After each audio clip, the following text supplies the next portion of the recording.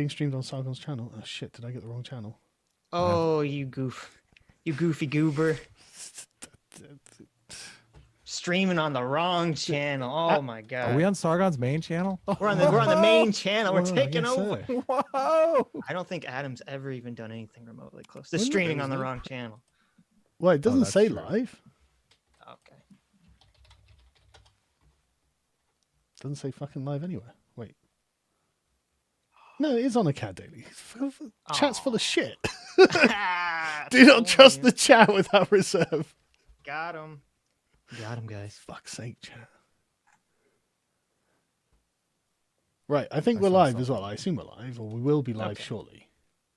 No, I think we are live. Well, it I doesn't pulled say it up. live. What's up, everybody? Yes. Hey now! Yes. Hey it's definitely- now. Hello, everyone. Please welcome Adam Friended and PSA Sitch, two friends of mine they've both got great channels. I've left links in the description. And on Sunday evenings, I regularly crash their stream when they're going through a video in the manner that we're going to do today. Today, we are going to be watching some of the big brains of Breadtube. Because there's been a lot of noise about Breadtube in the last few days, and I just thought it might be worth going through some of the things that they think and say, because I don't watch any of their videos. Do you guys watch any of their videos? Debate me, bro. Debate me, bro. Yeah. It's Yeah, so debate me. 2015. Yes. So you want to talk about the debate drama? Yeah, go I ahead. assume that's please. what prompted all this. Yeah, please. Yeah, let's do it. So, was it Vosh wanted to debate Styx and Hammer, right? And Styx said no. And now Vosh is like, oh, fucking pussy, fucking coward. Debate Yeah. me. I can't get over it. It's like, and the thing is, they're complaining that like it is fair for the other side of the argument to say, look, Vorsh's like environment is going to be hostile. I mean, that is true. It is going to be hostile. They are going to be mean. Like, I don't mind. I personally quite enjoy that kind of nonsense. So I personally am fine with it. But I can see if a person was like actually looking for a proper conversation that they wouldn't want to talk to Vorsh. You know, I think that Styx should debate Breadtubers because I'm sure that they're not all like that. But I can see why people would want to avoid Vorsh. But he's Well, I would my say it's favorite not guy. even his audience. It's These him. guys are so bad, the him. moderator isn't even off limits. I'll tell you. They'll go after anyone. Well, I think it's so funny because like there's like this weird revisionist history with your first debate with Vosh on our channel where everyone's like, oh, well, the reason Vosh yelled and was so crazy and acted like an asshole, it was somehow Adam's fault. It was somehow the moderator's Oh my fault that God, I Vosh never just even muted yelled him. and looked like a terrible person. It's just all your fault. For Adam's not such muting a- him, is that the problem? Because I actually respected him and didn't want to mute him. Like I he guess. tried to get him to rein in himself. They are right. It is your fault. You should have muted him. Yeah, I know. I feel bad, Sargon, but I was honestly, I thought that muting him would give him an excuse to leave, and I thought that he wanted to leave. I thought he wanted to get some punches in and just leave. You know, I like that. Tactical. in victory. Yeah, exactly. So I was a little nervous. So Yeah. the mute thing wasn't necessarily an option in my eyes. But was it really bad? Because I think No. he looked terrible in that debate. Yeah, no, I thought it was just fine, to be honest. So I didn't have a problem with it. No, I thought I mean, it the was, debate is epic. The debate got like 80,000 views. I don't think you can argue with people were interested. So many Yeah. people did response videos on that debate. So many people were talking about it. I got my first appeal to cancel Adam Friended on Reddit from that debate. Woo! So I definitely support that petition. to cancel me? Yeah. Come on, Fuck it's outta fun. here, Adam. So many there were actually Vosh fans in that thread saying, "Dude, take this down. You're actually making Vosh look bad." Well, it's because he did look really bad. No, fuck, I've got to figure out how I know you're doing tech stuff at the same time. Yeah, sorry. Yeah, I'll get all this shit. Well, I have a list of people sent me a bunch of questions on Twitter too. So I guess the biggest one is the debate me bro thing, and I think Sitch missed part of it because Shoe on Head actually stepped in. Yeah. I think she looked I saw up that Styx Hexenheimer Heimer. Hexenheimer Styx Hexenheimer 666. Let me get it correct here. A while back said, you know, leftists never want to debate me. So she screen capped a tweet from a long time ago where he said leftists never want to debate me. Vosh is obviously on the left, so Vosh has stepped up and wants to debate him. But the question that I have, and I'll ask you to weigh in on this too, Sitches. I mean, is debating any leftist the same? Because it seems like debating, I'm all for debating ideas, and I'd love to have an honest debate, but I don't necessarily know that you're having an honest debate with someone like Vosh. No, you're not, fundamentally. Sitch? No. Sitch, did you run off to the bathroom already? No, I just snuck away. No, I was just burping. No, I mean, I agree with you. Obviously, it depends on who you're debating. I mean, Vosh's problem is that he's just going to yell at you. He's just trying to pwn you for the clicks and super chats. I think Count Dankula was talking about this too. He just wants to kind of throw out an accusation like you're a terrible racist, so that you come on and you defend yourself, and then he's going to monetize you trying to defend yourself from his accusation. And it's like, why do you want to? It's internet blood sports. It's exactly what Ralph was doing. It's exactly what Warski was doing. It's like, like this is old news. This is 2017. Like, we've been through this. We know what you're going to say next. And the funny thing is, as well, I was arguing with one of them, and he was like, "Oh yeah, you're just bothered that he's making money off of this," and I'm like, "Bitch, I'm the capitalist. You're the communist. You know, this is the guy who won't run his channel like a worker co-op, and he's making stacks of cash off you promoting communism, right? Okay, fine, whatever."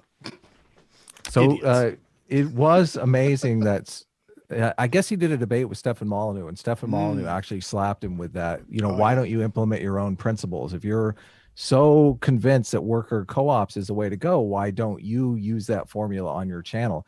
And he really, I mean, there's a bunch of clips going around about how he really did kind of, you know, co-ops for thee and not for me, kind of stumble through that entire exchange. And Molyneux was just like loving it the whole time. So I am a little jealous that I mean, Vosh and Destiny, these guys, they're able to debate Stefan Molyneux and not suffer any of the backlash. But you have a conversation with Stefan Molyneux, and all of a sudden it's like you have the guilt by association thing, which I think is like an asymmetrical unfairness just in our political environment.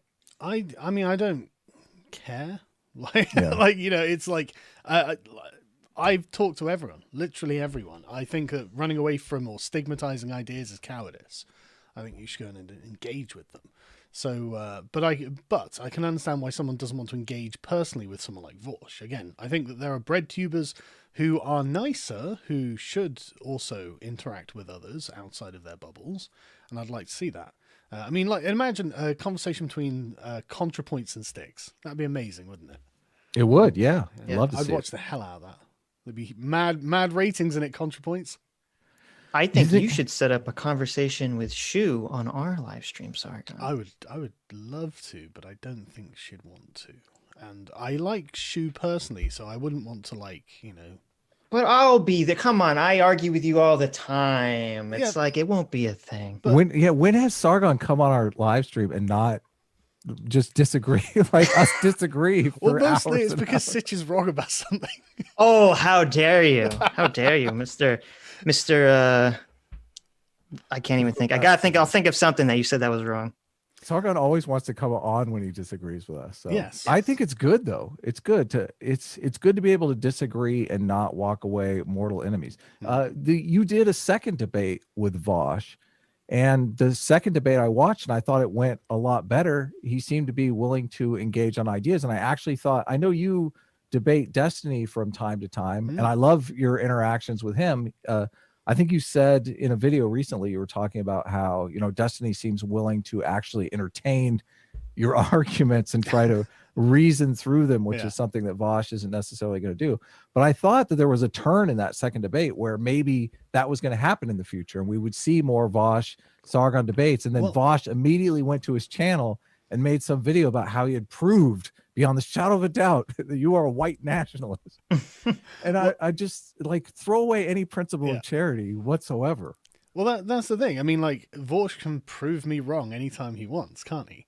But I don't think he can. I think he's in a particular environment where that sort of thing is egged on and gets to you. I think it kind of takes over the way that you think about things. And I know because I've been in that situation myself, where you end up making a prat of yourself because you're going too hard because you've come out of the echo chamber, and suddenly, you know, you're in like fight mode, and the person you're dealing with isn't, and you're like, and it just looks really bad for you. And I've been there, and Vorsh is clearly there and has been there. And so, you know, I imagine that they'll change. But again, like they're in the IBS phase at the moment, which is hilarious. I think it's great. Are you what horseshoe theory confirmed? Yes. No, this is more like just the procedure. You know, they've found a community on YouTube, and now the community is like settling and figuring out horseshoe procedure theory confirmed. No, this is just anyone who forms communities like this. I bet this goes for like knitting needle communities and stuff like that. You know, which I'm all sure those old ladies getting together, having arguments about who knits the best. Oh yeah, like women aren't competitive in their groups. Competitive knitting is huge on the internet. You know it is. It probably is. It's just that we don't pay attention to it. You know, it's going to be like millions of subscribers with hook crocheting or whatever it is. Anyway, so a couple of super chats. Hey now, please discuss the format technology used and why everyone trying to copy your format is less successful. Ooh, that sounds like a Paradox Engine super chat. It does. That is a Paradox Engine super chat. I didn't necessarily understand it though when he tweeted that. Why is everyone worse than Adam and Friended, Adam and Sitch going through whatever it is they're going through on the Sunday evening show? Because we're the best, isn't that? I mean, come on. What's the question there? Well, is it our format? Are you talking about the EFAP format? Because it's someone else's format that you stole. Well, wait a minute. Did we steal it from EFAP or did they steal it from us? I'm not sure. We're neck and neck with numbers of shows. So I'm really looking forward to the lawsuits, to be honest. There you go. Be like Maddox and Dick Masterson all over again. Oh, please no! Please no! No. We'll settle out of court. We'll settle out of court. I'm not that egotistical. I'm not that worried about it. Did you watch the my 10-hour EFAP debate, Sargon? You know what? I hate to tell you this, but the answer is no. Oh. Did you watch any of it? I don't have any. I don't have time for 10 hours of anything. You don't want to watch 10 hours of me debating that The Phantom Menace was a poorly written movie? Oh my God. Well, come on. This is important topics of our time. I agree with you that The Phantom Menace is a poorly written movie. Oh, don't say that. Don't say that. You can get in trouble. Oh, no. Was that not your position? I mean, that is my position, but I guess that's true. Me and you, we're willing to take the hate. Okay. Yeah. We'll shoulder the burden of the hate of the community at large with our very controversial opinions, like the prequels were not well-written movies. That's terribly controversial. I don't know how we're going to make it. It's more controversial than any political topic at this time. We've got more pushback from that Star Wars stuff than anything that we've talked about. Yeah, I've noticed that the Star Wars community is tearing into like two particular parts: the progressive part and the part that thinks that the progressives are full of shit. Mm-hmm. Yeah, it's funny how it does break down along the political lines. It really does. Like man, I'm telling you, it's about worldview. You know, the progressives just view the world and the actions people take just differently to like other people. You know, like people who are not progressives, not woke.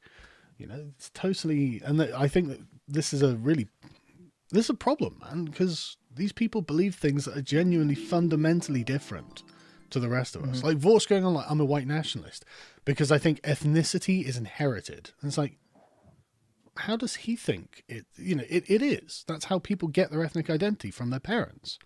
Like I told you, you shouldn't confuse and conflate ethnicity with culture, Sargon. I told you, I warned you, so I was going to get you in trouble. Stop it. They inherit their culture from their parents as well. Yeah, exactly. I know, but just you got to use the word culture. Don't use the word ethnicity. That's the trigger word. That's when everyone goes. But like, that's true for any race.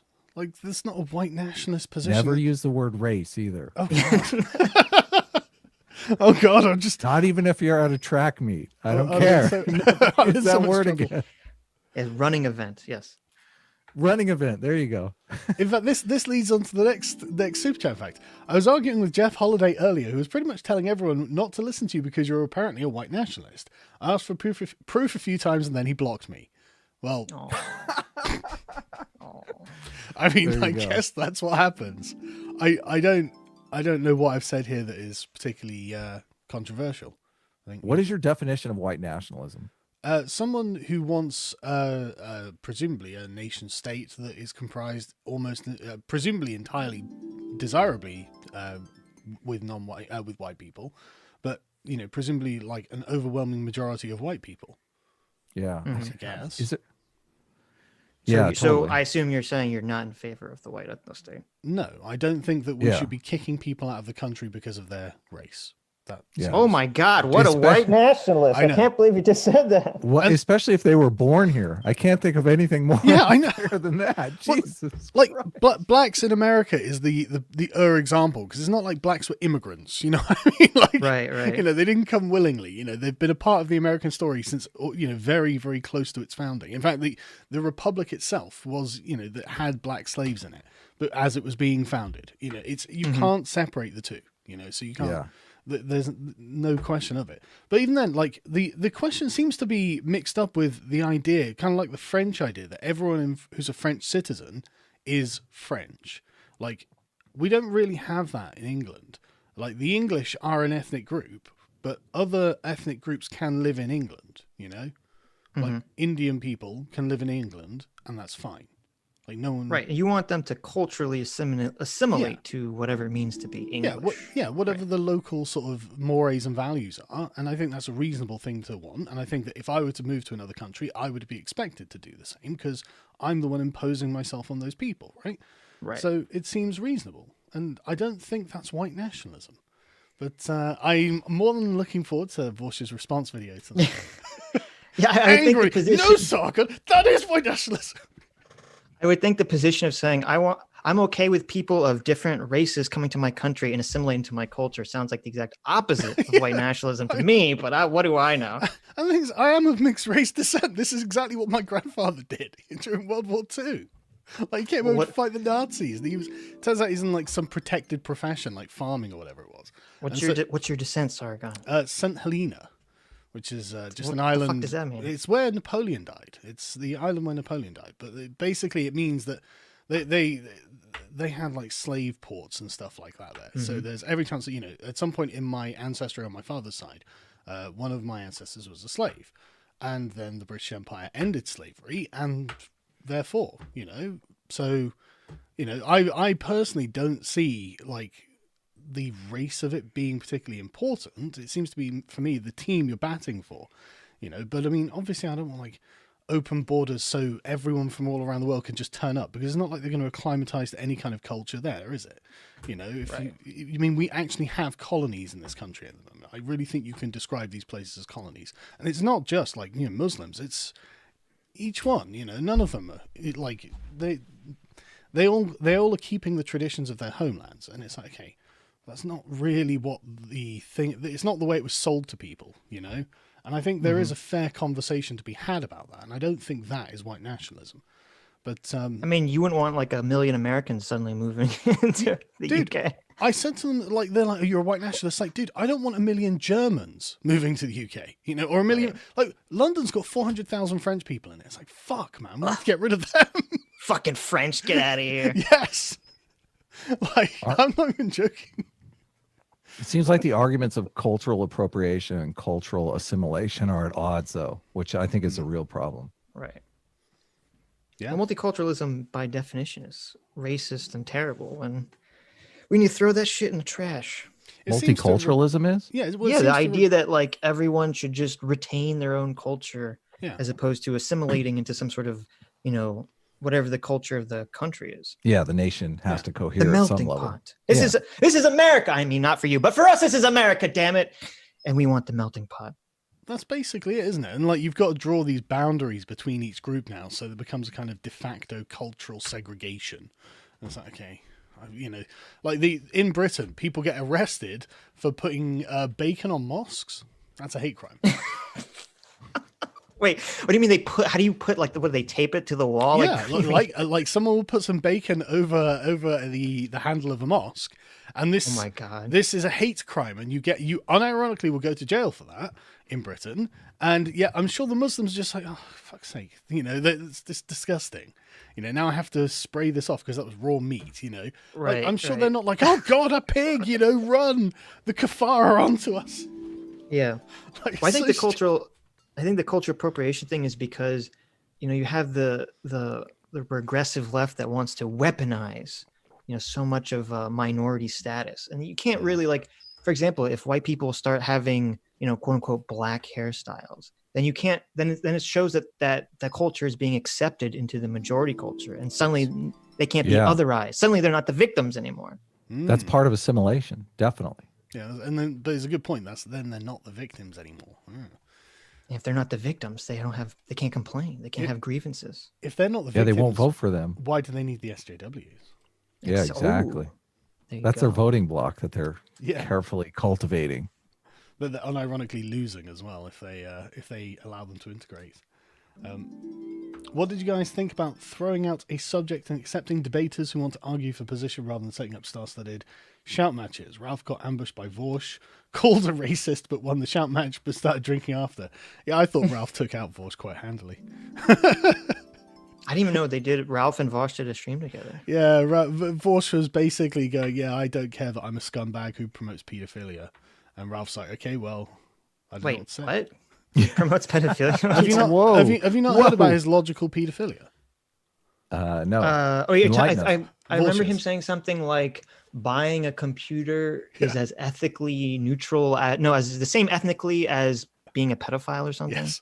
Watching child porn is ethically the same as buying a computer, because apparently the silicon in the computer was mined by children in Africa. Right.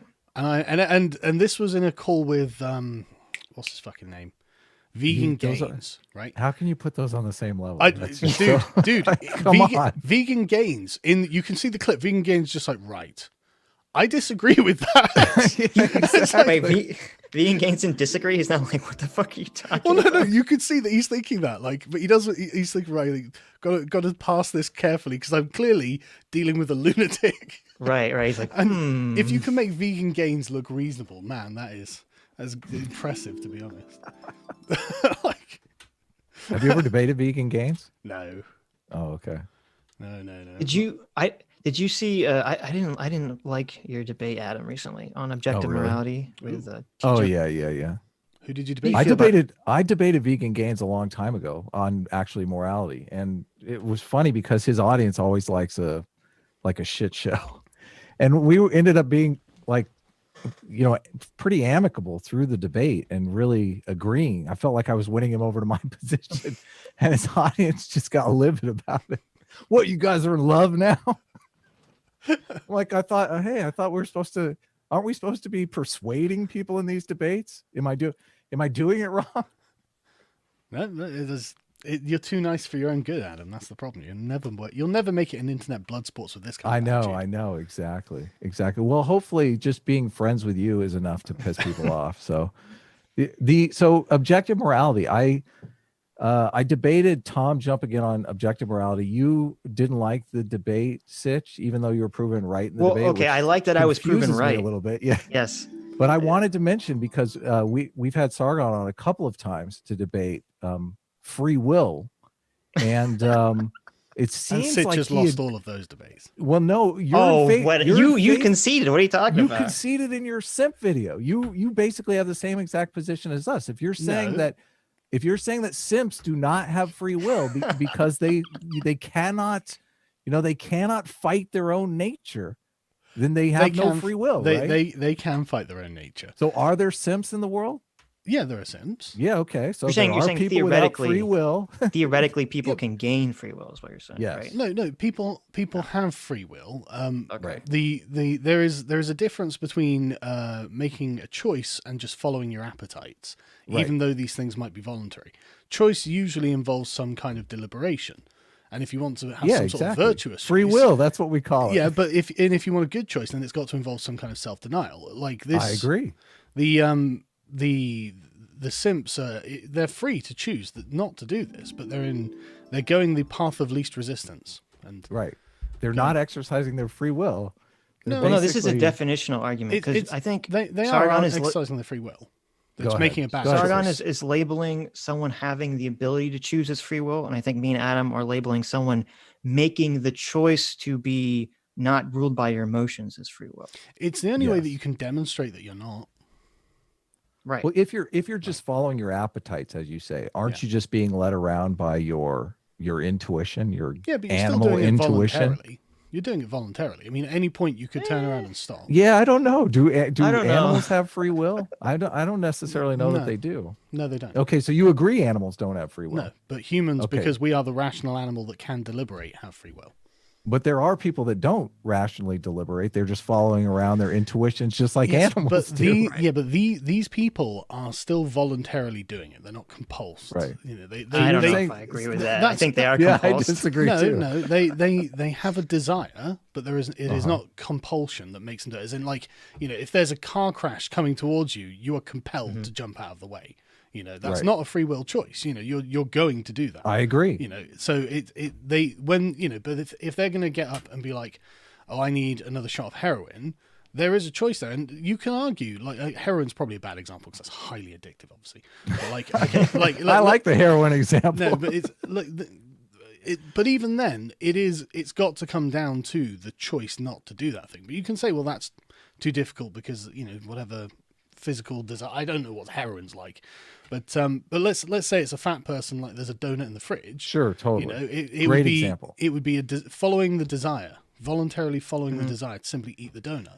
But it would be a choice if it would be a demonstrable and virtuous choice if they chose not to eat the donut. But the only way we can tell that they've come to the rational position, because it might not be irrational to eat the donut. You know, if you might have done loads of exercise the previous night and gone, right, I'm not going to eat any dessert tonight because tomorrow morning I'm going to eat this dessert because I think I just really enjoy it after I get up. You know, so you're still eating the same amount of calories. It might be a rational decision to then eat the donut the next day, but the only way we can tell it's a truly purely rational decision, not just us following our appetites and our impulses, is to choose to self-deny. If you make the choice and you are unable to follow through because your appetites take over, basically.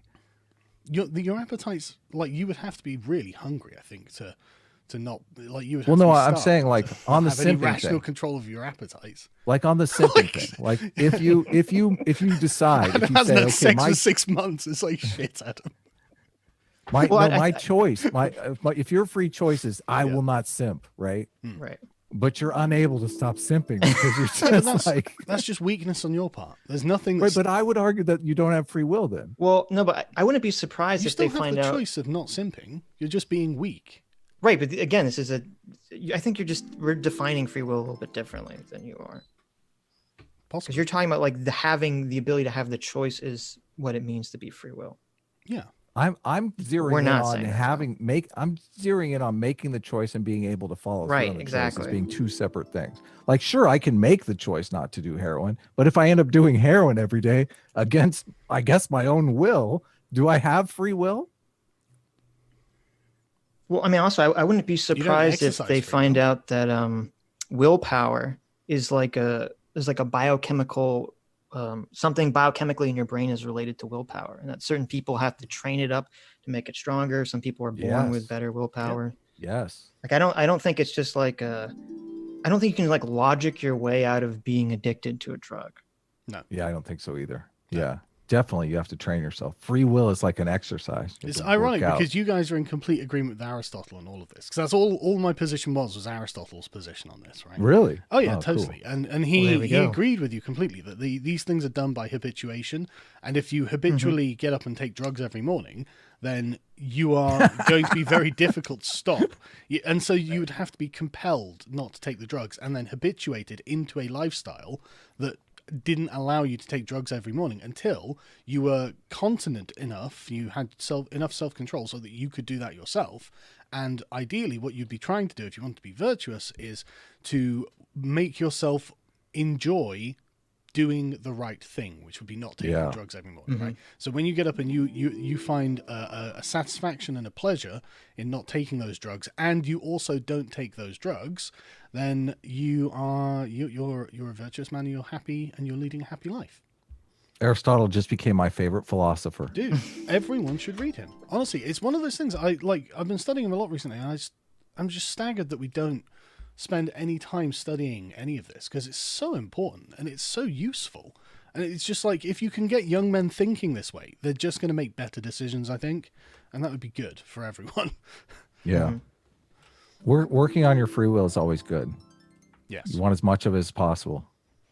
Yeah, mental discipline matters as well. So I guess that's a little different than the objective morality thing. Sitch, what did you want to say about where did I fuck up there?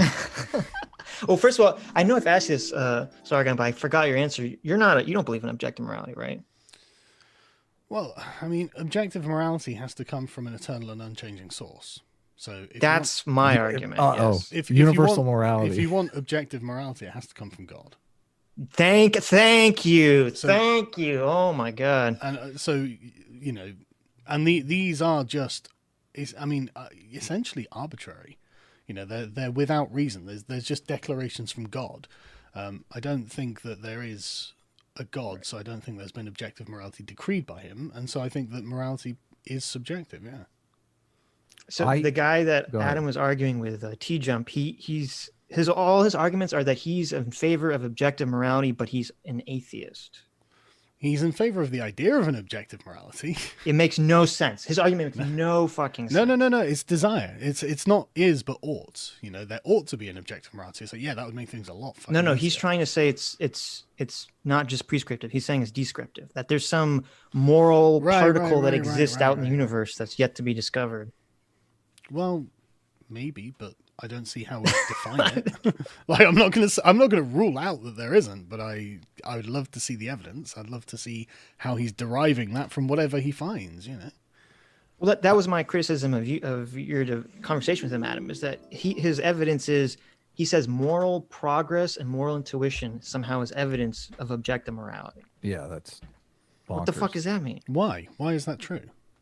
I don't know. It's not that sounds crazy. No, like these are subjective intuitions. So, exactly. And it would imply that moral tastes are subjective. Like, Sargon, I don't think it can be morality can be completely arbitrary though, because if you think of morality as like a set of rules that people he said God's morality was arbitrary. Yeah. So whatever God could set would be objectively the correct moral thing because of the authority of God.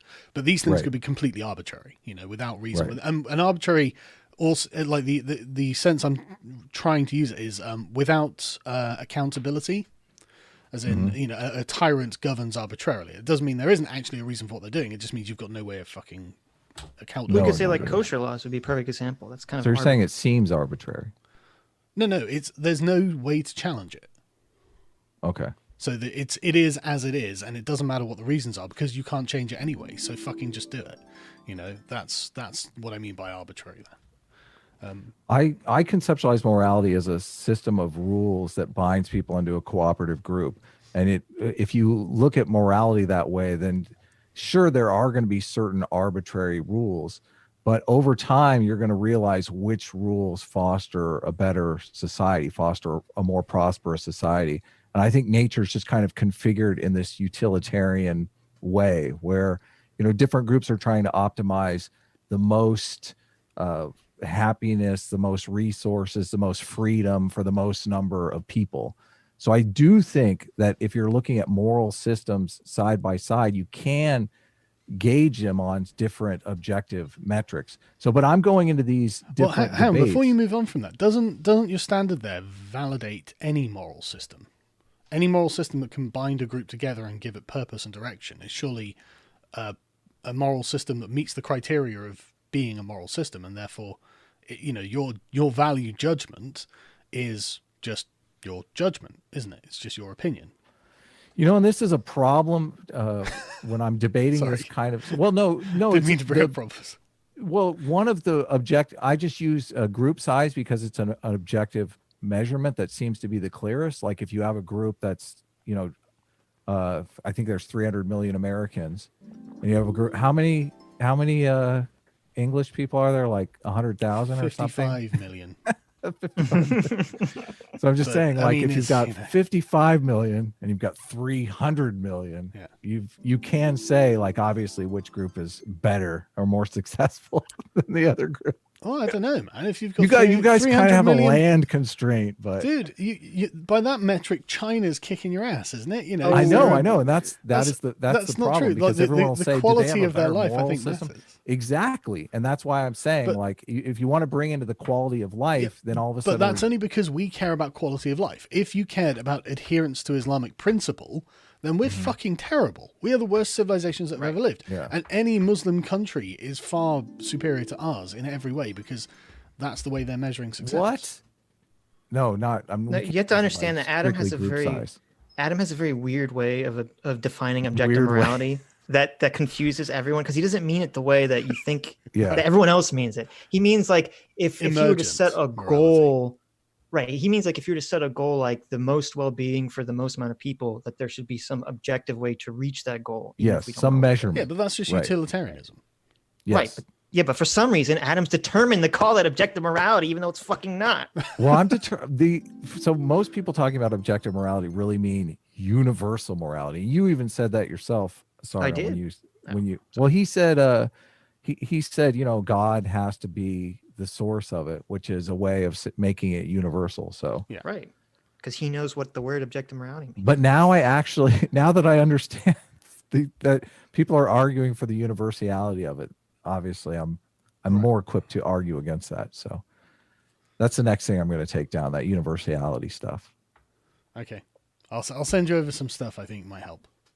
Sure. I honestly think that like you're giving us John Stuart Mill basically, like his Bentham, his utilitarian, like the greatest good for the most people, and it's honestly I don't think that there's any getting around it either. It seems to be the logical consequence of Enlightenment morality is being that, just material comfort and nature nature simply because like it's straight out of the movie 300, like 300 free men fighting against 10,000 slaves. So yes, China has 10,000 slaves, but are they going to innovate in the same way that 300 million Americans are going to innovate? I don't think so. So Adam you wants can't to get return people to to ancient Sparta. I'll make a note. You can't get people to create we need with our a gun slaves. pointed at their head. If the Helots don't farm the fields, I can't train to be an elite warrior. Didn't the Spartans had slaves too, right? Yes, of course. They had an entire race of slaves. Oh my God. Yeah, see, that's a bad example, Adam. That's a bad example. Well, it's a good example if you've seen the movie. There you go. There you go. Mr. Akkad, if you really stand on moral principles, how can you literally roleplay a Nazi with a furry and an ANCAP cat trap? I guess I don't stand on principle. What? But he's talking about the Vampire the Masquerade. You're doing a Vampire Masquerade. Yeah. We're Nazi vampires invading the Soviet werewolves. Oh my Good God. fun. And we've been terrorizing World of Darkness with it by just using their hashtags to talk about it, and they don't like it. And it's just like, come on, it's just a laugh, guys. It wasn't on the other day because Arch is the reason. Blame Arch. Cyber harass. No, don't cyber harass. For fuck's sake. I can't make jokes, man. Technology. Yeah, people take you seriously. Yeah, I know, it's gay. It's no fun. No, like back in 2016, things are so much more relaxed, aren't they? Yeah. Dude, the tweets, I do a screaming tweet, funny as hell, and then right afterwards I have to tweet, just kidding. I know that this can read out of like I'm serious. You have been locked out of your account. You must delete this tweet. Yeah, exactly. Exactly. Yeah. A fucking joke. Yeah. The technology that Sitch and Adam use, which is having the source material in front of them, makes for very organized argument with no straw manning. Discord now allows desktop sharing, so hopefully this tech gets used more. Yeah, that's a very good idea. Oh, really? Oh, interesting. Maybe we'll do Discord stuff. So we're live streaming response videos, basically. Ooh. Do you think you could make a quick video explaining how places like Denmark are not socialist and what a socialist country is in principle for normies like me? Collective ownership of the means of production. That's what a socialist country is. A country that has private property rights, any socialist will tell you is a capitalist country, even if it's being taken over by socialists and those property rights being eroded. So that's it in a nutshell. Yeah. Denmark is a capitalist country. It just has a lot of welfare programs and high taxation. So it's a Keynesian sort of capitalist country, isn't it? There's a great documentary, Poverty Inc. One of our viewers Stephen Michael Davis, who's on our show, recommended it to us. And man, I would love to get Vosh's response to Poverty Inc. because getting people out of poverty, property rights is the first square one. Until you have stable property rights, people don't want to invest in anything. Why would they? Why would I waste my time building something if some prick is going to come along and either destroy it or steal? Exactly. Why would I do that? Exactly. Well, you just have to wait for the benevolent dictator to do it all for you. Exactly. Apparently. So Africa is a total mess because they don't have stable property rights. So apart from like there are countries like Botswana where they do have stable property rights, and the average wage there is something like $18,000 a year. They're pulling ahead. Exactly. Yeah, exactly. Amazing what happens. No, you can compare them to Zimbabwe. This is the example that the race realists all hate, because it's the same race. Oh, totally. They're literally next to each other. One became communist and one became capitalist, and the capitalist one is flourishing, and the communist one is begging the white farmers to come back because they're all starving. It's like, there we go. It's economic system.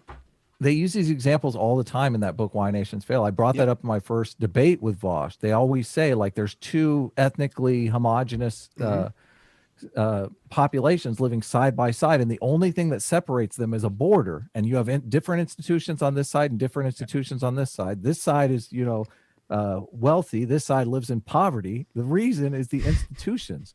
Vosh should really read that book sometime. I mean, if he really wants to advocate for the downtrodden and dispossessed, that would be square one, property rights. Another one would be definitely to be reading Guns, Germs, and Steel. Why these things happen rather than just white man bad, Vosh. Yeah. That's a racist book, Sargon. I heard that from, what was it? Hank Green, was it? It was on their channel. Yeah. Some lady on their channel. That's a racist book now? Jeez. Yeah, it's baffling. That's crazy. Literally the most anti-racist book I've ever produced. They took down their video and issued a retraction after I'd made my video, and I wonder if I had anything to do with it. But it was a big thing. Like, lots of people and lots of different content creators were like, wait. Like, the express purpose of this book is to explain these things in terms other than race. What are you doing? These books now that they come out with, it seems like they have to kind of have a white man bad slant. Otherwise, they're considered racist, which is just so crazy. So crazy. Well, the argument for Guns, Germs, and Steel was even crazier because it was basically like, well, you're only looking at success through the lens of white Europeans. That's why it's racist. All these countries that are starving, well, maybe they're succeeding in ways that white people don't understand. But he literally begins by going, "Oh, I was in Papua New Guinea, and I know. Like, anyway." Screw you, Saigon, for making me choose between you and EFAP. I'm just glad you chose me. And there you go. Thank you very much. You can watch. This is political EFAP. They do record these. You can watch them both. Yeah, that's true. Yeah. I like this. From someone called Patriotic Alternative for $1. I've watched you since 2015. Why do you debate low-hanging fruit like Vosh, but don't debate people like Mark Collette or Richard Spencer? Do you not know who I am? Oh, I know. Oh, shit. Oh, my God. That's not a very convincing lie that you've been watching since 2015. Yeah. Like, if you Google my name with both of their names, you'll find my debates with them. Enjoy. Yes. Yep. It's over, Sargon. The ethots have the high ground. Fuck's sake, Adam, this is your fault, man. They do. I hate to tell you guys. You got to work on your free will. You got to work on your free will. There's a market out there, and a market takes, a buyer and a seller. Yep. If the buyers withdraw, the market collapses. So. Listen to Adam Stottle, okay? Let him explain it to you. Exactly. But he is completely right. I'm not joking. Although, exercise your power. Exercise your power to break the market. So do you think it's a reasonable maxim for young men to live by that goes something like, never date a girl with an OnlyFans? Yeah, I think that. Sitch is. What do you think, Sitch? We were split on the. Well, we were split on the. Had your girlfriend got an OnlyFans, Sitch? No. Okay, so the debate was about the iDubbbz thing. Yeah, the iDubbbz. And I wasn't. My point wasn't whether you should date someone with an OnlyFans. My point was it didn't make sense to call iDubbbz a simp when he's profiting off of his girlfriend. Right, he's a pimp. He's a pimp. That was my point. I don't know. And if he's fine with it, then okay, that's up to him. It's a personal decision. Why? If anyone's fine with it. I'm not trying to police people. Like you. I think did she become famous because of his fame, right? No, I thought she was a streamer before him.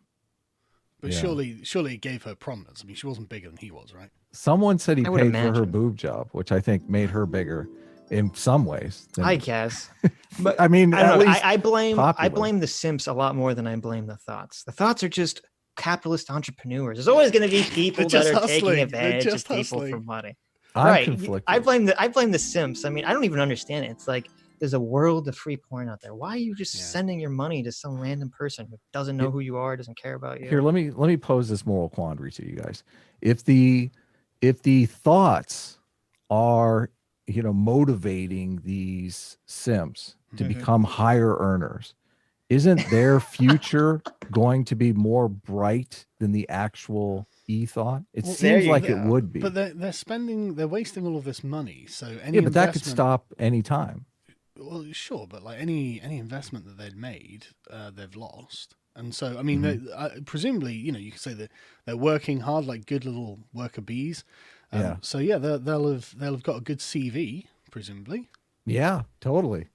So it might work out good for them. Maybe it would work out even better if they're doing the community a service. It would work out better if they just put their own money in a fucking bank account.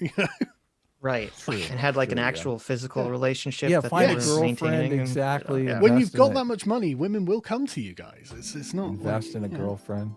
Yeah, I agree.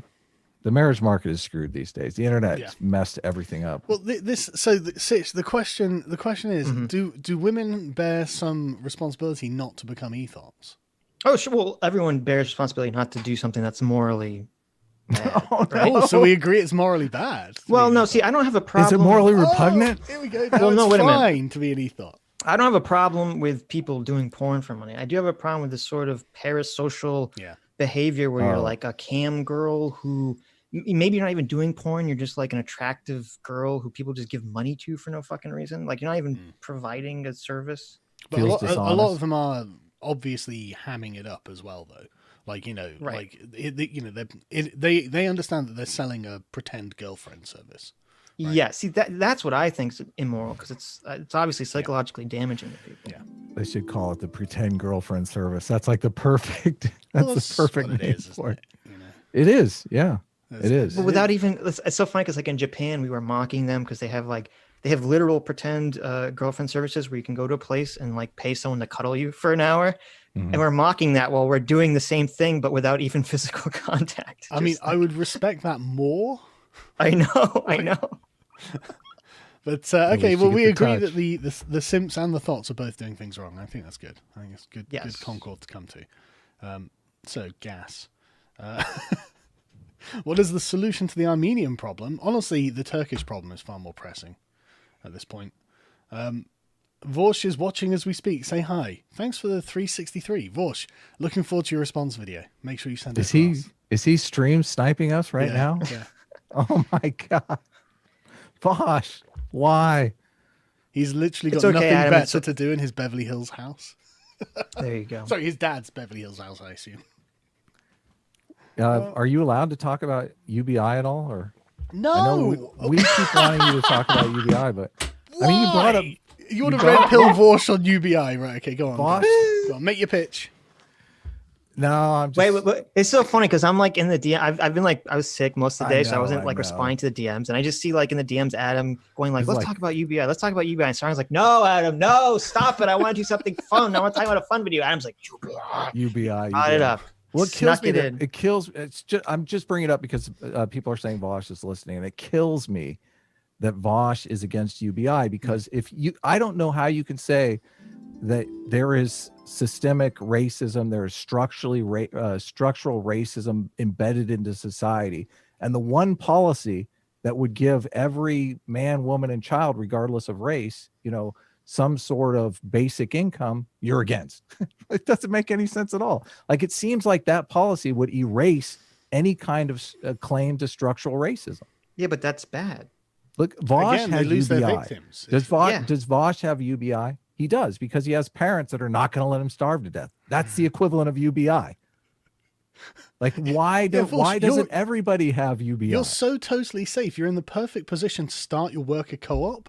You're never going to starve to death, so it doesn't matter how badly it goes. You could experiment with it like crazy. And you might end up helping out a bunch of other poor proletarians like yourself. Work out the details, man. Give us the plan. These things are hard to construct. We know how to do these businesses because we've been doing them since the Industrial Revolution. Okay, We don't know how to do worker co-ops well enough because not enough people will tinker around with them. We need people to tinker. Right. Could be you. Come on, Vosh. You could revolutionize everything. And by the end of next year, we might all be working in worker co-ops because they're obviously superior. Which... If it was superior, I would do it. You would do it, right? You would do it too, wouldn't why you, would Vosh? you? Yeah. But you do all of the work for your channel, you know. Imagine how much money you'll lose. It's hard. Oh, man. Yeah, totally. Anyway, we don't have to talk about you. Why do you not want to talk about UBI? Can I ask you that? It's boring. Just other than it's boring. Okay, boring. Oh my That God. is the perfect reason. We have to figure out how to make UBI sexy. And you keep going on about it. Like, how do we talk about UBI and simps at the same time? There you go. Imagine my tax money gets paid to UBI, and then do you think simping is going to go up or down, Adam? Thoughts for UBI. My tax money is going to go to thoughts. I have an idea forming. This is in why my I'm head. against UBI, Adam. I need to recruit some thoughts to talk about UBI. There you go. I mean, they stand to benefit, like Matt. Yeah, I They bet you do. could. I know. As you're saying that, I'm thinking Sargon has a point here. Yeah, you could get every e-thought on board with this, Adam. You could have an e-thought I revolution. I may have to sign up you for some can OnlyFans fucking- accounts just to do some research. If you vote Bernie or UBI or whatever it is, I'll send you a special OnlyFans. That's what it's going to... Yeah. Oh, perfect. You are encouraging this. Oh, The downfall of society caused by Adam's UBI. I called it. well, you know, I'll change my position if it actually leads to the downfall of society. So just so you know, I'm not. Yeah, I'm not after everything's married to- destroyed. Then Yeah, you'll- yeah. it's I'm not like married to that. anything that destroys society. You know, I don't like that Right. position. So We can always start point. over. Heard you say that fascism is a leftist ideology, Stan. Oh Does that God! Look, they're trying to start the argument again. Does that mean that Hitler was a libtard? Yes. Also, if a girl Oh my God. told she is a deer, would you scratch your ears? That's disgusting. Next one. I like just no discussion on any of these things. We're not qualifying that. we disagree on that. Just to put that out. Yes. there. Adam's So- wrong on that. Just to put that. Yeah. So Sargon. Wait, you're wrong that we disagree on that. No. Oh, so you're taking our position. Well, it sounds No, so like I'm saying Sargon's you're wrong conceding on the that. point. So let's just. It move sounds on like to- Sargon conceded the point completely to us. Yes, let's just move on. Sidge's problem with the Phantom Menace is that he's watching it while assigning the antagonists to the wrong protagonists and saying it doesn't make sense. Oof. Wait, what does that mean? Yeah, You were what is assigning that? the antagonists to the wrong protagonists and saying that doesn't make sense. So I'm not exactly sure what they mean, but I don't even know what the super chat. apparently This doesn't make sense. you don't to me. understand the Super Chat or the Phantom Menace. Yeah, apparently. The Phantom Menace. Who understands that? Are you kidding me? You got to make up a whole movie that takes place off screen just to make sense of it. Exactly. Ooh, this is a good one. How do you define breadtubers? Are they slightly socialist or full-on commies? What is a desire that most of them want? What do you reckon, guys? They want more power at work. I conceptualize them as people who just work dumb jobs and want more power at work. It's very simple. Well, I mean, technically, what the Breadtube label comes from someone who is communist, right? Or some sort of Oh, it comes from Peter anarchist. Kropotkin. Right. Conquest of Bread. It's a 19th century anarcho-communist Right. who didn't like the Marxists but wanted exactly the same thing as them ultimately. So the Marxists weren't left enough for him. Is that the problem? He didn't think that he called them collectivists because they were, and he didn't think it'd work.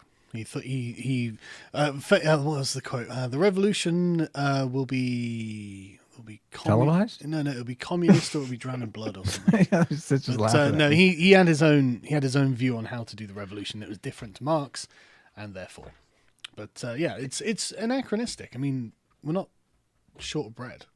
Don't know what The, the the only, is. the only person in Breadtube, I think, that isn't like a communist is ContraPoints that I'm aware I of. think ContraPoints is a communist. I could have swore she said she wasn't, but Yeah, I don't know. but like Seems like she's going further left every day, but yeah, but the way to define it, I think, is people's ideal state. I think if you said to them, you know, would it be ideal if we had perfect communism, and they said yes, then they're probably part of Breadtube.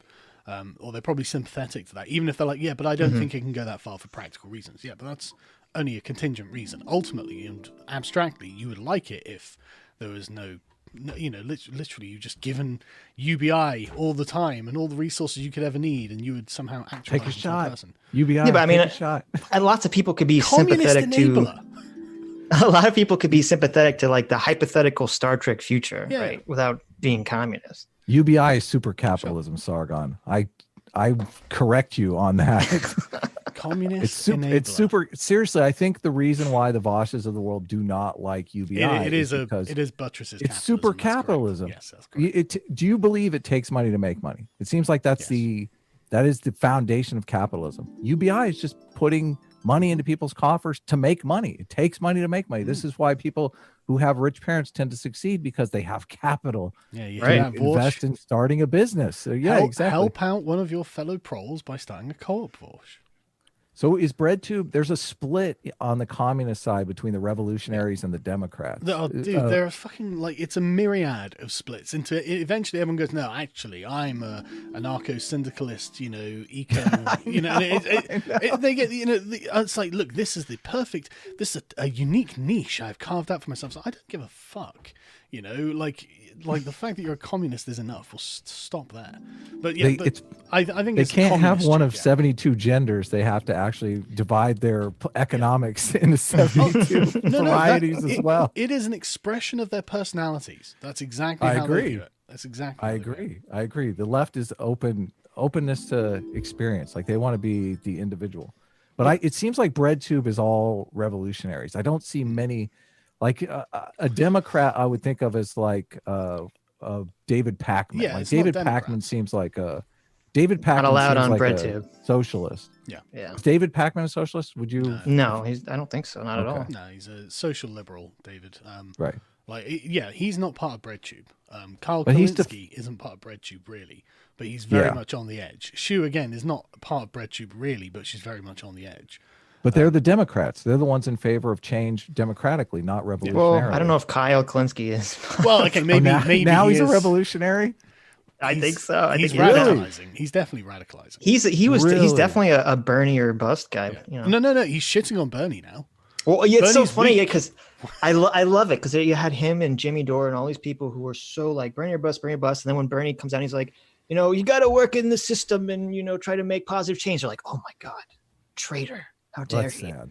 Well, that is a traitor to the revolution, man. Exactly. That's what's so crazy about this shit. Oh, sorry. Apparently, supports UBI, so I can't go hard on him anymore.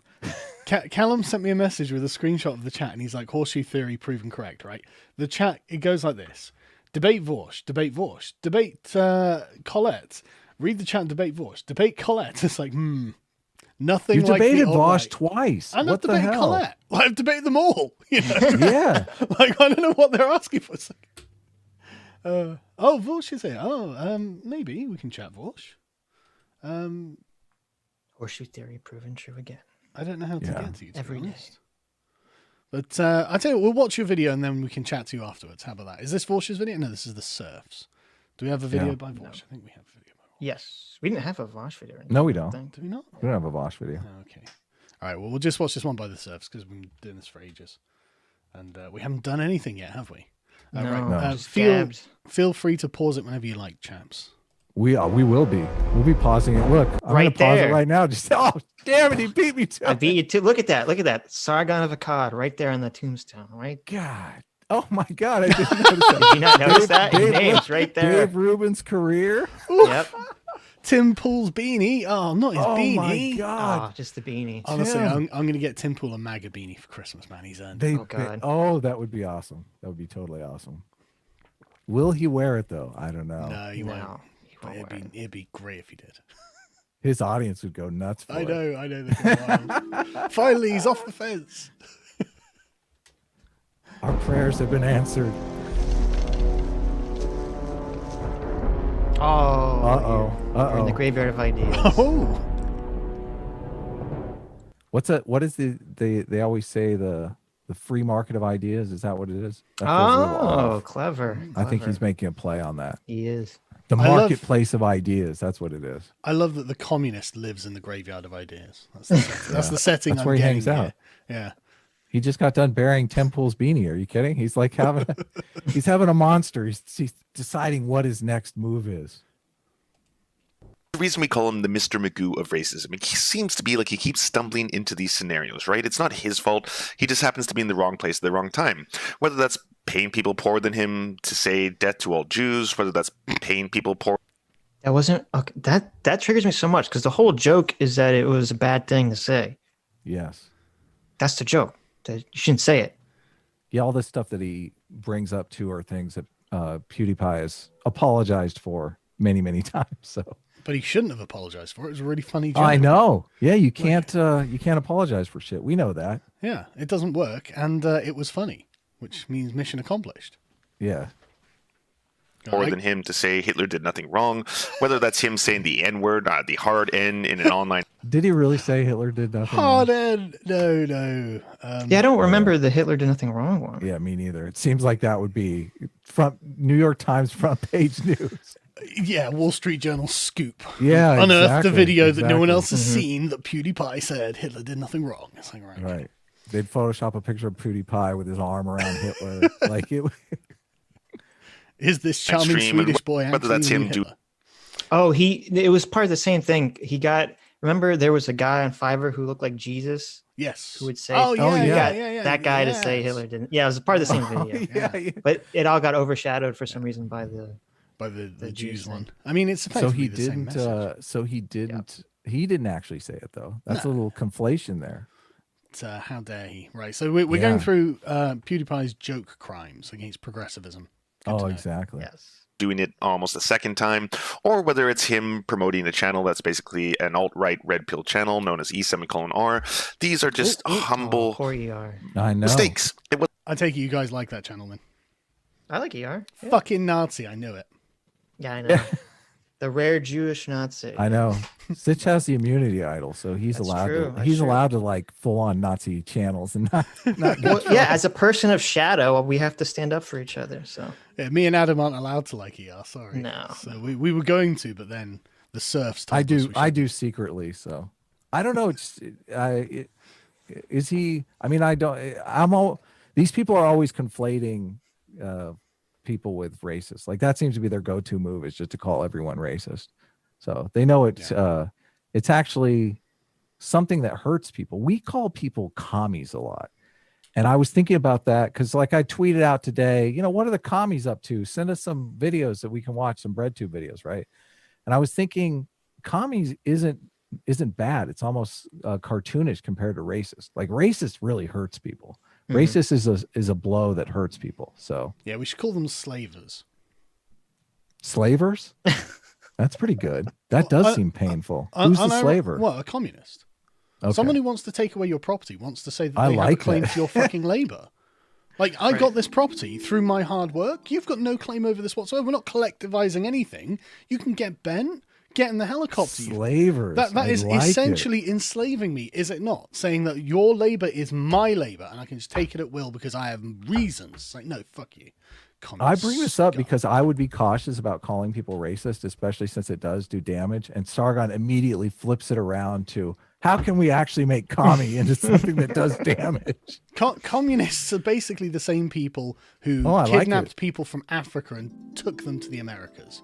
Totally. Slavers. Exactly. Slavers. Morally the same. Morally identical to the same Well, to it's those weird. people. It's weird because in America, like being labeled a commie used to be worse than Oh, being yeah. called Yeah, a racist. totally. See, we just need to start the Cold War again. That's the problem. We need Well, to I get think we're- Russia I think on we're in back. luck there, thanks China.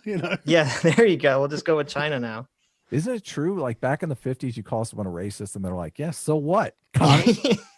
There are some interesting protests and pictures from protests at the time, like race mixing is communism. It's like, Right. no, idiots. Oh, man. It's like it's literally like the libertarian protests are like Barack Obama's a communist. It's like, oh, fuck's sake.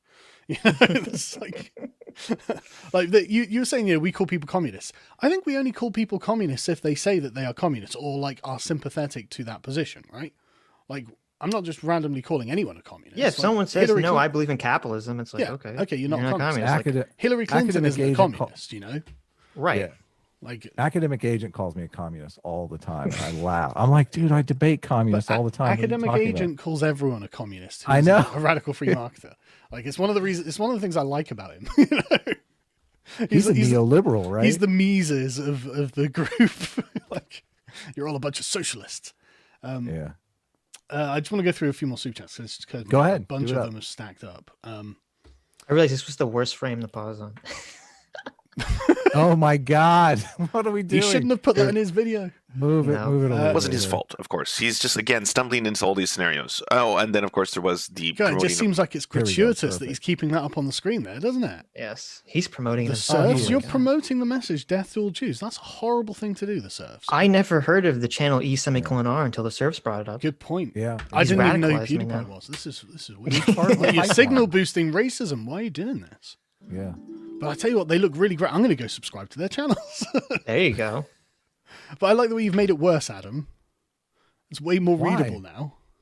Oopsie doopsie. No, Oh yeah. That's all Jews bit. Still on your screen. of Oh, the sorry. Stone Toss cartoon. Yeah. Oh, There we go. Yeah. Now Jesus is on. Right. There you go. We've all been forgiven for our inequities. What happened to chemtrails? Do you mean chemtrails? I don't know what the reference is there, I'm afraid, Powell. Proof I was given from Jep was a clip of a conversation about Muslim immigration and ethos.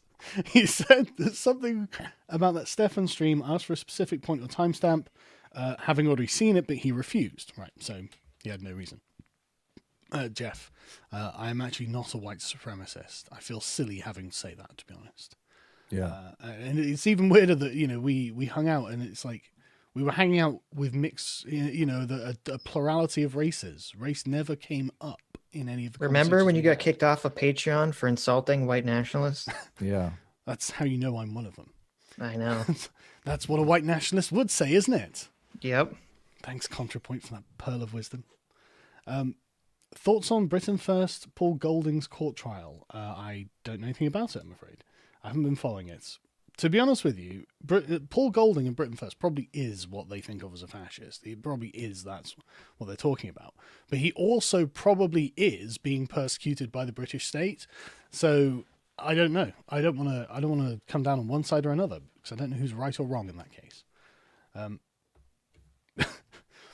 Soigon debate Vorsh you beta. I have twice. Christ. Like, I've got I other know. things I want to do Jeez. with my life. I know. The video did- was huge. I don't understand how they missed it. I know. Did you see Vorsh? Yeah, but there are people like debate Richard Spencer. Yeah. Did you see Vorsh leaked chats about horses? It's Bushi time. Are we saying that No. Vorsh is some sort of What? My Little Pony fetishist? Because I could believe this. I mean, he's got the look, hasn't he? Oh no. The Oh, man no. bun. I mean, I haven't seen them, but I would not be surprised. Does he do the pony? Does the ponytail have the little bun too?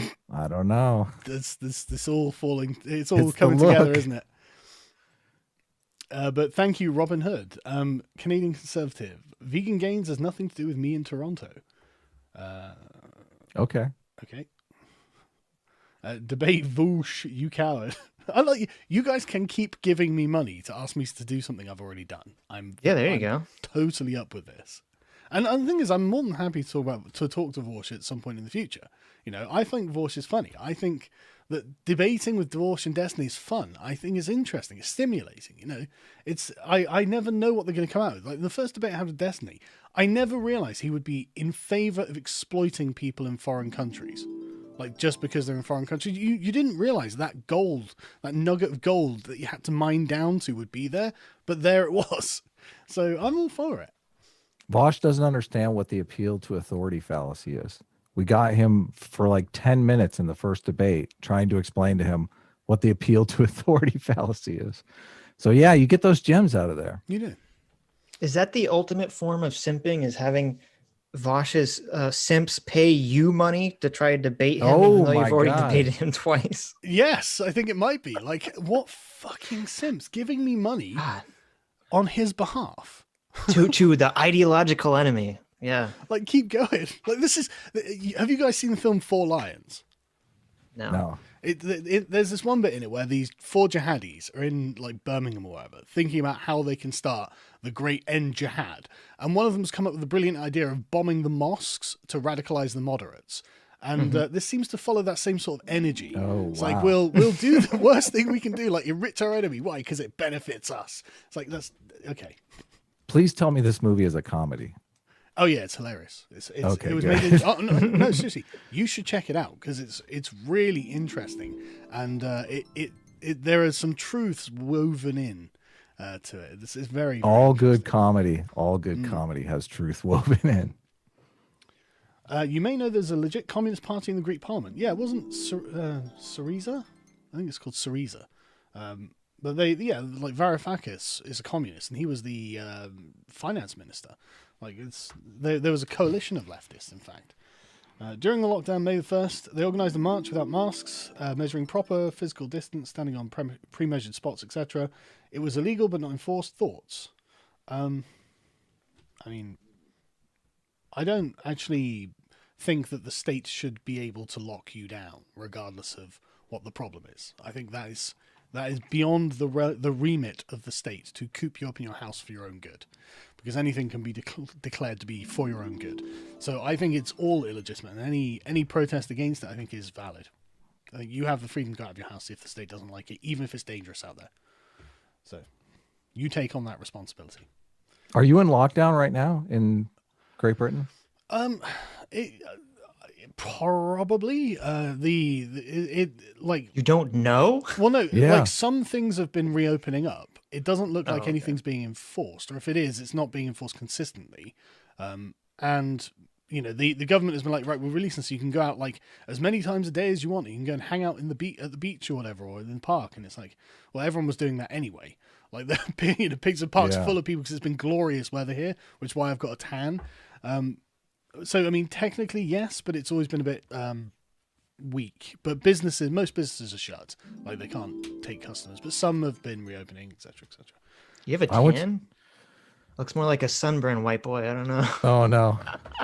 Sorry. It is probably a sunburn. No, You're fair UK skin. I know you're delicate people. I'm not that fair. I've got much darker hair than most people in Britain. Like, okay. I went to the beach yesterday and there was tons of people out there. So technically Los Angeles, I think, is going to be locked down until August, they're saying, which is crazy. Went to the beach yesterday, Adam? Yeah, I went to Malibu. It was awesome. For shame. It was awesome. How You didn't didn't catch the responsible. coup or anything? You seem fine. No, I seemed okay. I'm not survived doing. it. Hold on. Quick, get someone 2 get weeks this man later. some UBI. I'm doing okay. We were social distancing. What do you say to Jeff's accusation that you want white Sharia to continue the white race? What? Jeff, is that Jeff Holiday? Yeah, presumably. Oh my I God. want white Sharia. White Sharia? What is white Sharia? Well, basically Sharia law for white people, presumably. Oh. I would assume. I mean, it's his phrase, but I mean, Is this I'm like open to hearing his thesis. Is this like a baby quota per white couple or something like Yeah, that? yeah. I mean, Yeah. where are There we you going go. with this? Yeah. And, you know, we can have more than one wife and, you know, all that sort of thing. Women have a lesser status than men, presumably, if we're going by the rules of Sharia. Like, you know, I mean, I'm open to Perfect. your This all argument. sounds great. I know what you're talking about. Yeah, like, what? Change my mind. I was watching a Vosh debate with JF Garapi. Oh, And that sounds exciting. Vosh was actually doing really well on the race issues. Wow, And I really? kept thinking, I can't imagine Sargon disagreeing with any of these positions that Vosh has. It's just the communism stuff that is bonkers. But he Yeah. seems to be good at those other. One of the things that really bugged me was I realized that there was this kind of agreement between JF and Vosh on Charles Murray, which I couldn't stand because it seemed like JF was saying that Charles Murray like basically agreed with his position on race realism, which is bonkers. That's totally crazy. I don't think Charles Murray would agree with that position at all. But Vosh also agreed that Charles Murray endorsed this race realist idea, which I think it's like, okay, both these people are just slandering Charles Murray here wrongly. I actually haven't read Speaking the of Bell Charles Curve. Murray. I really should. What's Did you that? know that Charles Murray supports UBI, Sargon? Yeah, Let's no. watch the Charles Murray UBI video. Now I know Charles Murray's wrong. So you said, did you say you hadn't read the bell curve? Is that No, it? it's on my list Okay. of books. I Man, know I should. I've read Isn't it people really talk, long I've and read boring? people talking about it and watched videos about it. So I've got a good idea of what he's trying to get across, but I've not read it myself. I should. This book was written, what, 20 years ago, 30 years ago? I don't know, maybe 40. Damn. I don't even know. And But it's still getting him in trouble. That's exciting. Maybe I should. well, read no, it. if you actually read the book, it sounds like he's a fucking 2020 progressive to me. He probably Seriously, was. the conservatives of back then are he sounded very progressive to me. So I mean, he's you should definitely check it out. It's a good book. Yeah, I will. It's on the list. It's, free will is entirely dependent on the concept of randomness. I.e., can something be truly random, or can everything be predicated with enough information? I'm actually in the second camp. I think that everything, if you hadn't this, God can tell the future because he knows the position of absolutely every particle in the mass momentum, blah blah blah. So theoretically, you would be able to plot the event if you had a brain big enough. If you were God, you could theoretically know exactly what's going to happen from now until the end of time. Right? There'd be no limit. But Wait, how does that's free a will fit into that determinist. then? well, that Yeah. I know, well, Sitch. yes, that's the point. Like that, but we can't live like that. Our languages are not evolved to treat us as if we are people without moral agency. We can't think like that, and we can't operate a world like that. We have to treat people as if they are the moral agents, even if we can't disprove this argument that actually maybe it is all determined. Yeah, Right. but that sounds like you're saying you're not really giving a reason for why free will exists. You're just saying, well, we kind of have to believe it exists for society to function.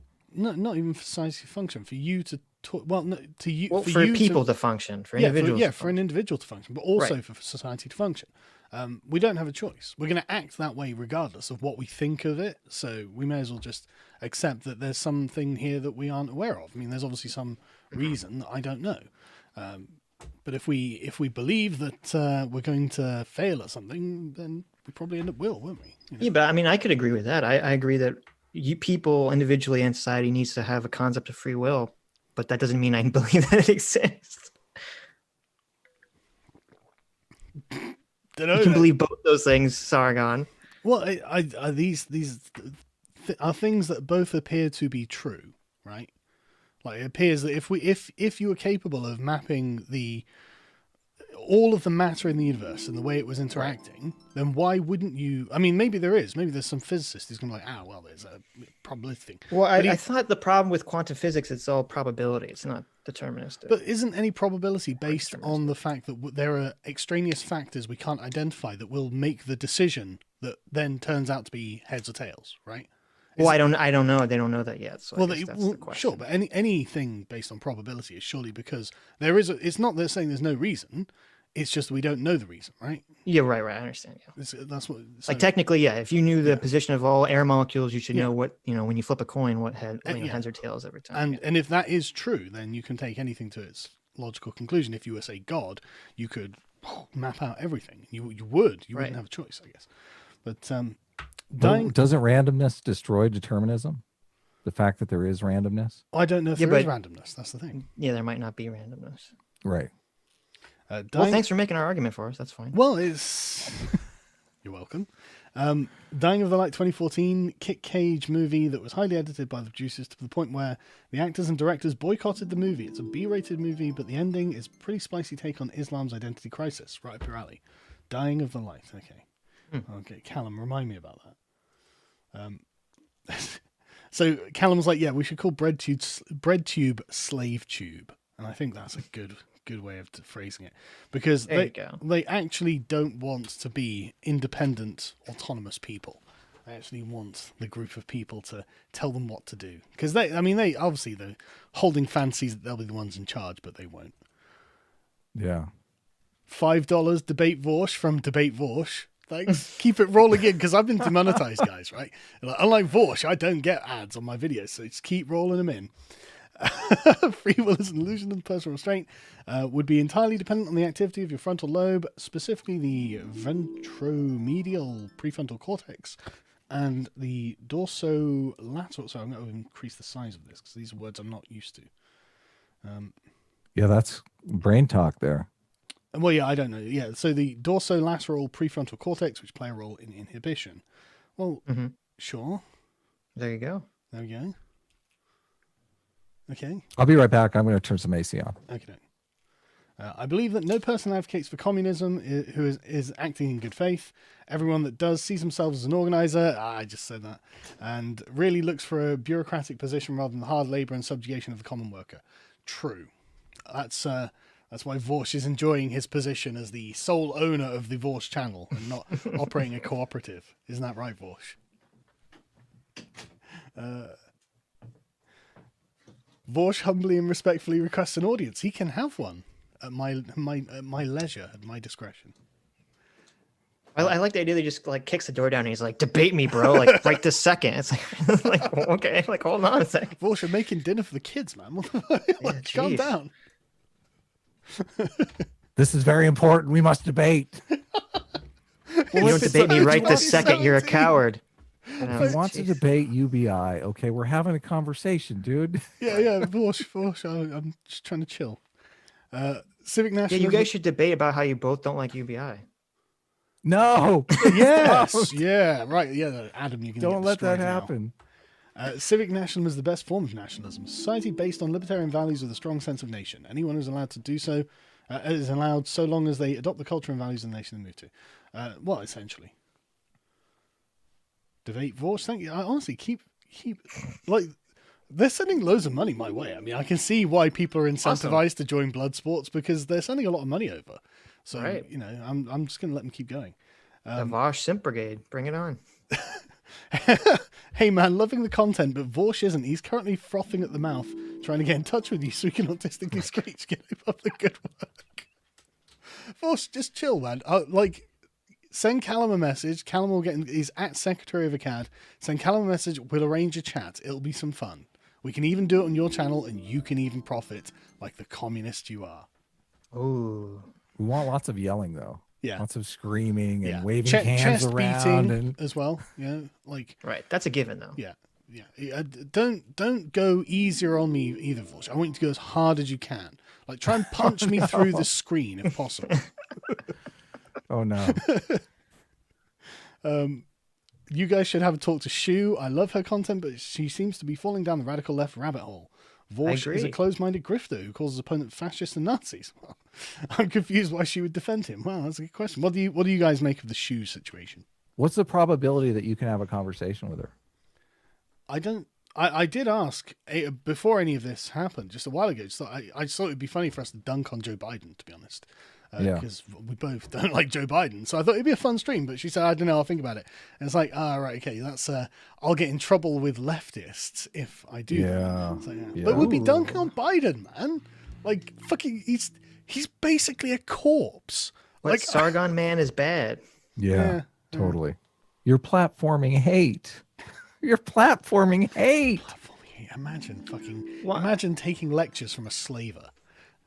Especially when she's funny. She's totally. Oh yeah, totally. Her channel's comedy based. Come on, the comedians have to stand together.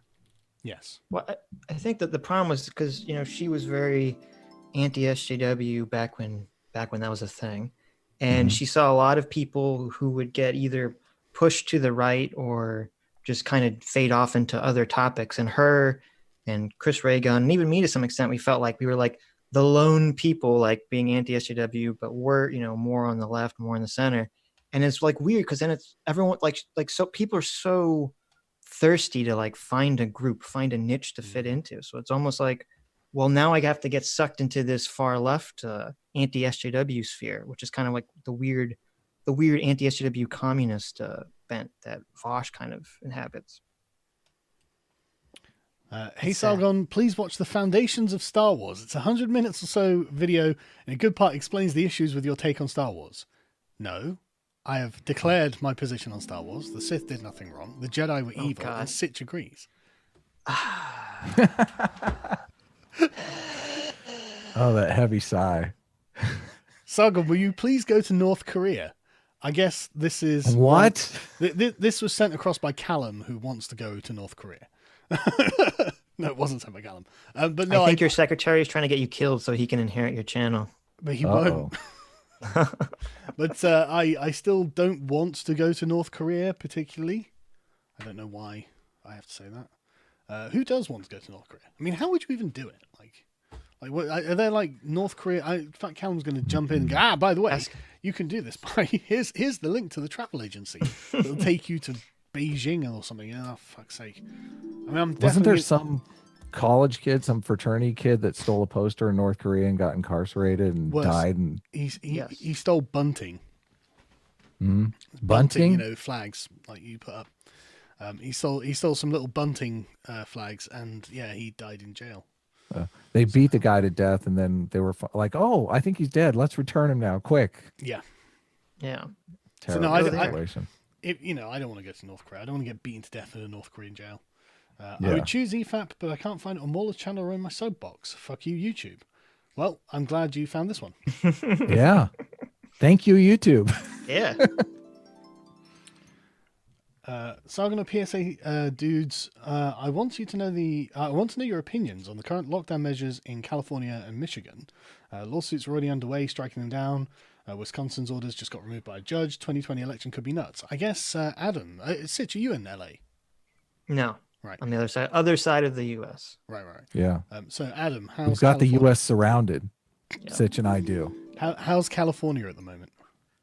It's crazy. I don't know how a lot of the local businesses are going to survive this lockdown. And I mean, it bugs me that people are going out there on social media and taking such hard stance positions when nobody really has enough information to make a reasonable, logical assessment of the direction that we should go in. So I don't know. There is a point of no return, I feel. So, and my gut tells me August is past that point of no return. So I don't necessarily know how it's going to turn out. But doesn't this shutdown bring you one step closer to your dream of UBI? I don't know that it does. Didn't Trump send out like a $1,200 check, like a one-time check for 4 months? That's not UBI, Carl. That's a step on the road. It's a lot closer than you were before, isn't it? Yeah, because then you can say, it's well, like look, that was good and thing. necessary, but now you need another one and another one. In fact, $1,200 every month, and the idea behind UBI is it's capital for people to use. Sure, they could use it in their life, but they could also use it to, drugs would be a good investment, I think. But that's just my personal feeling. I mean, a lot of people don't like drugs. And they want to start a business. Maybe they want to start a dispensary. Why can't we just give those people money? Why do we have to give the drug addicts the money as well? There's a lot of drug addicts that are making a lot of money running dispensaries now, Carl. They're very progressive here in California. Good. That's it then. We'll just have all the drug addicts running their own dispensaries with the legalization of marijuana. Are you kidding me? Come on. China didn't start the coronavirus. Adam Friended started the coronavirus What just as a conspiracy to get UBI passed. Honestly, these radical UBIists need to be stopped. You understand the idea that a number of people would use that capital to invest in business, right? It takes money to make money. We agree there. That's a central axiom of capitalism. Okay. What is capital? That's not the central axiom of capitalism, right? That's a maxim. A maxim specifically in the business world, as in the modern world. Like the central axiom of capitalism would be something like you have the right to profit from your own labor, right? You're the person who controls your own labor and how and when you spend it and the things that you create with it. And then a communist is going to come along and go, well, that means if you're on a fucking assembly line, you own all the things you're on an assembly line. But that's not what that means. What that means is you are free to enter into contracts voluntarily and withdraw from them, presumably, as if you can. And that's the part of the contract. What is the root word of capitalism? Presumably capital. Where are you going? Capital. What is capital? Let's talk about capital. What is capital? Invested labor. Capital is money it's investment money, right? Yeah, but money is UBI a representation of labor, isn't it? UBI is capital. It's giving capital to every single person. It's giving the capital to start a business to every single person, the security to start a business to every single person. Adam. What? Seriously, Can't we wait a second. Like, can't we give them loans? Carl, Can't we give Carl. people who want to start businesses loans? Carl, you're a very successful YouTuber, right? Thank you. You were able to start your business on YouTube, Yes. presumably because you had the safety of knowing that you had a universal healthcare system that would take care of you and your family in a pinch, correct? No, I was unemployed at the time. You have universal healthcare, right? Yeah. Or you have health state run healthcare. Yes. What do they call it? The NHS, yeah. Right. Americans don't necessarily have that luxury. Yeah. So a lot of Americans are trapped in jobs that they may not like, that may not be the best use of their time, their energy, because they don't have this safety net. UBI is another form of that safety net. So I can't believe freedom is risky. No one ever told me. Well, hold on. Yeah, Benjamin Franklin's glowering at you right now. It is risky, but there could be people out there. There could be innovators out there that have a low tolerance to risk, right? If you lower that risk for them through UBI, through capital, through super capitalism, then you're incentivizing weakness, Adam. What? How so? Of course you are. Like people, like okay, look, you can have some brilliant guy, but if he's got a low tolerance to risk, then that's a character flaw, right? That's a deficit. That's something that it's going to manifest regardless of what he does. And so if you give him the resources to do something risky and he's bad at risk, then he's probably going to fuck it up anyway, is he not? Well, you can't remove the risk of running a business. Well, starting a business and running a business are generally two different things. Well, so in either, there's a risk in both, and you can't remove the risk of being an entrepreneur. There is. It is a risk. It's a risk you take. Right. But if you lower that risk, don't you think more people would be entrepreneurs? Is that a good thing or a bad thing? I'm not saying it's not the case, but I'm also saying you're incentivizing weakness. And again, with UBI, you're incentivizing you're incentivizing a large. You may well have like say it's 10% of the population that's entrepreneurs, and it could be 20%, right? I agree. You could extend that and get those 20% so they're being entrepreneurs. But I think that the number of people who would just slide into, I guess, what we'll just call, I don't know, degeneracy. That's 100% increase in your innovation right there that you're already admitting to. That's man? gigantic. What if we're doubling That's the gigantic. number of people who are hooked on drugs? Well, that's not good, is it? Well, fuck those people. All right, then we get the destiny argument. Fuck those people. Yeah, but wouldn't those people get hooked to drugs anyway? I mean, no, because they are incentivized away from it because they're like, if I take these drugs, I'm going to lose my home. I'm going to lose this. I'm going to lose that. But Adam's removed that incentive now, so you can take as many drugs as you fucking like. Don't Here's people another. Don't people in England get welfare anyway already? Yeah, they do get welfare. Well, it's very low. Here's another thing. Because here's the problem. Maybe this is an American issue. In fact, I can tell you, right? So I got 400. I was unemployed like 7 or 8 years ago, and I got I think it was £78 a week. So if we just round that, so yes, $400 a month. Okay. Right. That's what you. Because maybe this is more of a problem in America, is that the way a lot of welfare is set up in certain states is that sometimes people will get more being unemployed, getting welfare than they would working a job, especially if it's like a minimum wage job.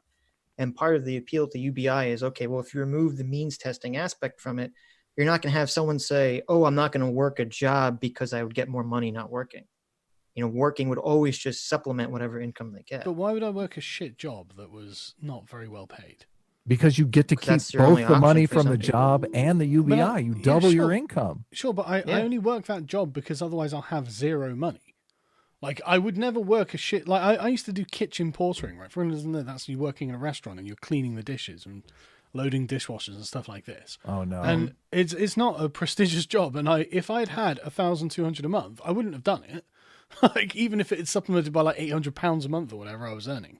I would have preferred to have the time. That sounds like weakness, Sargon. Yeah, it sounds like weakness, Sargon. I agree. Because other people... But there's no virtue benefit from being a kitchen porter. Like, I don't need that other $800 extra a month that badly that I would want to spend 40 hours a week cleaning dishes. I'm curious, and we don't know this. We don't know the stats, but Sitch lays it out perfectly. Like, if I've heard that as many as 40% of... I've heard as many as 40% of people in fucking brought it up in the United States that are on welfare people that could work are on welfare. That's I don't know if that's true or just propaganda, but if there's a substantial number of people that are already on welfare, I'm curious how many of those people would get off welfare if there was UBI, because they Or not get off welfare, they would just work. They would work and I don't know. the UBI. So it's definitely worth testing. Yeah, welfare incentivizes people not to work. What you're saying is the thing that I want to avoid, incentivizing people not to work. You're saying that UBI would incentivize people not to work. The system that we have now is incentivizing people not to work. Based. The UBI system roll it back. I agree. Thomas Sowell was right. You're right. Right, but that's never going to happen, though. I'm thinking of it more. Yeah, exactly. I'm thinking of it more in terms of Adam's like expand it. No, it's hey, UBI is not an expansion of welfare. Right, UBI is offering people the capital. Have you played Monopoly? Yes. When you pass go, you get your $200. You get your UBI capital. Yeah. You get your capital that you use in the game. I think we'll move off the subject of UBI first. Right? I'd rather go back to the communist. In Monopoly, do they ever make you give any of that money for food or shelter or any of that stuff? I can't believe there are aspects to life that Monopoly didn't include. The money actually, no, Monopoly, they do, right? Wasn't that one of the chance cards? You have to pay like the money food or taxes is only capital for business formation.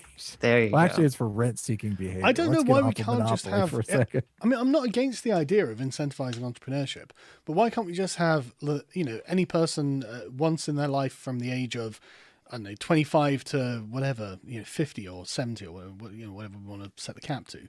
Between the ages of this age, they can apply to the state for like a 20 grand loan that is going to be paid off over X amount of years throughout this much. And this loan is for starting a business. Like, why can't we do that? I'd rather do that. So we have that system already. There's lots of people that aren't going to start a business though, right? You just want more workers, right? Not everyone's going to be able to start a business. No, I want more entrepreneurs. I agree with Adam. I think that's a desirable thing. Nice win. Right, but not you can't have 100% of the population starting their own business. Someone's got to work at those businesses. Okay. Maybe when we have the robots, the AI robots for manual labor, then we can all start. Right. I just want to incentivize more people to be entrepreneurs, to be small. Oh no, I don't disagree. But you also have to want to incentivize people to work instead of just sit around on welfare. Yeah, but we're winning him over. Keep going. Yeah, hammer him. But the working for yourself is the incentivization. Everything you do benefits you, which is why Vorsh doesn't want to give it up, right? Yeah, it's because it's his labor that he's profiting from, and he's doing well, and therefore this is not someone else. This is me. It's very primal. Sure, but yeah, no one's disagreeing with that. But I don't think everyone has the intelligence or the motivation to start their own business. I agree. But no one said everyone. No, but but the question is with UBI is, well, what do you do about the people that can't or won't start their own business no matter what? Well, no, they can just get a job. Okay, well, that's the point. We don't want them to get welfare that requires them to not get a job.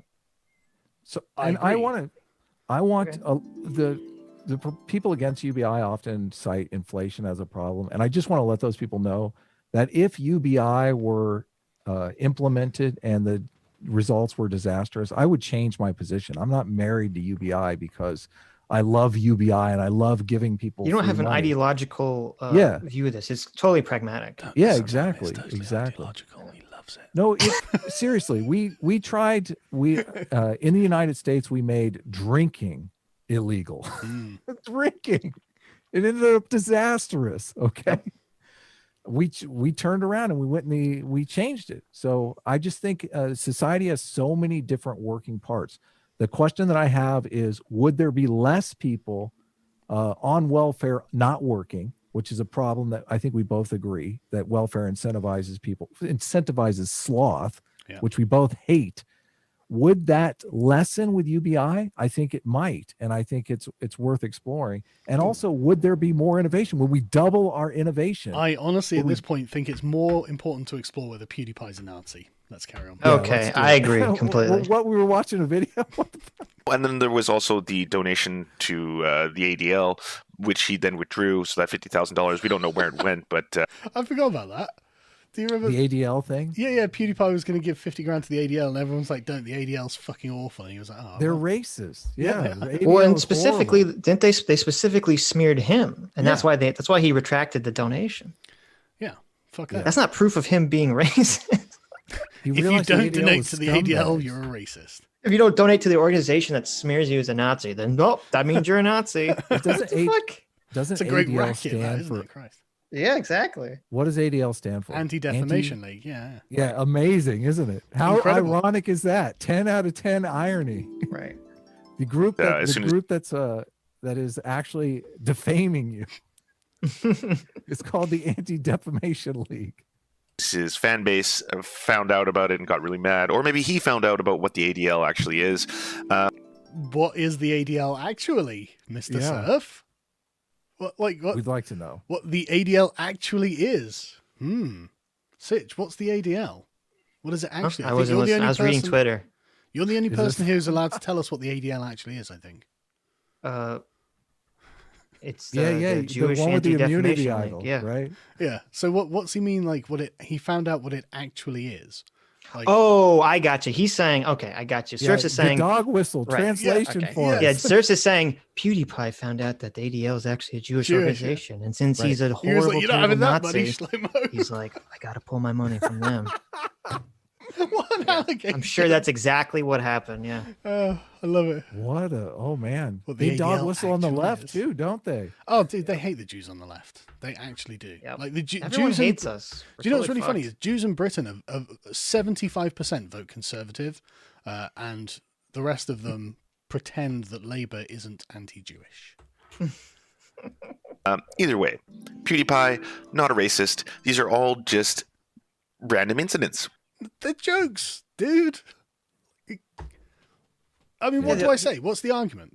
Like, it's just these are jokes. Well, and it's not even like if you were making a joke and the joke was like, "Oh, Jews suck," then you could say, "Okay, well, maybe that's anti-Semitic." But the jokes were always like, "Oh, This is racism is terrible." awful." Yeah, Like, exactly. So it doesn't even make Racism sense. is terrible. I can't Yes. believe these people would do this. Don't they know how bad racism is? Like, Right, that's the like- joke.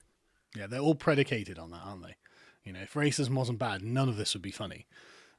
Yeah. All comedy is surprise, and breaking taboos is one of the easiest ways to surprise people. That's why you're going to have jokes about race and rape and all kinds of stuff that is taboo. Yeah. Good rationalization. I like it. I'm going to use that. Couldn't really blame one it's individual. true. I know. Adam Friended, rape advocate, 2020. Rape joke advocate. Oh, Yeah, get it right here. Be specific. Rape is disgusting. Okay, joking about it can be funny from time to time. In fact, you might be able to sue Sitch now, in fact. Oh, Yeah. there you go. I'm gonna call Lair. Where's the ADL? I need to. Okay, no, I if need you a good sue me, attorney in this that's defamation anti-Semitic. lawsuit. Oof. They're gonna defend me. I don't know about you. Oh, Adam, You really? better pony up that 50K Oh, no. check, dude. Yeah. They're gonna be all ready to go after Sitch, and then he's gonna pull out his Jew card. And they're gonna. That's right. Okay. Uh-oh. We're gonna turn it Switch around sides. on you. One person who happens to have over 100 million subscribers, probably the biggest voice on the internet, I'd say arguably. It's almost 3 times the population of Canada alone is his subscriber base. Now there's this. Last night, PewDiePie tweets out, "I'm so thankful whenever I'm reminded that NBC decided to put a bisexual woman of color as their host of a late night show." Base. And you know you're doing well when the quartering is responding to you. So what is up with that tweet? Because it's not. I mean, that tweet doesn't strike me as dog whistly or anything. Well, what I am mean, missing here? Well, it's him. I think the allegation is him pointing out that Lily Singh is not funny at all and got her job on whatever comedy show it is because she is a progressive woman of color. Yeah. Right. That's PewDiePie's point. But the Surf's point is that, well, he's pointing out her He hates gender brown and people her and race. women. So yeah, he hates okay. brown people and women. So Right. So his argument is that she should get that position, even though she's not remotely. well, no, funny. his argument is that by pointing out the fact that maybe she got her position only because of her biological Right. identifiers, that's racism and sexism. But Really? it's also Oh, okay. probably the way she got that job. 'Cause I she's thought not fat. tokenism was bad, but I would imagine, considering how unfunny she Yeah. is. Yes. And your tweets. dude, not cool. She's making tens of people happy every night at 4 a.m. You just don't get her humor because you're a white male. That's a good one. That's a good tweet That is from good. Jeremy. Why did he do like a Californian Valley Girl accent for the quarter? Yeah. Isn't Little his channel confused by that one. Midwesterly? Yeah, I don't know. Yeah. Hey, if Of you want to course, use that but- accent with me, go for it, bud. But Yeah, shut up, Valley Girl. About Lily Singh. Now, there's a lot of criticisms that could be levied against Lily Singh. Of course, Lily Singh has some controversies of her own. There was the incident in which she pointed out 2 individuals who were wearing towels on their head. She said, "You look like my Punjab friends." Of course, disparaged. racist. Why are you defending this racist, Surf? How dare you? I don't understand this. Like, is he measuring the racism right now? I feel like he's got a little cup measure. He's like, okay, Lily Singh's racism is this much, and PewDiePie's racism is this much. I love the way that he's put himself inside a television that probably was obsolete decades before he was born. Oh yeah. Ah, nice symbolism there for communism. Yeah. Yeah, right. That's the time they all want to go back to, right? When back in the Soviet Union. Yeah, was- back when the Soviets were strong. Yep. Communism had not yet failed. The way that Sikh individuals wear turbans. She has since apologized for that. There's also the fact that she's been accused numerous times. Yeah, exactly. What do we want to say? Sikh PewDiePie's individuals- apologized for all that too. Well, yeah, that's a good point. But like pointing out that Sikh people wear turbans, how is that racist? Oh, I don't know. I don't know. I don't know what her comment was exactly, but I don't know how they calculate all this racism and stuff. But it is ironic that well, I don't know if it's ironic, but God, it must be fucking tiresome being the racism police. Like people Oh, are doing God. a racism every day, all day, everywhere. It's what do you mean? That's Even- content. It drives content. What do you, that's a job. Oh, guys, this must be like Oh my God, it is a Christ. job, isn't it? Like every single Yeah. day you wake up and oh my God, someone on Twitter has said something racist. Oh my God, you've got 3 million followers. Oh my God, I have to make a video. Like Most people, Exactly. just log most off. people are Dude. only paid in brownie points, though. Really, Well, it's They're like- not- It's like me and Adam once a week. We have to go dredge up some terrible video to review. They do this every fucking day. It's like, gee, oh my God. yeah. He says that Lily Singh already apologized for that, and we forgive her. Obviously, PewDiePie already apologized for that. No forgiveness. Well, Well, he's if a he white was a male, woman of though, color, he would have so- been forgiven, Yeah, wouldn't he? exactly. Right. Oh, might be For appropriating racist. black culture.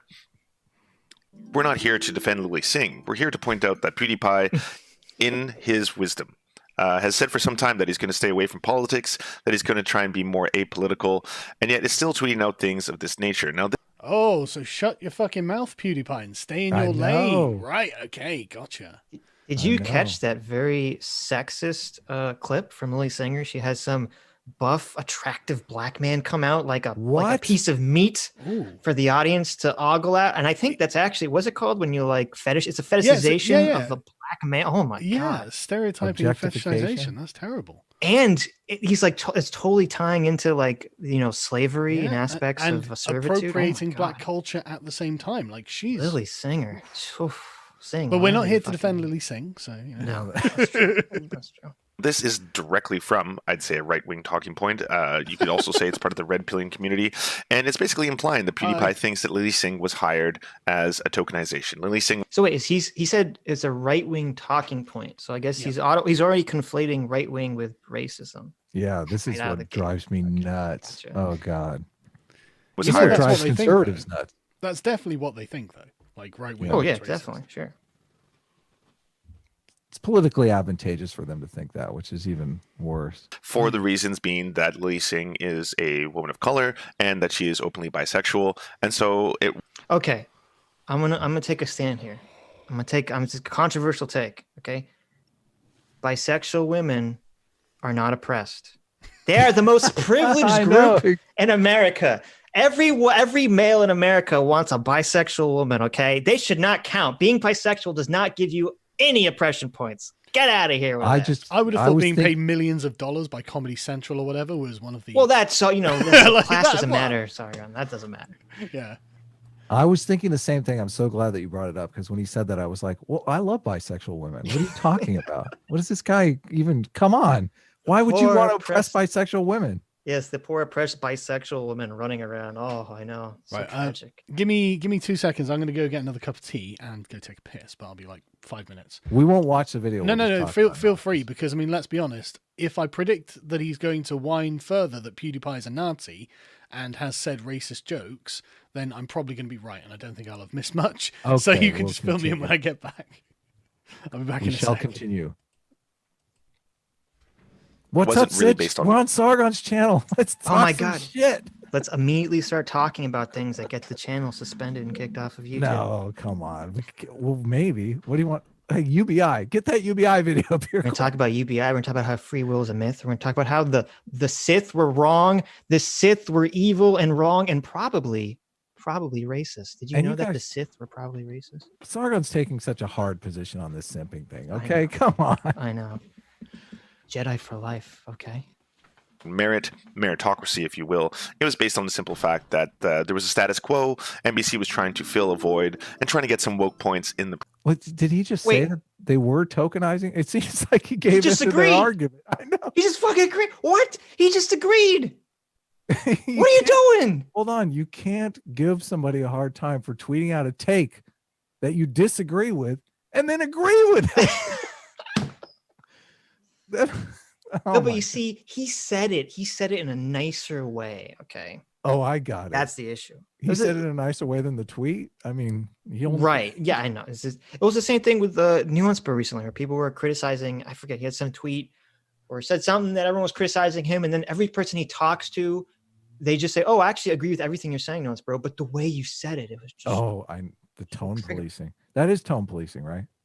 no. I always get this I wrong. always get this wrong. No, tone policing is when you criticize someone's tone, Adam. Okay. It's in Right, the but word. isn't it the same thing when you're saying the way you said it was incorrect? Like the tone. Oh, I see what you're saying. I see what Yeah. you're saying. Okay. No, so tone policing is generally when someone's very angry. Like Vash could say, oh, or Vosh, I would say that. Mhm. Vosh could say, oh, we're tone policing him because we were criticizing him for just yelling and being an asshole. Right. Right. Because you're talking about his tone of voice and his, being very aggressive behavior. I do like Where- Vash better though. Vash seems Well, Vash the Stampede. There you go. I don't know. Vash. Vash the Stampedo. process. Now, why is any of this important? Why are we still making fun of or even talking? Well, because he's like the biggest YouTuber, and obviously he'll get views. For clicks. Yeah. What do you mean? Why? That's why you're talking about any of this, right? For clicks. I thought I we get that money. were here for clicks. Yeah. I thought we all agreed why we were here. No, we're here for ideology. This is a very sober process. Oh, Adam. it's activism. right. But wait a second. If you get more clicks, doesn't that help your activism? Aren't they like? Ooh, that's the slippery slope down. Aren't they the same slippery thing? slope down to hell, Adam? If I sell out for money, I'll be able to help my own activism in the future. I'm just a simple capitalist here, okay? I try to make my bank account bigger at the end of the month than at the beginning of the month.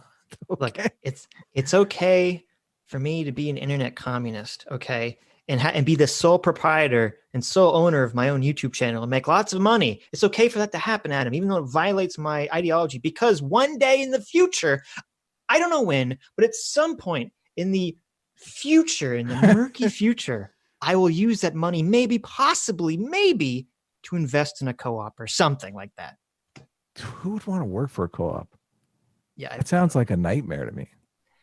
Well, I mean, if you're like the bottom worker, it'd Mhm. be better to be working a co-op, I would assume. Wait a second. I've worked at places where I am the bottom worker, Mhm. and I look around and I think all of these people have power to make decisions in the workplace.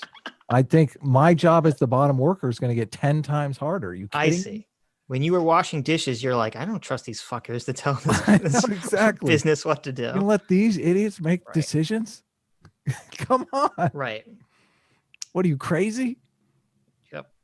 No, every worker is a secret genius waiting to Even be the unlocked. dishwasher Okay. wants the business to make more Yes. money because they potentially can make more money that way. Right. Yeah. Making the business make less money makes everybody Well- make less money. And that's bad decision making. Yeah, I think when they sucker people in with co-op talk, it's generally focused on the fact that the workers would make more money. They kind of gloss over the workers would also be more responsible for running the business, which maybe is not a good idea. Yeah, which may make the business make less money. Yeah. Well, A bigger slice of a smaller pie, I think, is usually the way they conceptualize it. Well, and that's not even the way it's going to happen. Because if you had a co-op, if you had large scale co-ops, what would happen is each individual worker is going to be like in a political party. Each individual worker is not going to be knowledgeable enough to make a decision about the direction of the company. No. So they're going to have to trust someone else, and they're going to have factions are going to form in the co-ops, and you're basically going to have each business is going to be like its own like mini political party system where the one charismatic worker guy. Yeah, you're going gonna to have the loudmouth making the decision. Yeah, exactly. Vosh is gonna be making the business decision. Well, maybe. Hey, there you go. You figured it out. That's terrible though. Vosh hasn't read anything or done. Like, come on. Oh, you don't need. Just go with your gut, Adam. Oh, Just come on. Okay. No, the gut is feel it. always wrong. Just 9 times out of 10, your gut is wrong. Feel the lack of free will rolling around in your gut, and just listen up. Yeah, that's not going to work. That's going to work out terribly. Talking about Stop it. Stop it. PewDiePie in the first place. Doesn't really matter. PewDiePie is just a gamer, bro. And it goes. Dude, you see the epic rant that he cut out there? Oh, I so wish he put it in. No, what? Because there's a cut there. He said, PewDiePie is just a gamer, bro. But he went into like a tirade for 35 minutes and then was like, when he's editing the video, he was like, okay, well, that's a little extreme. Did you see on Twitter, there were all these videos of this new streamer that they put on the Twitch Safety Council? I did, yeah. Who is this? Who I guess she's what's it called? Otherkin? Another thing where you think you're an animal or whatever? Oh, nice. You're not familiar? That's familiar with fun. this, Adam? Well, I'm not an otherkin, and I don't know any otherkins. You're the only otherkin I know. How dare you? That's offensive. Person of shadows, not an otherkin? No, that is offensive to people of shadow everywhere. Oh, sorry. But no, so yeah, if you guys didn't know, there was. I thought you were more shadow than people, though. This is hate speech. I got to get the ADL in here. You're gonna get Sargon kicked off of YouTube. You were joking about it. It's gonna happen right now. I can't believe this is happening, guys. Are you shame Adam? Shame him in the chat. Does ethereal describe your identify as ethereal? There you go. Your gender. There you go. Okay. Anyway, moving on. Supposed to say that his audience of over 100 million subscribers plus, many of them impressionable. Oh, the children excuse. We're just here to protect the children. Here, sit down and watch this. Watch this. What's the story time? Oh, drag queen story time. Oh, the poor children. The poor children. Here, sit down and watch this drag queen read you a story. Well, I mean, even beyond that, it's so funny because that's the whole point of Breadtube is to sucker young people into communism. Yeah, exactly. Those impressionist people. Yeah. Right, but those dumb impressionist people that we that we are competing for. But making edgy jokes, that's the real danger. That's what leads you down the path to the dark side, not communism, not like a system of governance that has killed millions and millions of people, but edgy joke. Did you know that the Nazis started with edgy jokes, Adam? That's how the Nazis rose to power in Germany. Man, edgy jokes. The first thing that they always say when people talk about the Nazis is that joking was the first thing to go. You think you want to make the wrong joke around a Nazi? Right, exactly. No. See? Horseshoe theory confirmed. You always with your horseshoe theory. Nazis don't like jokes. Communists don't like jokes. Yeah, exactly. Got him. It's the wrong way. I mean, it is still important. We've talked about stochastic terrorism before and how there's an actual party blame. Our favorite word. Ooh, stochastic terrorism. Yeah, you got that just in time. Would you like to tell everyone about it? Sarcastic terrorism is when you make sarcastic, edgy jokes and they just can't. They get all butthurt over it. So, which is exactly what's happening here. Yeah, I'm a fan of sarcastic terrorism. I think you should go out. I think sarcasm should be worshipped. Oh, is that wrong? Did I get that wrong? Sarcasm should be decriminalized. Okay. I agree. Yes. What is the real thing? Stochastic terrorism is the idea that, you're going to say vague things on a YouTube video that are vaguely racist, and that's going to brainwash the masses and impressionable children to go out and commit terrorist acts because they can hear your secret dog whistles. Oh, right. Man. So we're concerned about PewDiePie's army of 9-year-olds. Yes. Right. You remember? I guess it's funny because I see some Vosh fans on Twitter are for some reason talking to us. But so I guess they're still watching. So remember why Vosh got kicked off of was it Twitch? Or Oh my YouTube? goodness. No, Oh why my was that? goodness. You're not You going to know, bring you don't this know up, about this, are you? Sargon? No. So he made a comment where he said that the country of Israel should be nuked. Reasonable. Yeah, I can see. Yes. I don't need any explanation for that. Yeah. Right. That sounds like stochastic terrorism to me. I don't know. It's not even a dog whistle. I mean, where's the whistle? Jesus, that's a command. I just thought it was so funny because I remember in your first debate that was on our channel, he was saying, Sargon, don't you see, like, when you're talking of all the concepts you're talking about, it's just one step removed away from people blaming the Jews.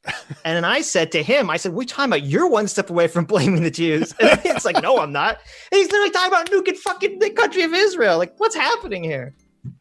Well, Bad news. no one said he was consistent. That's true. Right, let me go through some soup chats because they're stacking up and I don't want to let them go. I don't think communists can be consistent by definition. Probably not. When did you guys stop debating your wives? Also, fish hook horseshoe Ouroboros tesseract theory confirmed. Yes, just unqualified yes. So why is it unjustified to treat people differently based on the characteristics of their race? If a group of people has demonstrable, violent, or well, stupid, why should they not be treated as such? Devil's advocate. It's because it's not an accurate summary of any one person of that race. Yeah, totally. You know, if all black people are violent, so off to jail you go, Thomas Sowell. Like, Thomas was like, what?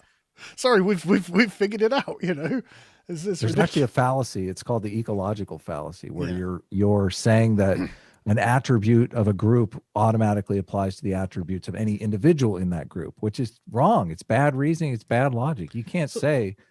Yeah, go ahead. Yeah, it's a number of other fallacies as well, but I don't want to just fallacies.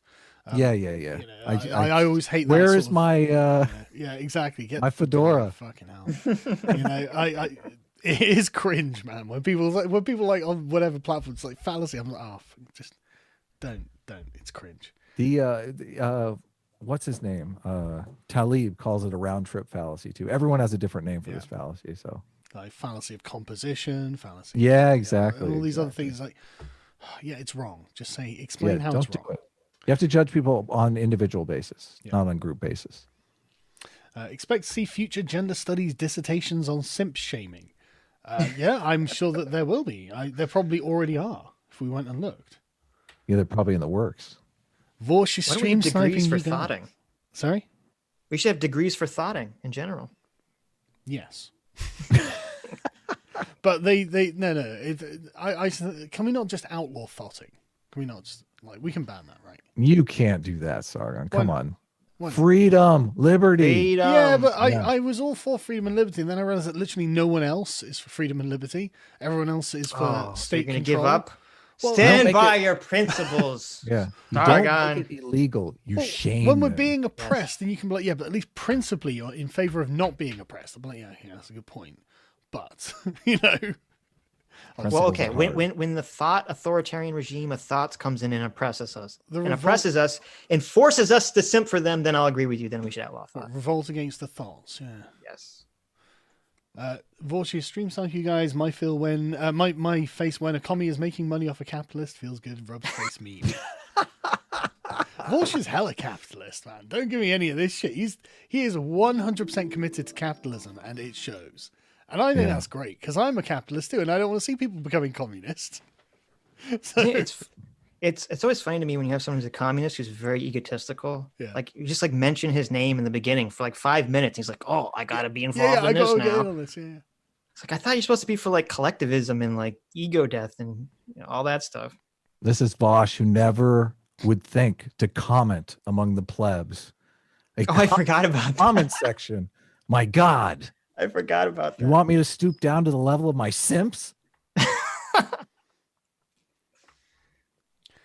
I'm going to skip over a bunch of the Vorsh stuff just because. Really? Well, it's so enlightening. It is fun, but it is fun. It is not as interesting as it might first appear if you keep going on about it. Yeah, totally. That's true. Just feeding the flames. Obviously, cheers. I'll be right back, guys. Yeah. Breadtube calls shoe on head, shoe on bread. Oh, shame. Yeah. Vorsh's politics is like his ear, septic pus. Oh, why did I read that? What was it you didn't like about Doom Eternal? Is there anything about the game you think they did better than in Doom 2016? I like the destructible demons bit. That was fun. But I don't know. I just felt that they're getting too enchanted with the power level of the Slayer. I didn't find it as compelling, Doom 2016, to be honest. Is this first person shooter or third Yeah, person? it is first person shooter. Yeah. Are you such a my boomer? my game? I love first person shooters. Well, did you play Doom Eternal? I haven't played it. No, Right. Sitch got me to play Minecraft, and I thought, how do people play this shit for hours and hours and days and days? Because it's digital Lego. That's why. Yeah, I wasn't that into Lego. I want to shoot things. I want to kill things. There we go. Come on. Here is something I heard on Academic Agent stream. Thanks, Adam, for recommending. Do you believe there is such a thing as human nature? Because communists don't seem to think there is. Yes and yes. In fact, you can read. Believe, yes.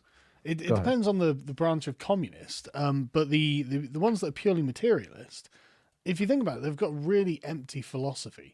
Like they don't think there's anything that we could call spiritual about a person. And that doesn't mean religious or, anything about God, but just, anything that would move you. If you think like heroic virtues and things like this, self-sacrifice, all these sort of things, they don't really exist to communists, and so there's nothing noble or great. And Marx complains about this in the Communist Manifesto. He thinks capitalism has done this. And so it's like, well, why are you doing it? If that was a bad thing, why carry on? But anyway, it doesn't matter. But yeah, they do think that there's no such thing as human nature, and humans are programmable and can be created. And in fact, that was part of the idea of getting rid of the state, if I recall correctly. Vorsh, feel free to correct me on your stream. I'm sure you will. That's the problem, Sargon, is that the communists believe in free will. I don't know if they do think. I mean, if they think everyone's programmable, right? Yeah, but if they think that if they're truly scientific and they think that everything in the universe can be known, then ultimately, technically, we don't have free will. We're back to God. Yeah, but I don't. Everything. Yeah, but I don't know. Are communists deterministic usually? I don't. Well, if they're materialistic, and if there's no soul or consciousness separate from the body, and everything can be measured in atoms moving around, then surely they'd have to be determinist. They just accept that they can't know the full scope of what's going on. One of the problems I see is they think we start from a neutral position. Like our human nature, I think, starts off from an ape position where, we're lying, stealing, cheating, rapists, all at heart. Oh my God, you're such a Hobbesian.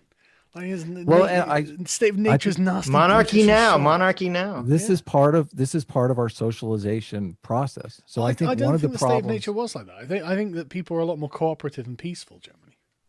So you believe you're on the communist side in this? No, I'm the Lockean side. Well, wait a minute. No, we have to be centrist about this. It is also the communist side. Rousseau thought the same thing. Yeah, we have to be centrist about this. There's a middle ground here. Okay, people were nice to their in groups, but they were the thieving, rapists, murderers to the out. To out groups. That's true. Actually, no, that's not true. Like trade is something that's evident for really far back in history. Like cavemen were trading. I don't know. Yes, you find in the Americas bits of obsidian and amber and things like that. I mean, there was a north-south amber trade route that went right the way from Scandinavia all the way down to the Mediterranean, and it's 5,000 years old. So but we're talking about 40, 50,000. We're going way back. I mean, there are probably older examples. That was just that one. I'm not sure. I'm not kidding. People have traded over long distances for thousands and thousands of years, long before we had rules of law. That would be pretty interesting. Anything like that. Trade civilizes people, though. It forces people to be civilized. But I would argue that trade is part of that social construction. Well, it expands your in group. Yes, yeah, it definitely does. You're right. People aren't just automatically hostile to the out group. What'd you say? They're not automatically hostile. I disagree completely. Okay. I think generally they are, but I mean, it is a social construction to get them not to be hostile to the outgroup. I think because we're talking about the difference between human nature and the cultural tweaking that goes on after the fact. I'm not sure you can get people to not be hostile to the outgroup. You just expand the definition of the outgroup to include them. Okay. Well, not Yeah, every first interaction is a bad interaction. No, yeah. Well, I'm not saying that like, well, I don't know. I'm trying to think of like hunter-gatherer caveman days. I'm not sure if there were any positive. Well, there are loads. I mean, obviously they all differ, but like you look at the Europeans discovering the old world. You know, like the Oh no, yeah, but we're talking about cavemen. We're not talking about like yeah, but they modern live like history. cavemen. The Europeans in the 1600s lived like cavemen. But a lot of the Native Americans did live like cavemen. Some of them did. Some of them still do. There are still tribes in the Amazon who are literally at the level where they've got bows and arrows and leaves around this. Well, bows and arrows is even beyond cavemen, but no, that's not technical. True. They had those little, what were they called? They had those little sticks that they would throw. Some did. Starts with an A. I think it's called. Yeah, that's what it's called. Yeah. But they like the bow and arrow goes back tens of thousands of years. There are cave paintings of people lined up with bows in war fighting other cave people. So I'm not saying you go. I'm not saying that it was all sunshine and roses, but I'm not saying it's necessarily evil. That people are necessarily evil. I think Hobbes was too far, but there was definitely. I mean, honestly, they probably weren't that much different in their motivations than we are. Oh yeah, I don't. I'm not like I wonder like if you could go back in time and you could pluck a child from 30,000 years ago and put them in society. I don't know if they would be super different. You could socialize them exactly the same, right? It would be, surely there would be some kind of biological difference because that is there would be to some degree years of evolution that they have. Right, there would be to some degree, but I don't think they'd be like not significant. Person. Yeah.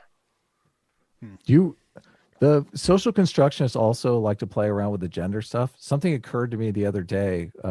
Because I was looking at seagulls on the beach. It was actually yesterday, seagulls on the beach. And you can so tell a male seagull from a female seagull. And I was wondering, is that a social construction? Like, are they signaling their gender? Wait, you can't, I don't know what the difference, what's the difference between male and female?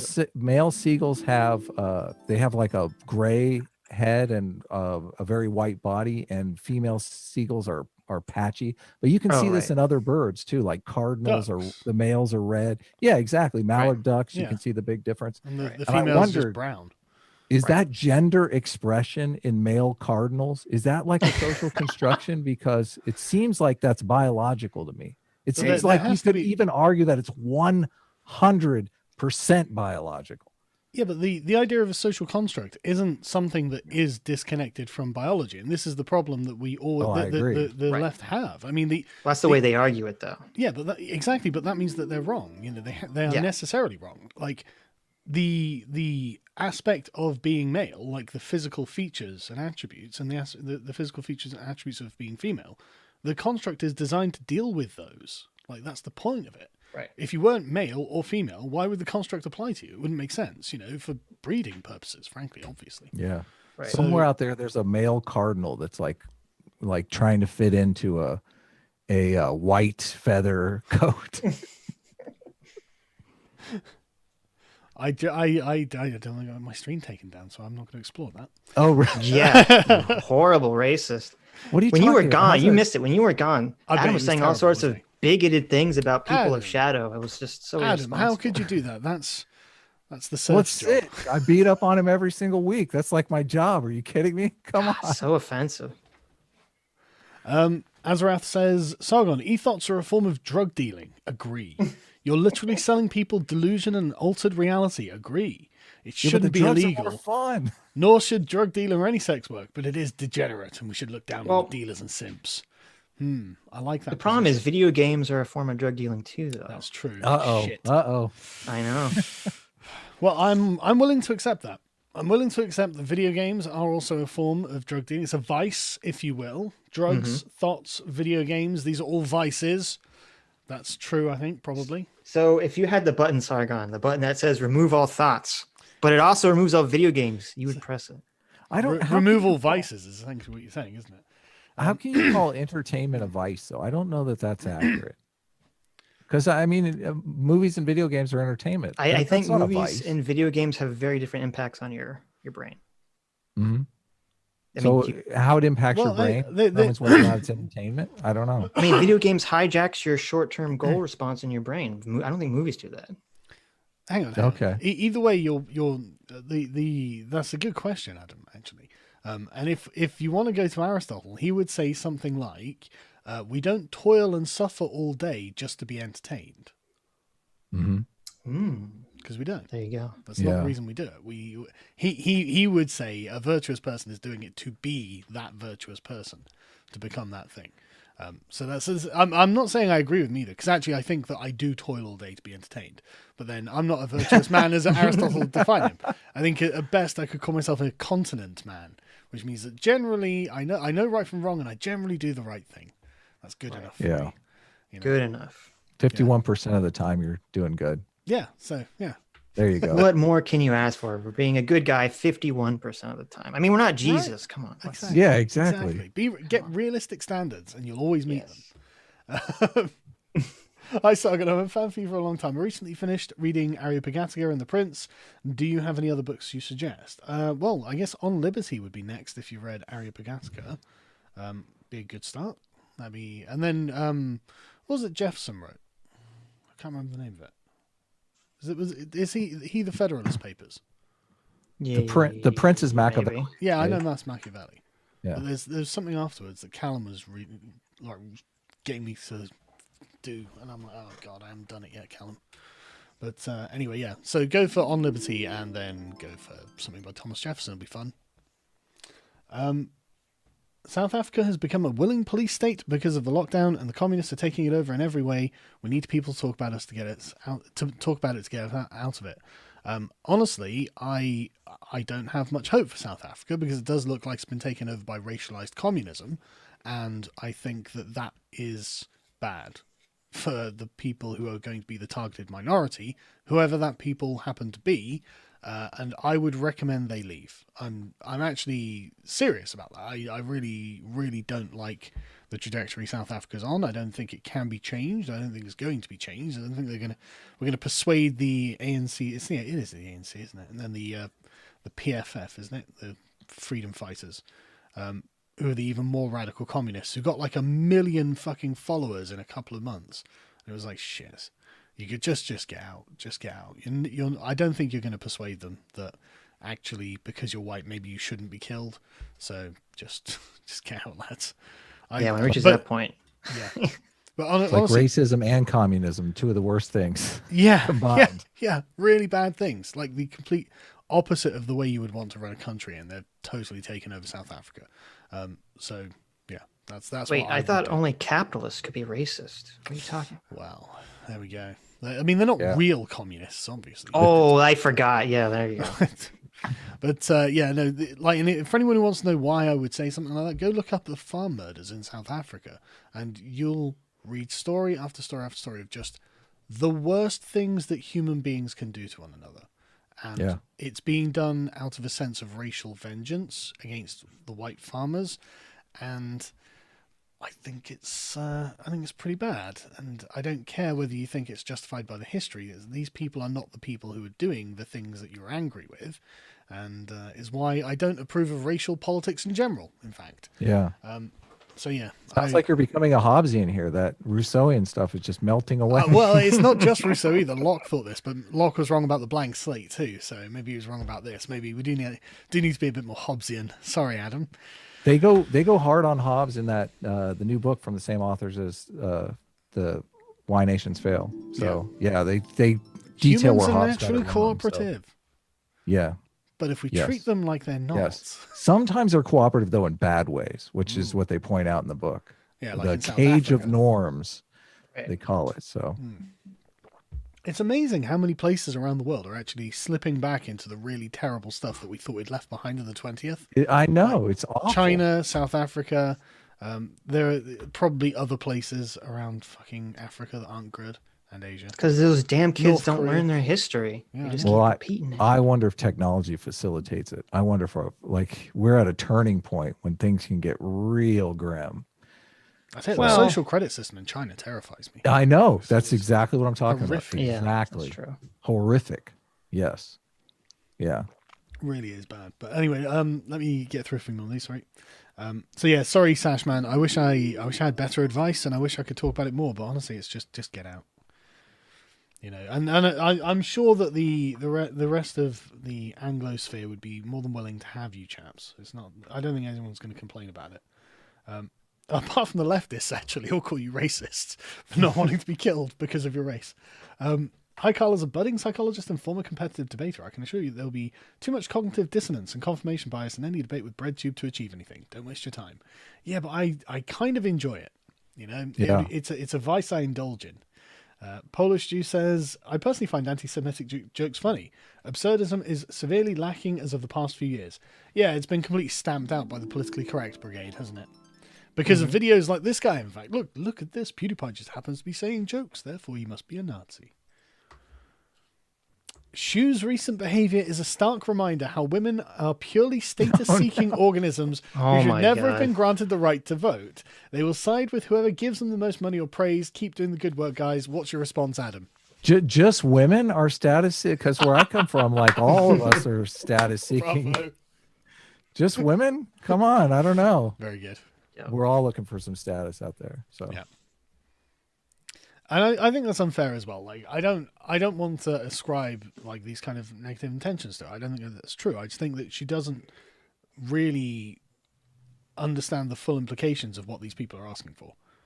I don't think you were unfair in your video. I had some pushback from people saying that I think there was one line that they objected to that you said she's unwittingly facilitating, or she's an unwilling attack dog for communists. I think was the line. I said. Yeah, but unwilling, I mean, you're not unwilling, applying dishonesty or malice there. No. So that was one species, Adam. Everything Sargon does is why did you say the name is bad intention. I know, but it's fine.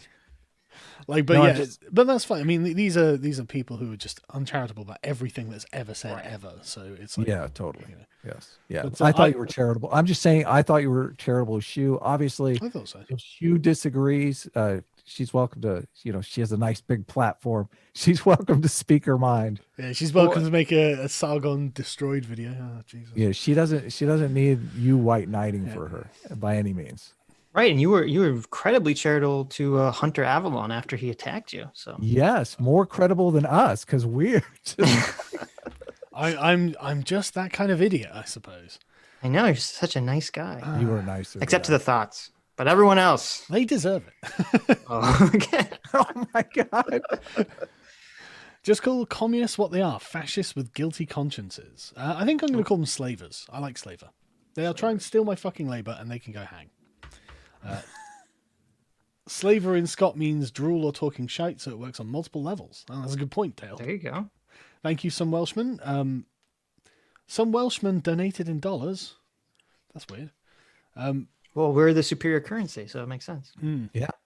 Debate my Uncle Eddie. Your Uncle Eddie's full of shit. There was a bunch of funny debate this person, debate that person. I hovered over the keys trying to think of who is the funniest person that Sargon could debate, but I couldn't think of anything. So I just let it go. Debate Jesus. Well, I mean, I'm happy to debate anyone, really, as long as it's fun. As a fan of both you and My Little Pony, don't bash the bronies. Oh, fuck's sake. So I've been bribed now. That's $5. Now I can't. Like,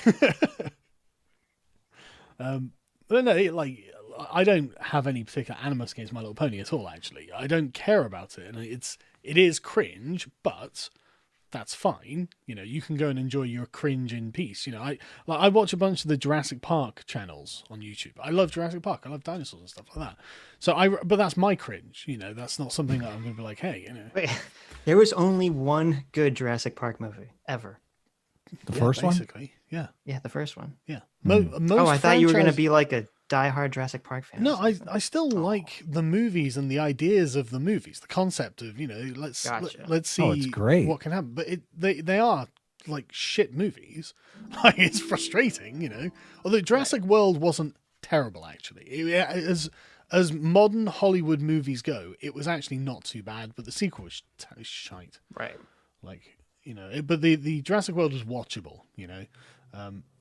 But the Jurassic 2 and 3, like, they're not awful. Again, like, they were bad. No, they were bad. But the standards have gone down so much now.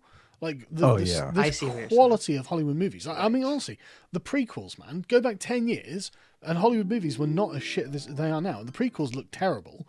Now everyone's like, well, I mean, there is some story building in there, isn't there? You know, there's some world building and things. Events happen for reasons. Excuses, cognitive dissonance.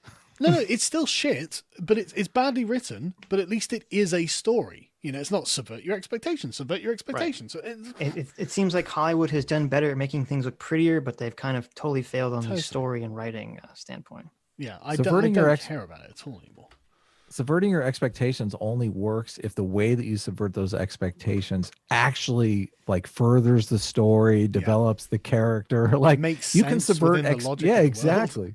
You can subvert expectations all day long, and if you're just turning into, you know, the book Naked Lunch, where nothing makes any sense to anyone, then you're not making a good movie. The ultimate one is fucking Luke Skywalker. Oh, I know. Fuck me, man. Oh, like, yeah. I'm not a fan of Star Wars. I didn't really. I mean, I've seen it, but I'm not like. I don't even hate it, but it's like. It was never my thing. And even then, I remember watching that fucking The Last Jedi or whatever it is. And when he did that, I felt it for the Star Wars fans. Like for the people, I was like, fuck, man, that's because I had friends who were huge fans of Star Wars, obviously. And they, you know, they talk about how much they love all this. And I'm like, oh, that's cool. And this was such an obviously disrespectful thing to do. You know, this is fuck you. And it's like, fuck off, man. We need to recut that together where he throws it over his shoulder, but like the lightsaber hits a kid in the eye and he goes, "Ow, shit!" The lightsaber turns on and takes the head off a paw. Exactly. The kid wearing full like Star Wars merchandise just gets killed. Yeah, exactly. And then just continue the scene. Yeah, the symbolic slaying of everyone's childhoods. Yep. Yeah. Razorfist was talking about this last night. Ignore Vorsh. He's an attention parasite using e-drama and blood sports to spread his evil ideas. The best way to kill him off is to ignore him. He is so beneath he is beneath so much as mentioning. Yeah, but then you make him more exciting than he actually is, don't you? It's like, the secret communist. We can't talk about it. Yeah, it's the stuff. You know, let's normalize it so it becomes boring and old hat, because that's what it is. It's just again, they've discovered blood sports. I find this interesting to watch. If you don't know who Dalton Trumbo is, he is a screenwriter in Hollywood during the Cold War. He was one of the intelligent commies who knew how to play the long game. He wrote movies like Spartacus, and upon second viewing, it's dripping with ideology. Really? I haven't watched Spartacus. I saw that movie. It was the Breaking Bad guy.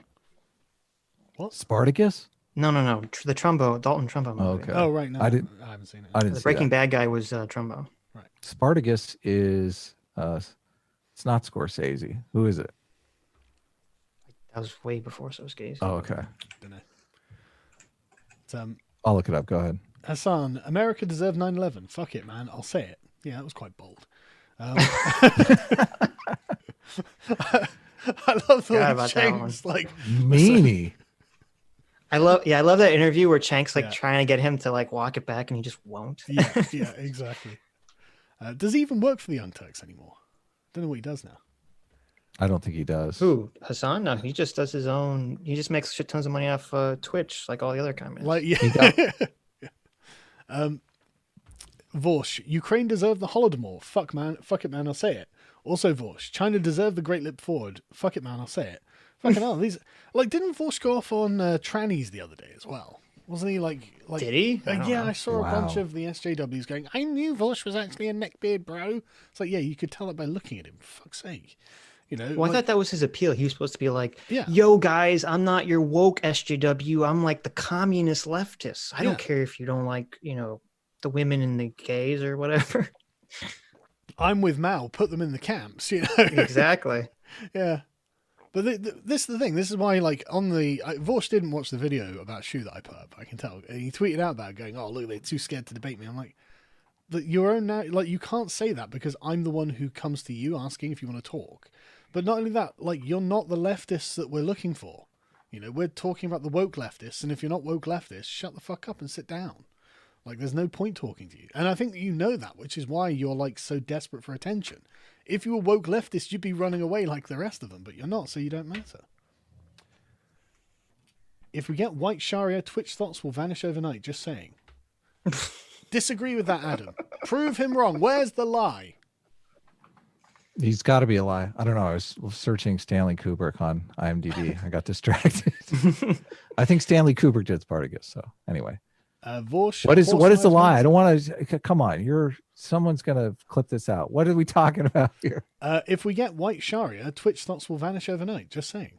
White Sharia, is that the baby quota thing? The white people baby quota? Yeah, it's just thing? Sharia I don't law know for what white it is. people. What does that mean? What does that even mean? It means that women. Are you in favor of this, Sargon? Come on.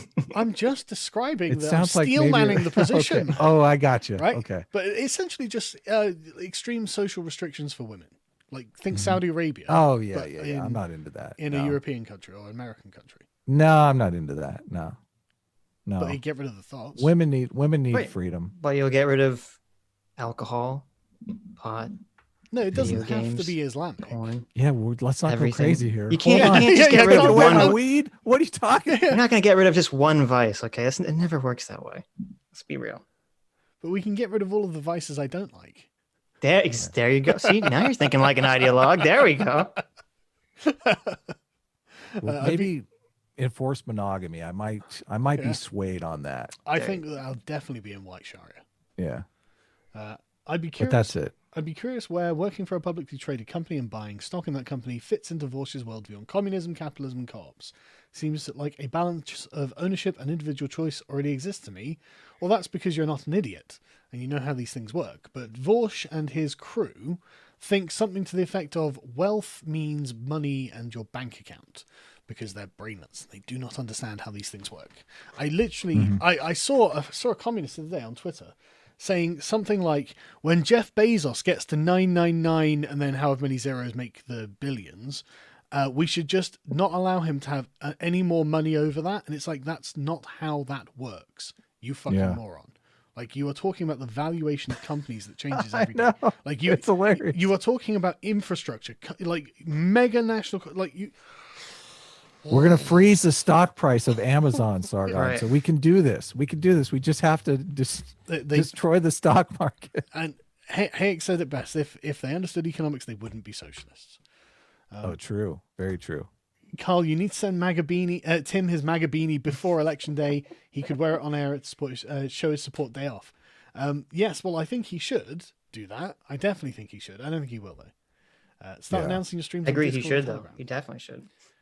Yeah, I should do that. Skeptical Waves. I will do that in future. Breadtube, fellow travelers, useful idiots, petty bourgeoisie masquerading as wannabe nomenclatura. Sorry. True. Given that God is infinite and the universe is also infinite, would you like a toasted tea cake? No one's going to get that reference, but I get that fucking reference. What is it? Yep. Chat. I'm not even. I know what that is, but I'm not going to say it. Is it a movie reference? Not telling you. Sitch, can I phone a friend? I don't know. Toasted tea cake, infinite universe. I don't know what. Right. It sounds like a Hitchhiker's Guide reference. I don't think it is. Really? 42? Is it 42? No, it's Red Dwarf. Comes from the book specifically, but it is. Oh, okay. It is represented in the TV series as well, but it specifically comes from the book.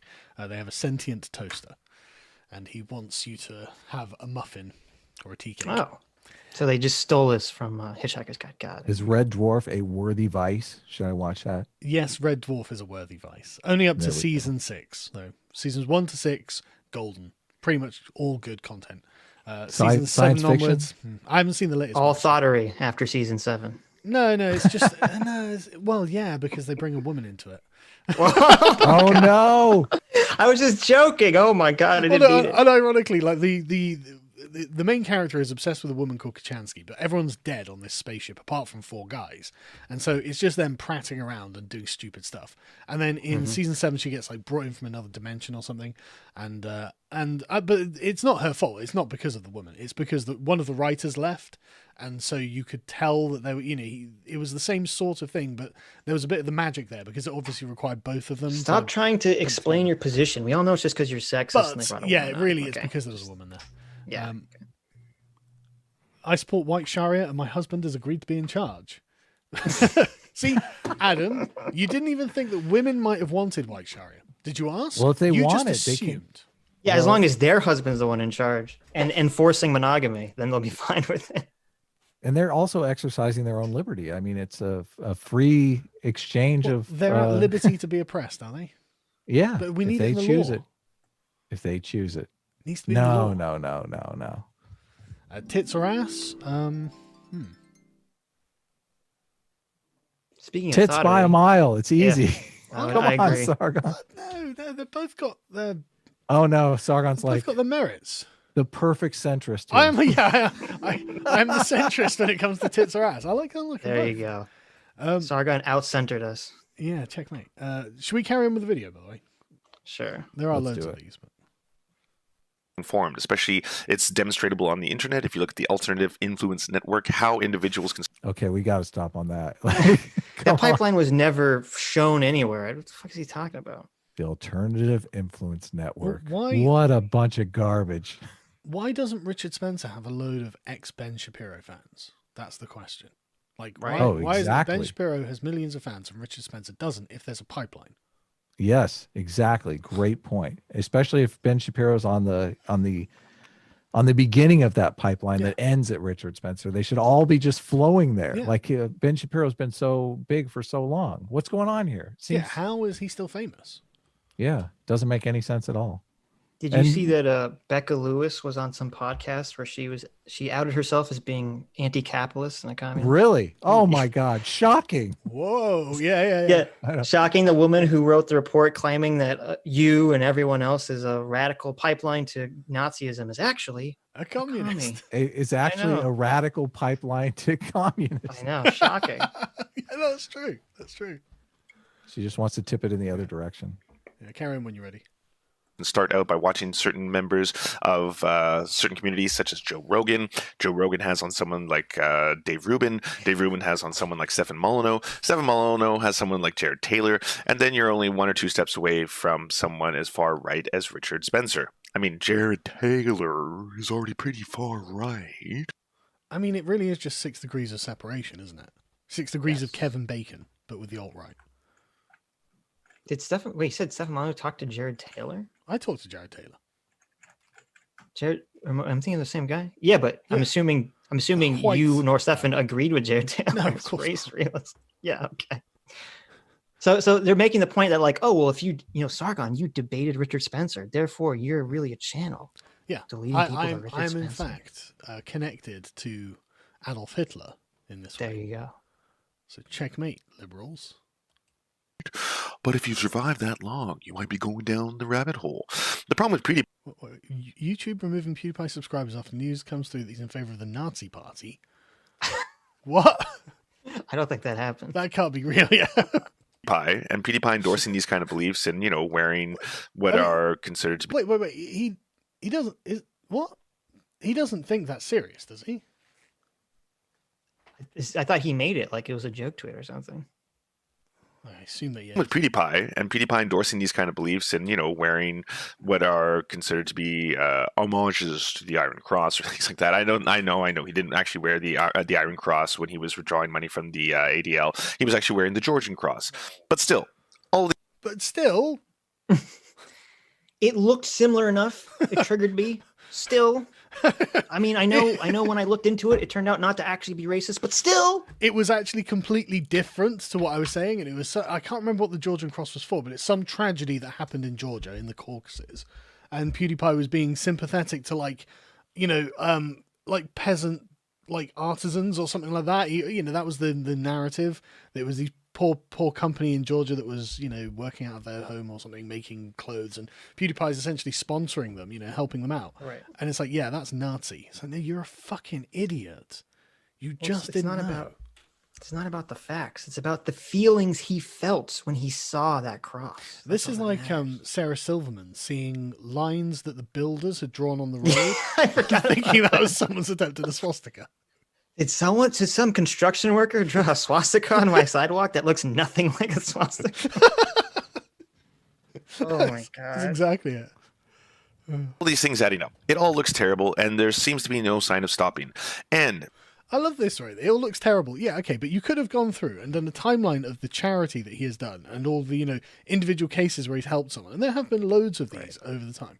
He's raised loads of money for all of these charities. He's done all this good stuff. And you could make a timeline of PewDiePie being a philanthropist and humanitarian, but instead you've made a timeline of his jokes and said, are these really jokes? He's probably a Nazi. And there we go. It's so fucking unfair, man. Well, it's just because he won't play ball. He refuses to come out and agree with their woke stuff. So they're gonna berate him, badger him to death until he gives in. Yep. If you're wondering what exactly could be done about this, or what is being done about this, you have to remember, after the New Zealand shooting, that's when PewDiePie started to unfollow all the figures he was following before. Figures like Stefan Molyneux, figures like Lauren Southern, figures like Paul Joseph Watson. These individuals. How fair is that, though? Like, someone goes and does a mass shooting in Australia or New Zealand, and PewDiePie is in trouble for it. Yeah, totally unfair. Because the guy said it said the subscribe to PewDiePie meme. Yep. Because there was a meme going around at the time. Right. That's totally fair. Yeah.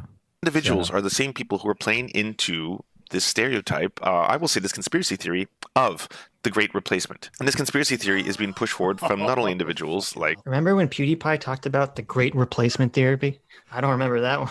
I don't remember that PewDiePie episode. I really want him to, now that he's mentioned this, actually. I want to see what PewDiePie thinks of the Great Replacement. Being replaced by the floor gang? It would melt down. Everything would melt down if PewDiePie was like, so, immigration is quite high. Oh my God. He can't even talk about that stuff. Let me talk about Agenda 21. There's this thing on the UN where they had replacement migration as a thesis. And I actually got Callum to read this as well. At the end of it, they go, this would be a bad idea because it would create a huge amount of social conflict. But for some reason, our governments appear to have done something similar to it anyway. But it is something that there are documents you can read that are UN documents that have this on. Like, it's not just a conspiracy theory, as this guy's pointing out. But he doesn't know anything about it. He's not, looked into the legitimacy of it or anything like that. But that's not what's happening, really. What's happening, at least in Britain, what's happening is the Labour Party are deeply irresponsible. You guys know who Tony Blair is, right? Yeah. Yeah. I mean, we're American, but we're not that American. Right. Well, I mean, just checking. He's a war criminal from Iraq, I remember. Basically, yes. But he also is, I think he sees himself as a social criminal. Because in the last, say, 10 years or so, he's come out with some really based statements. Really? Oh, yeah. Oh, yeah, right. Adam, Google millions of Muslims fundamentally incompatible with the modern world. Whoa. He said that? Google it. My goodness. How could he say such a racist thing? Oh, Sitch, Google that for me. Well, Adam's too late. Adam can't read, so I want to be the reader. See it for yourself, so it's not just me, making up or anything. Tony Blair has said that many millions of Muslims hold a viewpoint that is fundamentally incompatible with the modern world. What is that viewpoint? Does he say? Islamism. Rejecting arguments that ISIS is simply... Oh, Tony Blair is rejecting the argument that ISIS is simply tens of thousands of brainwashed crazies. He continues, ISIS does not seek dialogue, but dominance. It cannot therefore be contained. Dominance. It has to be defeated. Dominance, the worst. And many millions of Muslims share those ideas, according to Tony Blair. Was he conservative? Or? No, he's Labour. Yeah. He's the guy who opened Wait, Tony Blair was Labour? Really? Yes. He's the guy who opened I guess I am American. He's the guy who did this, and for some reason the Conservatives won't undo it because they're too weak to do anything. And he seems to be going around on kind of like a regret tour. That's just one statement that stuck out in my mind. Callum did a compilation of these where he's saying all this stuff and I'm like, fuck man, he sounds like a UKIP supporter. He's saying, look, there's a real problem here and we have to deal with it, the grooming gangs and stuff like this. It's like, yeah, this was all the consequence of your fucking policies. That's what I was going to ask. And he admits that he essentially didn't know what the consequences would be. And in fact, in this UN replacement migration document, they tell you what the problems would be. So if he'd actually read that, he might have had, maybe he would have been like, oh shit, maybe I wouldn't do that then because there's going to be real social problems. So it's not that there's a conspiracy theory. This is something that is real. The people involved have got opinions on it and they're vocal about it. So stigmatizing it is kind of silly. But I mean, how do you have open borders and zero assimilation policy? Like, that doesn't make any sense to me. The left right now is advocating for, infinite immigration and like trying to assimilate any of those people to laws to prevent assimilation. Hate speech exactly. Laws prevent assimilation. Exactly. Like what the hell? Yeah. Like country for sale, nation for sale here. Yeah. Well, no. Honestly, I think that they don't think that that Britain really exists as a collection of ethnic groups. I don't think they believe that the English are an ethnic group. I think, and that they will try to attack the idea of Englishness to try and break it down. They do this with every European country. But they don't do it with non-European countries, interestingly enough. But they do attack the identity as if it doesn't exist and isn't valid. And I think that's weird. It seemed to be, I mean, at least with America, people coming here to immigrate wanted to become Americans. That was like the whole reason they came here. Yeah. So I don't understand this whole, come here and don't become American. Like if you don't want to become American, don't come here. Yeah. Yeah. That's exactly. And that's exactly why America succeeded. But European countries aren't like that. European countries aren't nations of immigrants, man. They're old, very old. And the ethnic identity is not abstract in the way that the American one is. Like the American it's an identity set of ideals that one can buy into. And I'm not saying that people can't become culturally X, Y, or Z, but it's not natural to the European ethnicities to do that. It's not something that's necessary. Like it's not a Frenchman in London will be understood as a known quantity by the people in London, right? Right. The English have an understanding of what a Frenchman is, and the Frenchman, they're like, we've been dealing with these French forever. Like we know literally we know what they're sat like next to them for 1,000 years, So yeah. But and it's not, he's not going to be persecuted because he's French or anything. It's just that he's not going to say I'm an Englishman, Right. Like everyone's like, but you're not. But because of the American identity being essentially disconnected from an ethnic group, it means that like that value system has been transposed on everyone else. Like it is strange to see them saying like you have to accept like the new Swedes, the new Swedes who have come to and so you have that video where the Swedish airline advert has our Viking ancestors printed on the screen with a black guy on there. And it's like, I know what you're trying to do, right? I know what you're trying to do, but this guy is not the descendant of Vikings, just physically. If you were to trace his lineage back, 0% of it would be Viking. So him saying our Viking ancestors, there is a weird ring to that tone, that if you're hitting a bell, that would sound a bit weird. And so it's one of those things that I can see why people get upset about it in the context of the attack on the Swedish identity overall. Right, because there is an attack on the Swedish identity. This is what all of the radical leftists do. And so when you have, essentially you're like forced to say that someone who doesn't have any Viking ancestry has Viking ancestry, you're being made into a liar. And if you're told that it's racist if you say it's not the case, then you're being coerced into being a liar. Yeah, it's 1984 all over exactly. Again. And it's like, okay, I mean, I'm not even saying I agree that people can be fans, love other cultures, right? Like I'm a total Grecophile. I fucking would love to retire in Greece, right? I think it's a lovely place. I love the history. I love the culture. I visit there. I visited there like 5 times. It's really good. I would never say our Greek culture, right?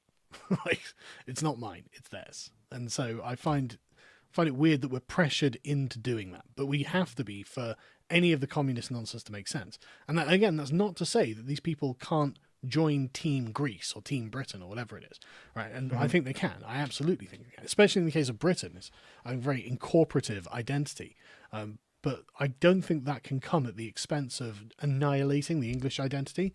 I think that's a terrible thing to do, and that's, I guess, why I'm being called a white supremacist, but I don't think what I'm saying there is white supremacy. So do you like, if you have like 2nd or 3rd generation French people living in the UK, do they always identify as being French forever, or do they slowly, the kids lose it over time? They become very anglicized. I mean, look at Nigel Farage. So that's what we want. That's what you want, though, right? Nigel Farage, the French surname. Yeah, absolutely. It's exactly what we want. The Huguenots and all that who've come over. They're not. They don't think of themselves as French. They become British. Yeah, they become British. Yeah, but this is why I'm more than happy to accept that black people who have been born and raised in Britain are certainly British. Like they're Right. not from somewhere else. That's a ridiculous thing to say. But Yeah. and they might well have like an English outlook, and I would be happy to call them English as well. But if I then have to pretend that ancestrally they are English, that's not true, is it? Mhm. You know, and I'm saying this as someone who has ancestors from overseas that are not ancestrally English. Like, I'm not going to pretend they are, and I mean, it seems like a way of erasing it in a way. It's weird, Right. but that doesn't mean that we should be intolerant of them. They can't live in England or something like that, you know. But God, Well, that's a more minor issue. The major issue is, when you have lots of immigrants from other countries coming into any country, and if you have too many people living in a community, they're not going to assimilate. They're all just Yeah. going to keep Yeah, their exactly. own culture. that's absolutely Which true. is- Like And these. if they're Sorry, go on. if they're doing it intergenerationally, then you've got real problems. Yeah, and they are, and it is a problem. Like E::R or Stone Toss or some of the other figures that PewDiePie has promoted in the past, or more mainstream figures like Paul Joseph Watson. What? Did PewDiePie promote Stone Toss? I don't remember that. I don't know, but like, I can see the argument for ER and Stone Toss being Nazis, right? I can see Stone Toss definitely. I don't know about ER, but ER, I think, just likes edgy jokes. I think. Yeah, I I don't think would ER is assume. actually a Nazi. I think he just really enjoys the edgy humor. But Stone Toss, yeah, okay, I'm happy to agree he's a Nazi. Putting them in the same category as Paul Joseph Watson seems really uncharitable. Like, really fucking uncharitable. Because I know Paul Joseph Watson, he's not a Nazi. Imagine my shock. This is especially pertinent because recently the London Bridge terror attack just occurred, and of course it's one that they're using to galvanize people, thinking that the biggest problem in Britain happens to be Islamic terrorism. It was on that day, wasn't it? Yeah. This happens Is all that the the- time, you know. Is that the biggest ongoing problem? I mean, obviously we had a huge problem What, around terrorism? September 11th, but I mean, it's It's- not like a daily occurrence here any longer. Well, it's not daily here, but the intelligence services are regularly, every month, like foiling jihadi plots. They're really good at it. Really? Oh yeah, yeah. The German ones are apparently the best and do them. And I think the most were in Belgium, because Belgium's got a very high concentration of Muslims in Brussels, and apparently it's a hotbed for European terrorism. But don't worry, the American doesn't have a problem with it, guys. The American doesn't have a problem with terrorism, so he has a problem with us being concerned about terrorism because that's Islamophobic. But no, lots and lots of people in Europe have died because of Islamic terrorism. It's totally just and valid to be concerned about it. Many Muslims are concerned about it, and they would think you're a fucking idiot for trying to downplay it. It's bad. Well, he wants you to do this. The same thing that we talked about with the black thing holds true with the Muslim thing too. Like you can't judge all Muslims Of course. by, yeah. But there are certain tenets that I mean, they're tenets of their religion. Dude, that's not the conversation we are having in Britain and have had for the last, say, 10, 20 years probably. No, in fact, no, 10 years. It used to be we could talk honestly about Islam, but the conversation we're having in Britain about Islam is there anything that's absolutely not perfect about Islam and the Quran? And the answer that's is not good. from the state, no. Islam is a perfect religion, the Quran is perfect, and the people who do these terrible things in the name of Islam are simply mistaken, because apparently the British state and the apparatus around it, the police, the media, are all fucking Quranic scholars who know all about Islam and know that these people who are yelling death to the West and Allahu Akbar and then kill themselves are actually just really mistaken in their reading about it. That's the conversation we're having over here, man. It's really fucking annoying. Sorry, I know I'm going off on this. It's pissing me off. Think about it. Well, I debate the anti-theists all the time, and they make the same argument about Christianity. They're like, Christianity endorses slavery. If you're for Christianity, then you're for slave. So I assume there's some kind of, I mean, not all Muslims are in favor of hanging No, apostates, of course right? not, I of course mean, not. Like, but that's not the argument. Like the argument is not that. The argument is there anything based in Islamic scripture that could cause Muslims to think that violence was acceptable? And the British government has decided no. And it's like, Right. okay, yeah, that's But right. that's they fucking could stupid. they could just easily call out fundamental Islam. Just put like Yeah, a little exactly. qualifier in front of it. But they are.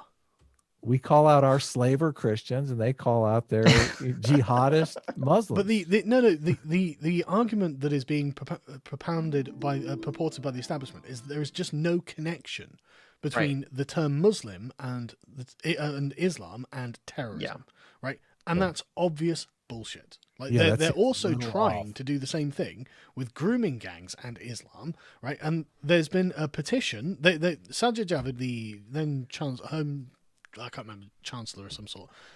He's a Pakistani guy of Pakistani descent, and he said, "Look, we're going to do an investigation of these grooming gangs, and there's going to be no holds barred. We're not going to be politically correct." And him not being white meant that he could do this, and the left couldn't say racist.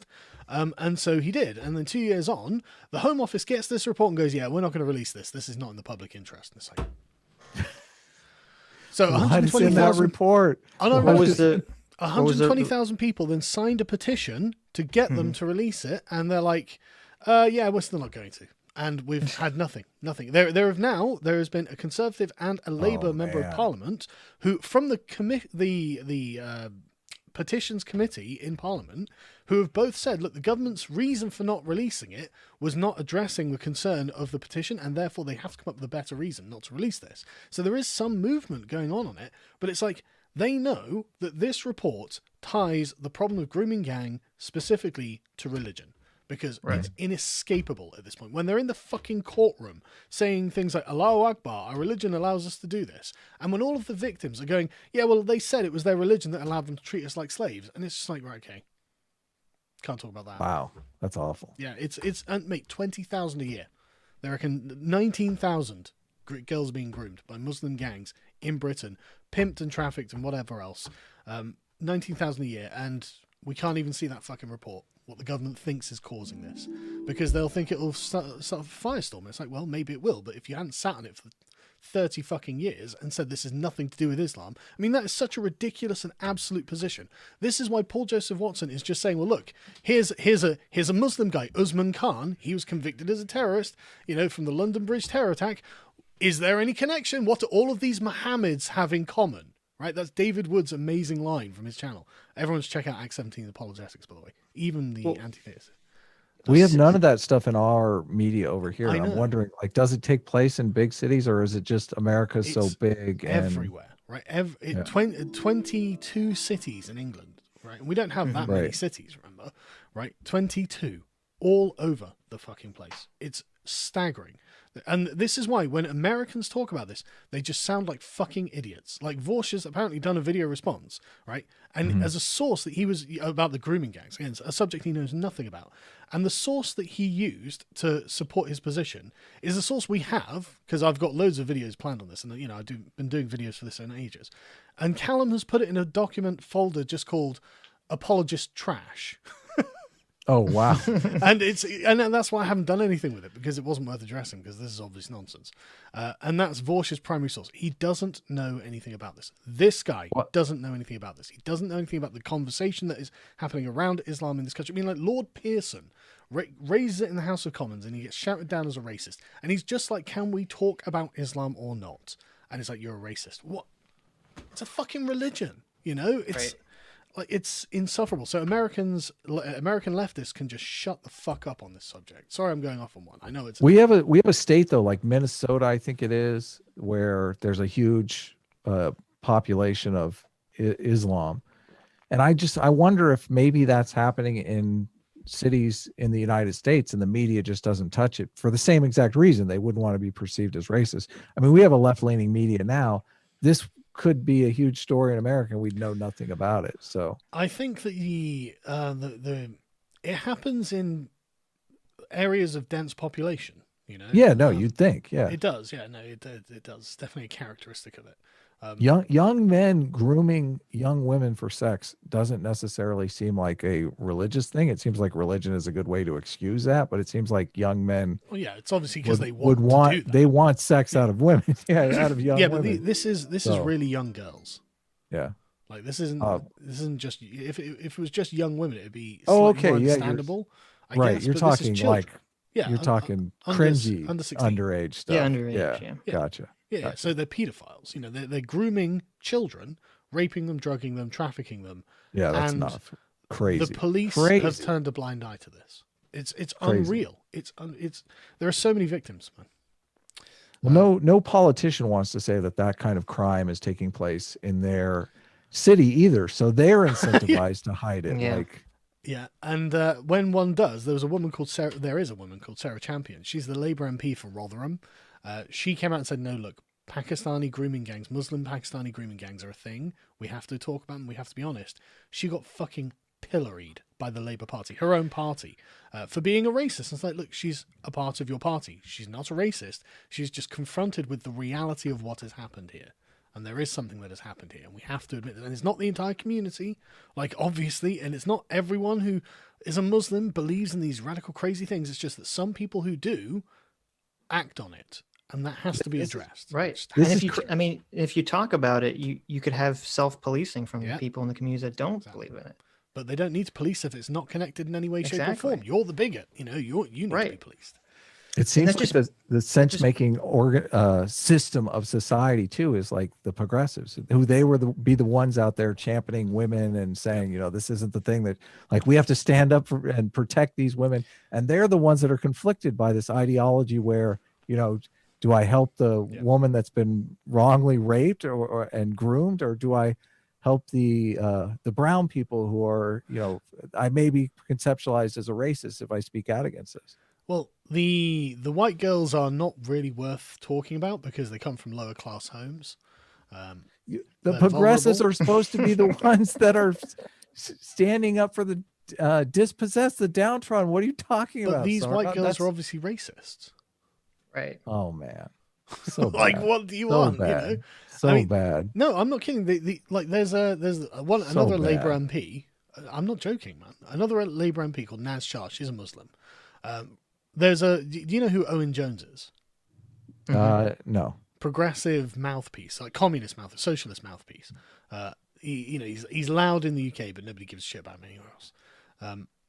Well, obviously we're Americans. So. Yeah. He had a parody account. Someone had a parody account of him, and they had tweeted out satirically, the victims of the grooming gangs need to shut their mouths for the sake of diversity, and she liked it and retweeted it.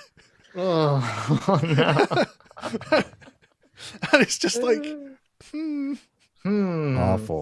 awful. Yes. So anyway, so these guys can shut the fuck up about terror, Muslims, and grooming gangs. Let's continue. This is a problem you hear across the Western world, right? Anywhere that there is good old Judeo-Christian values, we're also being plagued at the same time by brown people, Islamic terrorists who are coming over here to destroy our way of life. Now, what does he think Islamic terrorists are here for? They're being oppressed by the white people, so they have to. They came here to be oppressed, right?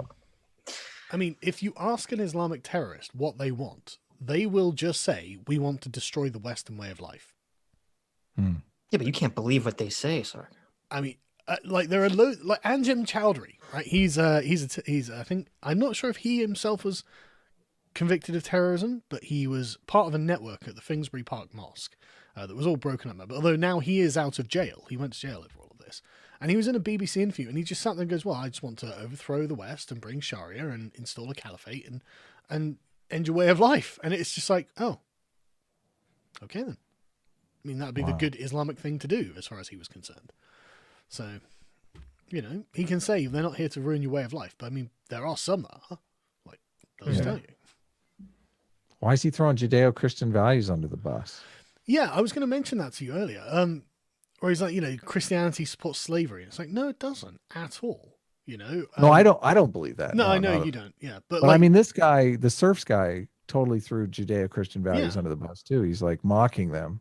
Like, what's wrong with Judeo-Christian values? They're the individualistic values that form the bedrock to your beliefs, you fucking moron. Exactly. Like, social justice is a Christian concept. Like, the Catholics invented social justice. Like, that's all equal in the eyes of the law. It's just an offshoot of all equal in the eyes of God. Absolutely. That's where it came from. Immanuel Kant even says that he wants to secularize the theological argument in his Metaphysics and Morals. So it's not like, and look, read Benjamin Franklin's petition against slavery. right? Yeah. It's specifically from a Christian perspective. He is saying, because they are brothers in the eyes of the Lord, they're the children of God. We are the children of God. We can't do this, you know. And it's expressly Christian, there's a pocket of atheists who just can't accept that Christianity did some good things for the West. It did, Yeah. no question. Francis Fukuyama's book Identity too dives into this stuff. It's a recent book. If you don't I want to haven't read read that something, one actually, but I read his previous one. What was it? What? It was about power politics. It was really good. Yeah, political order and political decay are two books that are commonly cited by Fukuyama. But that Identity book is great. Yeah, he goes into like Martin Luther and where all the idea of the individual came from. But it's definitely based on Judeo-Christian values. So. Oh, absolutely, absolutely. Now, before we talk about how it's actually the soy boys and the SJW cucks, and imagine my shock at all this occurring, we do need to talk about the fact that it only takes a cursory glance to realize the same problem is happening in the United Kingdom as is happening in the United States. The problem Wow, that should tell you something, shouldn't it? isn't Well, there's Islamic something terrorists. different going on. Obviously, because it's not a news story in the United States. Like, I'm wondering if it is Well, you have the happening here. Manhattan terrorist, didn't you? Yeah. That's the same model. Yeah, totally. The Boston bomber, Yeah, that kind of Boston stuff. bomber, Yeah, yeah. we've had it. Yep. You just have fewer Muslims. Yeah, we have a significantly fewer by percentage wise. And also spread out more, not as Right. urbanized. Right. So It happens to be, surprise, surprise, far-right terrorism is the fastest growing threat to the UK, police say. Not the biggest. The fastest Well, growing. Not the biggest. I was about to point that out. It's always funny because it says fastest growing. You're like, if it's the fastest growing, what does that's a that mean? cheat. That's a cheat, isn't it? All the Yeah. way. It's like we had 3 people, and this year it's doubled. We have 6 people. Well, that was Exactly. they did the same thing in America. I remember because they used to say like, oh, there are more victims of right-wing terrorism than there are Islamic terrorism. That's And a then they good one. had No the Orlando shit. shooting, which like raised the death count like hundreds. And then suddenly they switched to saying, oh, there have been more far-right terrorist acts in the country than there have been Islamic acts. It's very Checkmate. dishonest. But I mean, like, you're 1% Muslim and probably like 50% right wing. What would you expect? Like, if it wasn't more. No, yeah, exactly. Like, Like, even if it was almost parity, you'd still be like, that's a real problem. You know? oh no, yeah, no, it's because even the way it is, I think it was like, I don't know, like 13% or something, or it was like 20% or something of terrorist acts were committed in the name of Islam, and it's like that's still really fucking high considering we have like 4% or something, Muslims in the country, or Yeah, maybe it's even really more than low. that, but yeah. No, I think it's less than that in your country. Like, it's 4% over here. Now, this was as of September 22nd, I believe, September 20th, 2019. So this isn't an old article that I'm pulling up just to dredge up some dirt. The fastest growing terrorist threat to the UK comes from far right. Britain's top counterterrorism police officer said Thursday. 7 of the 22 terrorist 1.1% of America is Muslim. There So we go. that's really not a good per capita showing in terms of terrorism. plots to cause widespread loss of life in the UK since March 2017 came from people with extreme right-wing ideologies. And this pulls us full circle back to the problem with His PewDiePie. argument is basically right-wingers are worse than Muslims. Right wingers are worse than jihadis. Right. Yeah. And PewDiePie is apparently advocating for right-wing terrorism somehow. I guess that's why the Christchurch shooter, was it the Christchurch shooter? What was the New Zealand one? It was Christchurch, wasn't it? It did, Not sure. the New Zealand one was to subscribe to PewDiePie one, I thought. Yeah, but it was at Christchurch, wasn't it? It was cultural, wasn't it? Oh, it's the same one? I thought that was it. Let me Google it. I don't know. There's been so many mass shootings. I Isn't know, that I sad? Isn't that It is sad? so sad. Yeah, it was Christchurch. Yeah. That Yes, was it. Yeah. yes. So so this is connected to PewDiePie because of one meme call out. Bad luck, mate. Right. PewDiePie either endorsing figures on the right, figures on the far right when it comes to Stone Toss or other individuals like that, is that by normalizing a lot of these ideas, that by bringing forward the Here we idea go. that there is tokenization going on. This is a video. He's making a video. He could show us the examples he's talking about, right? Sure, totally. Like, put some effort into your video. Show us whatever you're talking about. Why do I have to take this guy's word for it? Well, I'm not you good at have to find the criticism, examples. I'm lazy too. Oh, yeah. All right, you fucking lazy fuck. But let's say minorities suddenly becoming television stars. Let's say there's a problem with minorities suddenly becoming more visible in films, television. The same problem that both PewDiePie echoes and the Quartering echoes and all those other members of whatever. That's not Yeah, what what's he the says. connection here? What is this? Well, PewDiePie he's and got the a. Quartering don't like minorities showing up in television, apparently. They have never said that. I've watched a lot of their content. I know one of them, and I don't think these are positions they hold. I think that they think minorities have already. Dog whistles, Sargon. I just think they think that minorities have always been in television, and what we are seeing with the left-wing agenda is not about minorities at all. It's about an ideological concept called diversity. But, Yeah. Well, it's funny. This is literally a million years ago. This is my first YouTube video. Was about this topic, about how when people complain about someone, a person of color or a female, being shoved into a role for tokenism, that triggers people like us, because then it's like, wait a minute, that seems like that's a dog whistle for woke leftist ideology. It's nothing to do with the fact that it's a woman or a person of color. Mm-hmm. No. It's what it represents. It's the that's act. lost. It's not anything to do with it. Whatever you want to call that entire conclave, is that it makes these ideas mainstream. It makes these ideas palatable, and it makes these ideas acceptable, especially to youth. So these ideas are palatable, are they? Because like bad ideas generally aren't palatable, are they? You know, if someone goose steps up to you and says, "Hello, totally. fellow white person, should we gas the juice today?" You're like, "That's not Get a the fuck palatable away from idea." Like, and if hundreds of people were around you goose stepping, saying, "Let's gas those Jews," you'd be like, "No, this is still a terrible idea." Like, it doesn't matter how many people are saying it. This is a totally awful idea.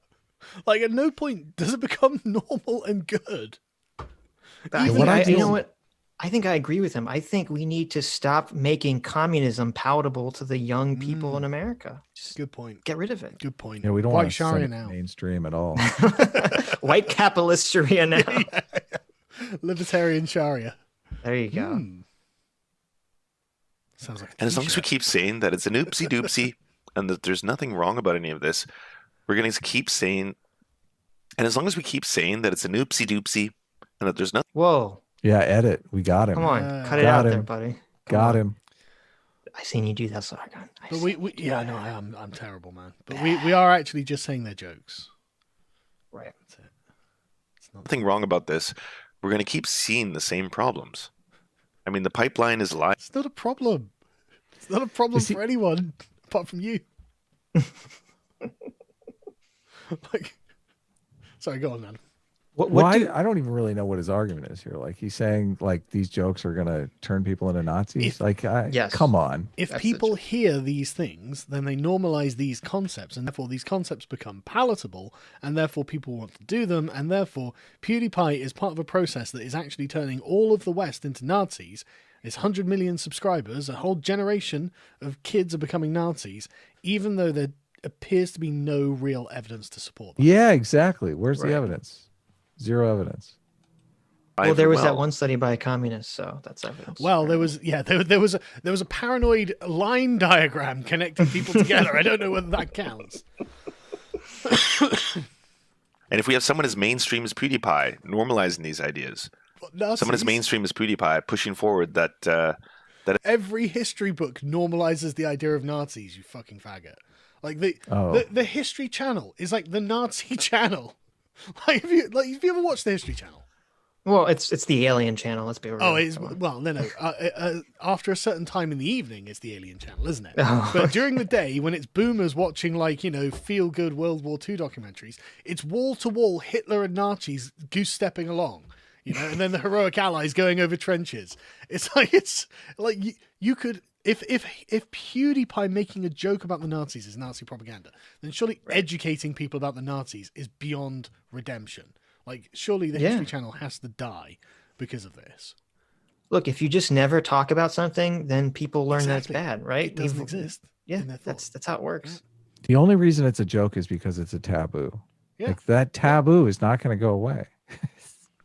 But as soon as that taboo goes away, then it ceases to actually be funny. But I can't imagine that like taboo going away. Like, the taboo of racism is just so deeply entrenched in our society. Racism is evil. Like, everyone knows it. Yeah, nobody likes racism, but like if you worried less about the Nazis, I mean, no, like I don't think there's any Nazi sentiment around. Yeah. Really. Like, No, I really think it's totally zero. agree. Like in the same way that I don't think there's much feudal sentiment.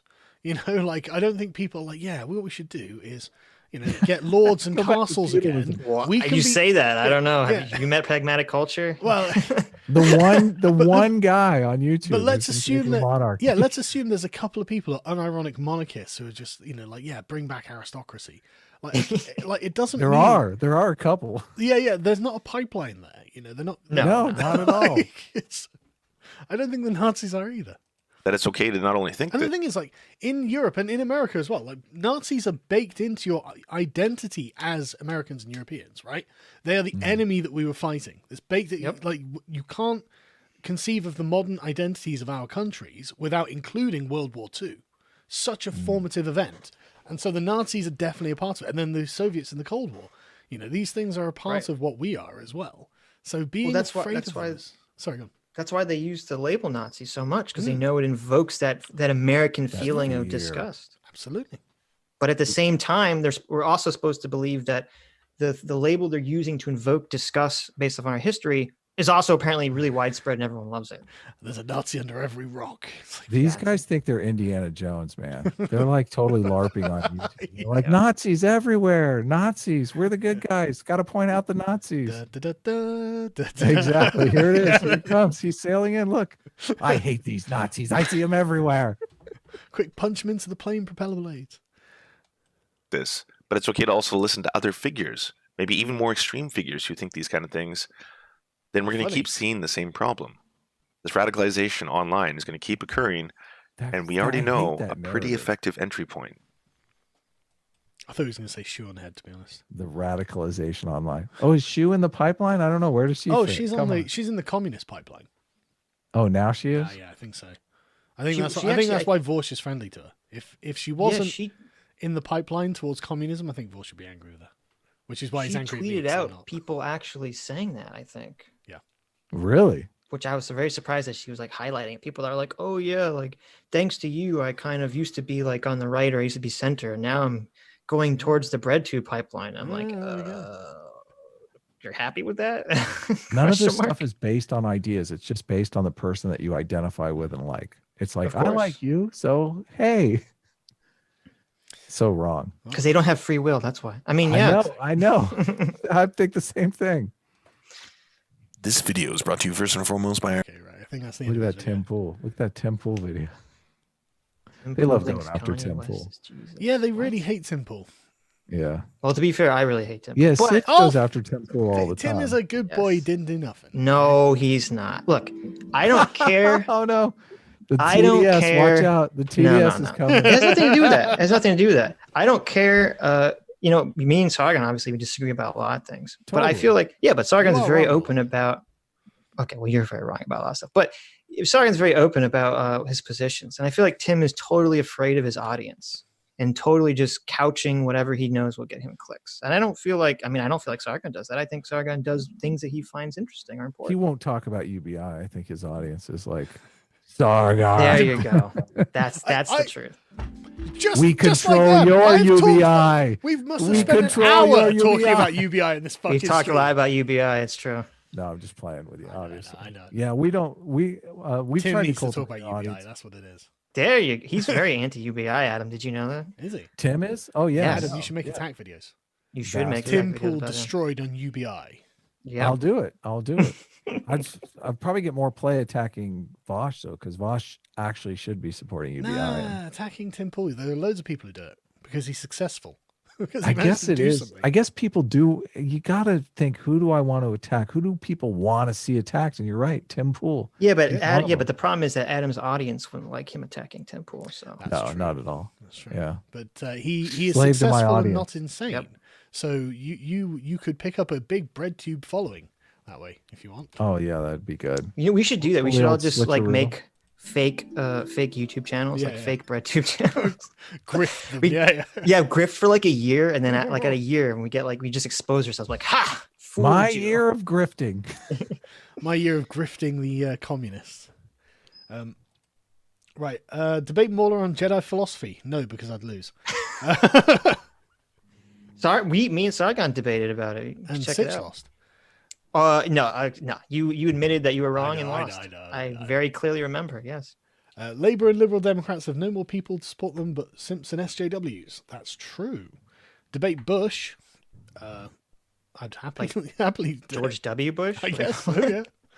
I mean, like, isn't he off painting on a pasture somewhere on a farm?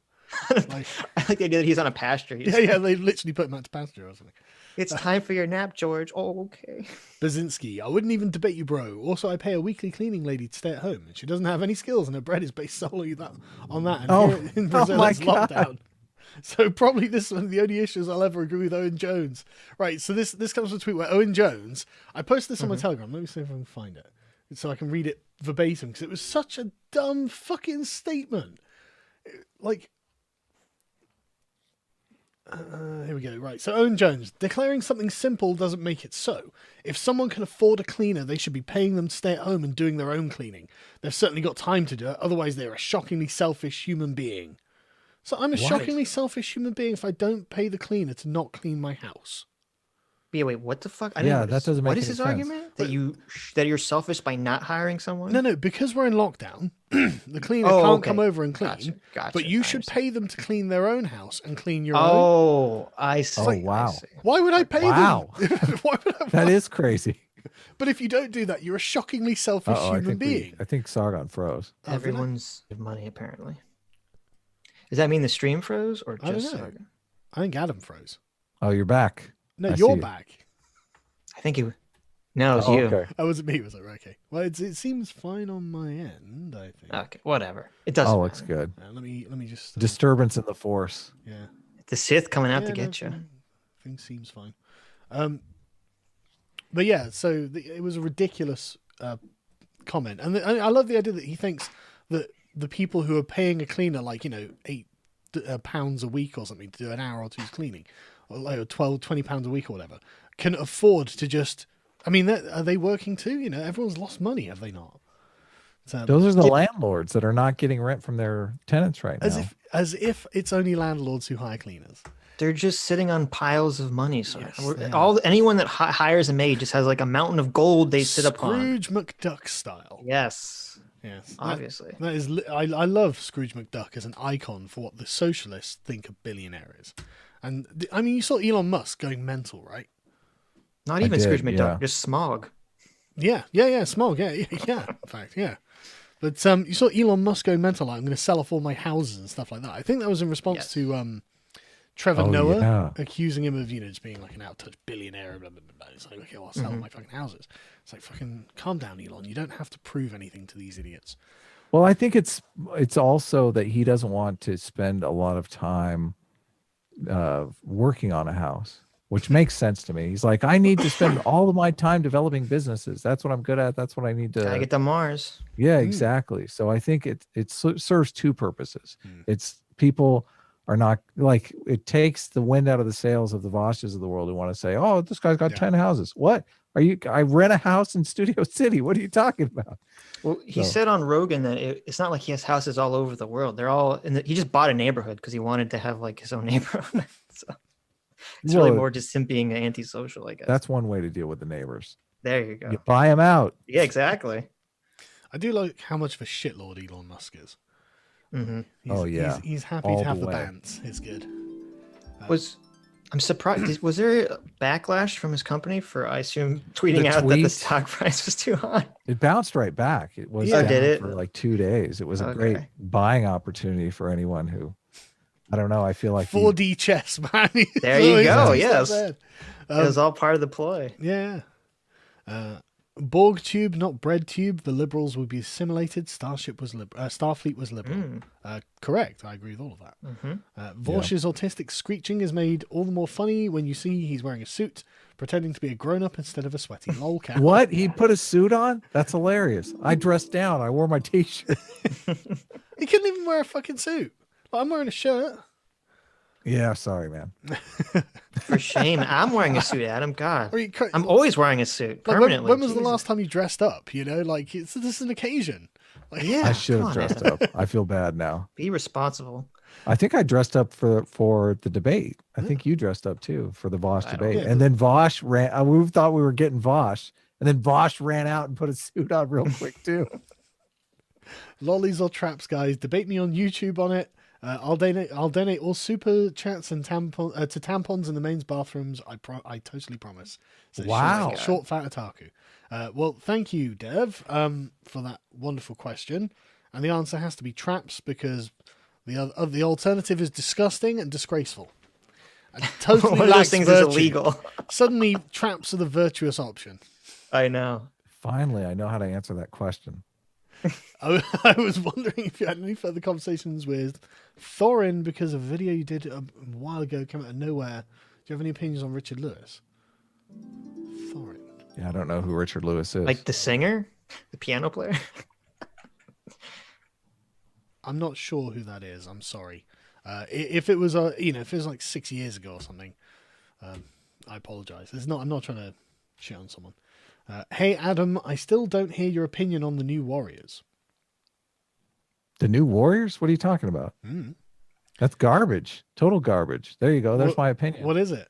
Progressive nonsense. That's you don't remember the picture of like Safe Space comic? Oh, it's like that, right? Yes. Yeah, the purple haired kid and the blue haired Kibble Smith is his name. What's his name? Daryl Kibble Smith or something. How's Comicsgate going, by the way, Adam?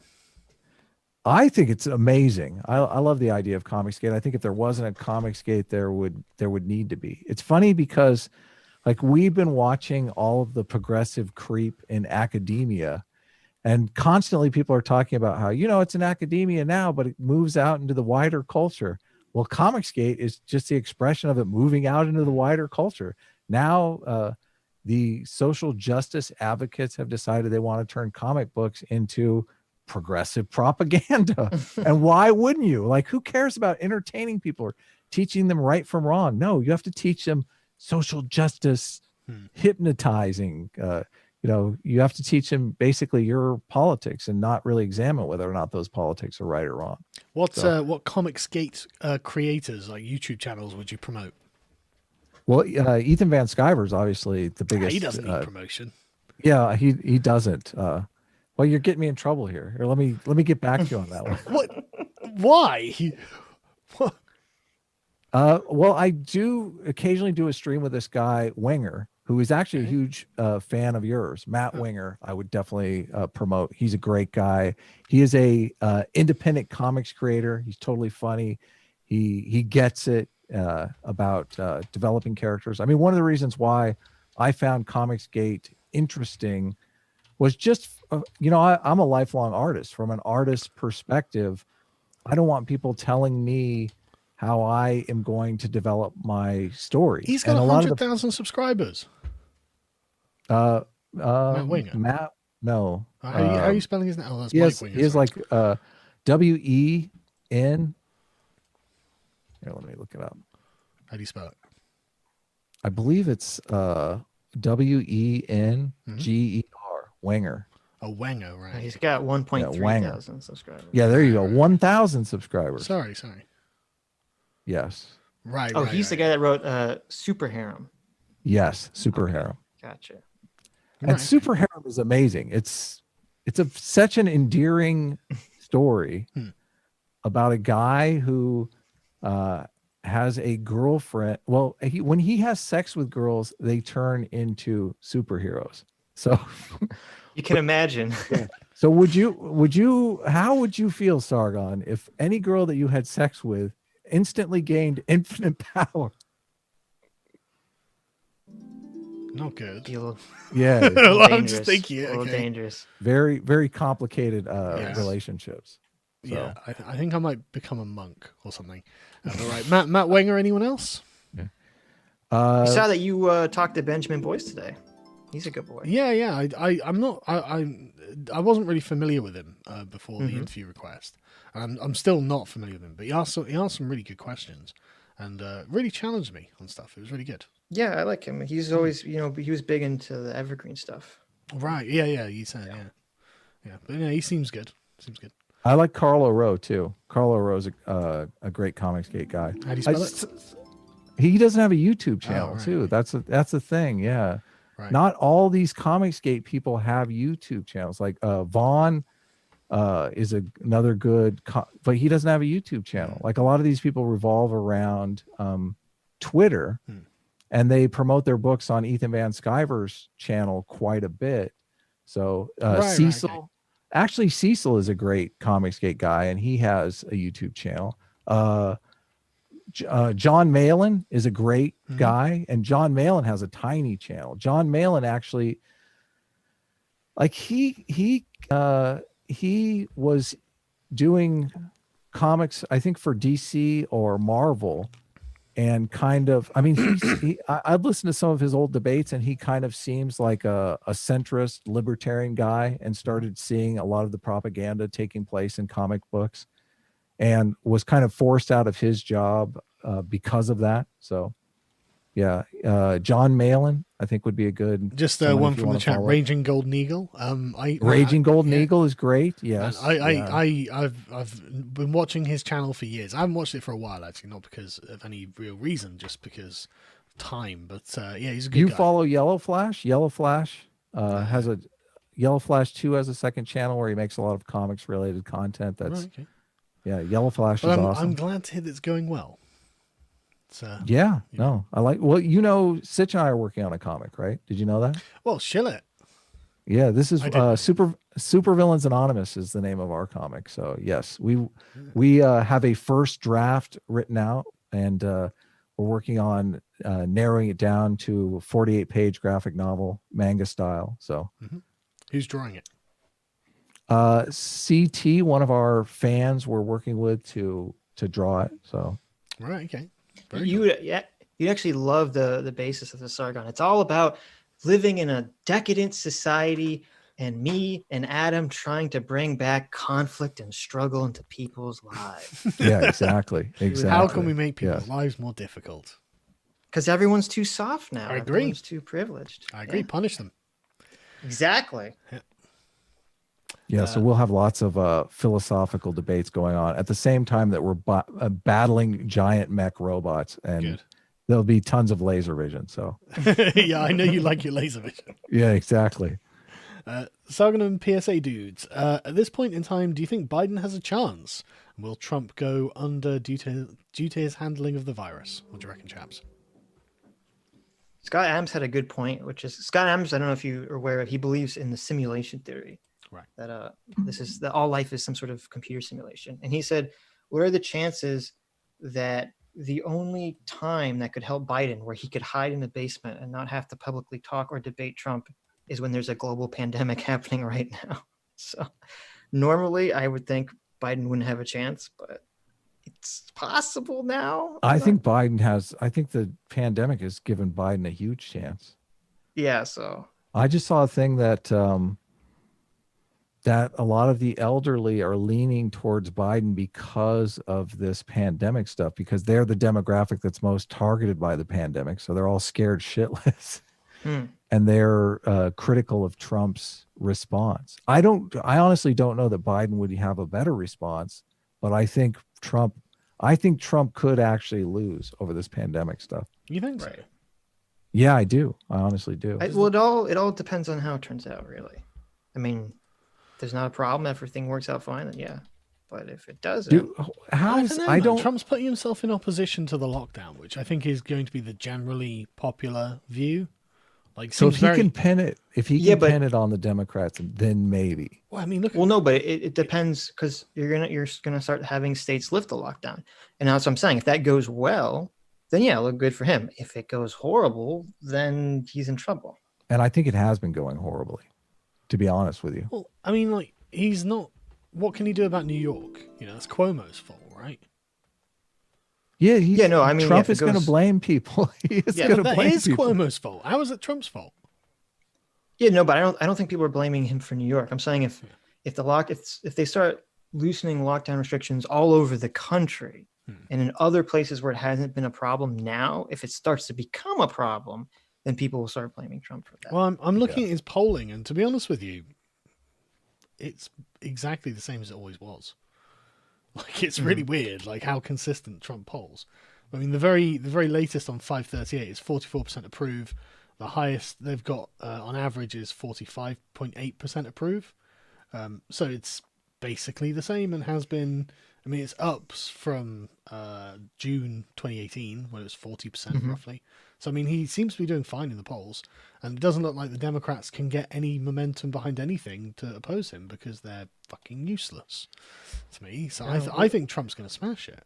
Well, no, even if Trump wins, it's going to be very close. It's not going to be a blowout either direction. I mean, what if Joe Biden is literally in the middle of one of the debates, has an episode, and is just stood there, it's like, well, you know, and his wife comes on, she gets him and drags him off the stage. Happen. What? There's an what if that 85% happens? chance that's going to happen. Yeah, there's a bearing aside 99% that, chance that it's going to happen. Or something of that nature along the campaign trail. Because it'll be intense and it'll be incredibly well covered. Like Biden is going to have these fucking moments, and everyone's going to fucking see him, man.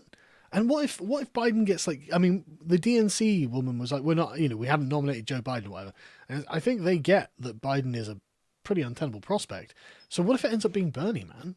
Like, what if they have to get someone else? You know, who knows? That would be very interesting. A last minute swap-a-roo.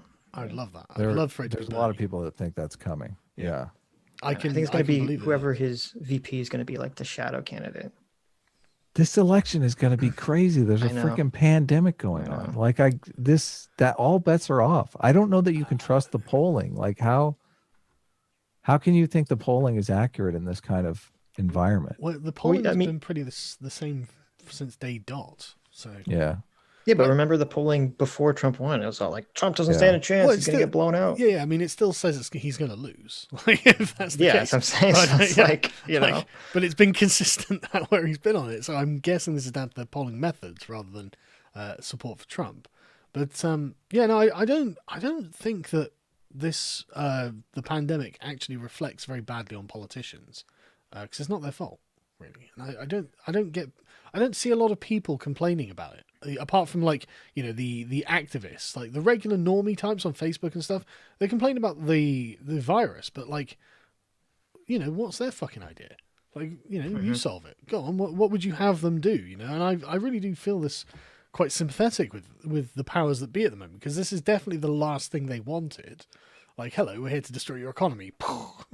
No, this is a conspiracy. What are you talking about? Yeah. Everybody has a solution, though. That's the problem. They all think that they know how they could have solved this mess, and the politicians didn't do whatever that thing is that they think it is. Maybe it's testing, maybe it's locked down forever, maybe it's never locked down, whatever it is. And I think the politicians lose in every single scenario because they didn't do, like, whatever they did incorrectly. Yeah. So I don't necessarily know that they can win.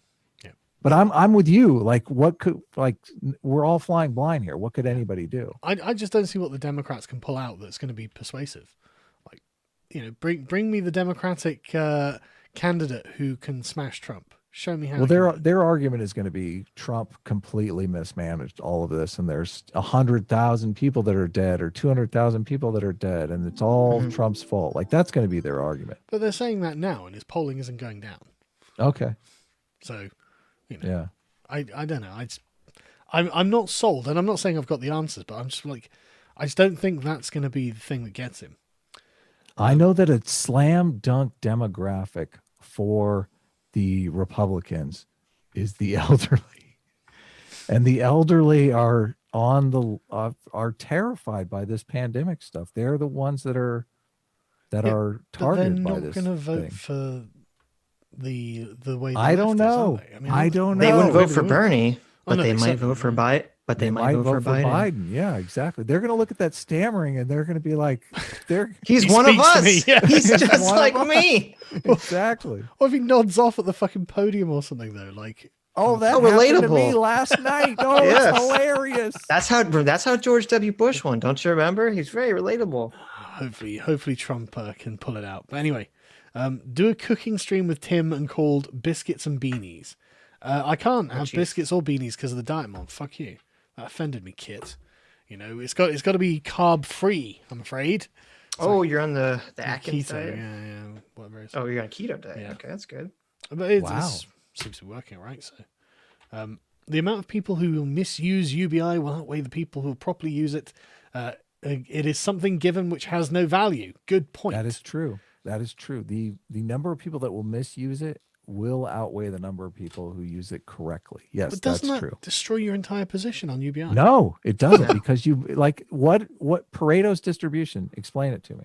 Oh yeah, okay. So you could get the 20% who will do 80% of the work, but you are still making life measurably worse for the 80% or a large percentage. No, you're making it better. They're going to be addicted to drugs. They're going to come along unincentivized. What's They're wrong be with addicted drugs, to drugs Sargon? anyway. Come on. Yeah, exactly. Oh, that's Jeez. fine, then. Sargon, come on. Drugs are cool. Don't let Vorsh find out about Razor Fist after Angry Joe. I couldn't take another massacre. Hey, Angry Joe, he's a good boy. Didn't do nothing. Okay, he's starting to understand what we were saying back during Gamergate when he was downplaying all of this, because now it's all coming to its logical conclusion. He's like, "Fuck, SJWs have ruined the video game industry." It's like, yes, they did, Joe. We fucking told you, mate. You know, I mean, Joe wasn't as nearly the worst either when it came to this, but it was like, you should have been on our side. Because now you are. You know, now you're saying exactly what we were saying back then. So yeah, Angry Joe's fine. Let's leave him alone. Let him go after the SJWs. Angry Joe promoted my Star Wars video. He's a good boy. He's a good boy. Oh, really? Didn't do nothing. That's all that matters. Friended just wants free money to paint. Also, capital is not money. Capital is goods, buildings, like factory, etc. Human capital is knowledge. UBI is not capitalist by the proper definition. Smile more, Sitch. God, Mitch got you there. Oh, got me Good there. job, Mitch. And got friend Adam. Got me. Yeah. Yeah, totally. You got my number. Sue me. America is known for their lack of entrepreneurs. It must be they lacked UBI. Ah, good point, Adam. What? No, America's known for their lack. Explain that. Explain that. Land of entrepreneurs. Didn't need Well, UBI. we have a large number of rich people here, and rich people have the capital to be entrepreneurs. You didn't magically start with large numbers of rich people. No, capitalism gave us you large didn't. numbers. Oh, okay. Capitalism creates large numbers of rich pilgrims people. you started with. Like, we have a really well documented beginning of your fucking. That's true. That is true. That's true. Like that is true. That good point, I think.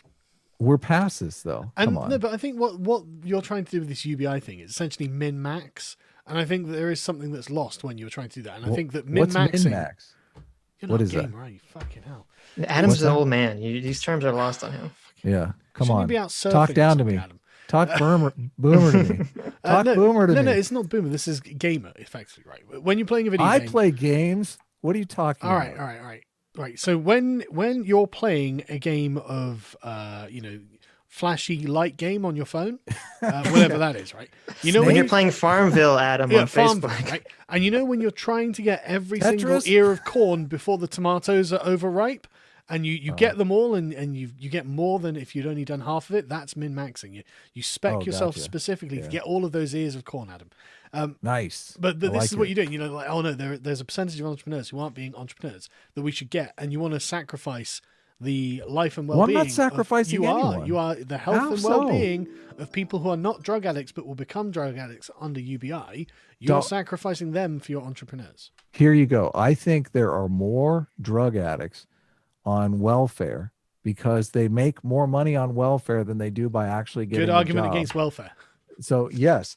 So those people in the UBI scenario would take the welfare and get the job, and they would get their ass off drugs. It'd be Yep. Why would they get their ass off drugs? There you go. Sit just with me. There you 2 go. on 1. Let's beat them up. That is not accounting for the much larger swathe of people who are just going to be incentivized to take drugs and therefore become dropouts. How do you know that? Because what's the problem? We don't know. This is all speculation. Because let's be fucking real about it. We're not going to get drugs are fun. I hear you. I hear you. Drugs are fun. People like drugs. People like taking drugs, and if there's no incentive, outside pressure to not take drugs, or and there's definitely going to be no moral reason to not take drugs in this day and age. So now, but the outside pressure is still there though, because that person because you'll still never wants become to homeless. compete. You'll never become.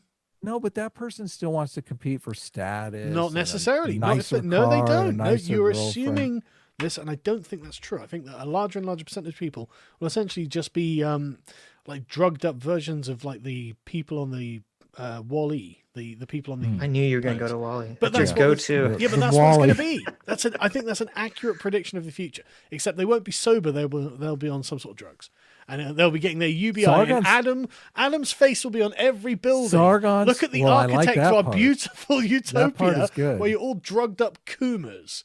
That's Why what do you think Adam he wants. wants it? Building. Yeah, why do you think he wants it? Come on. not good, In the though, is it? Wally world, though, in the Yeah. Wally world where they have all their needs met, like Sargon, instead of letting you live a life of luxury, Sargon wants you to go out and dig holes Yes. and fill them in. I want you to suffer. Just for your Suffer. UBI, you have to do something. You're like Sisyphus out there. Like, Yeah. sure, we have all the resources at our disposal. You know, you can go up to the wall and say Earl Grey, hot, and then your tea comes out. But no, Sargon wants you to work. Yeah. You have to dig that hole. Yep. Get your ass on that holodeck and start digging. If you don't, it's got no value. It has no value to you whatsoever. Easy come, easy go. You don't care about it at all. You've learned nothing as a human being. You've grown no character virtues. You have never my understood God, self-denial. listen to this. You will become an absolute shitheel like Carlos Maza. That's the product of Well, you- never yeah, having okay. a scarcity in your life or any threat or danger. People What is like the Carlos Poe's Maza. law? What is the Poe's law equivalent of invoking Carlos Maza? 'Cause I Right. feel like But that's Well, the trick- So sorry, are we pretending that spoiled rich kids are not insufferable spoiled rich kids? Like this, course. these Yeah, the but these the people you produce. UBI does not. You would have to. Suffering. But yeah, what we need. but you have to find the People balance. It's on not like UBI UBI is going to be like this Yes, huge amount of totally. money that people can Exactly. just Okay, coast fine. off. We can give them UBI, seen- but the payoff is that they are forced to sleep on a bed of nails every night. Right? So Done. Done. Okay, yeah, sold. There you As go. I believe in Adam and Sargon compromise. We 2020. will take it. UBI, but you Yeah. get to sleep on a bed of nails. Yeah, There you exactly. go. They have to sign off it though. Do you want the UBI? Because we'll put the bed of nails over here. But then it's not Like, UBI. well, you know, you get your basic income for sleeping on your nails. How do you think Can we mine's- at least? Can they at least have like a towel to put down over the nails, or do they have to lie? No. The point is to make them suffer, and you're like, can we make them suffer less? How No. sharp? How sharp are these nails, Sargon? Okay, Are we how about talking- is this? this How like about this? X-Acto knife nails? How about this, right? So when you're 18, you get released Mm-hmm. into under the Amazon or something with a Oh with a my hunting God! knife. He right? wants the Hunger Games.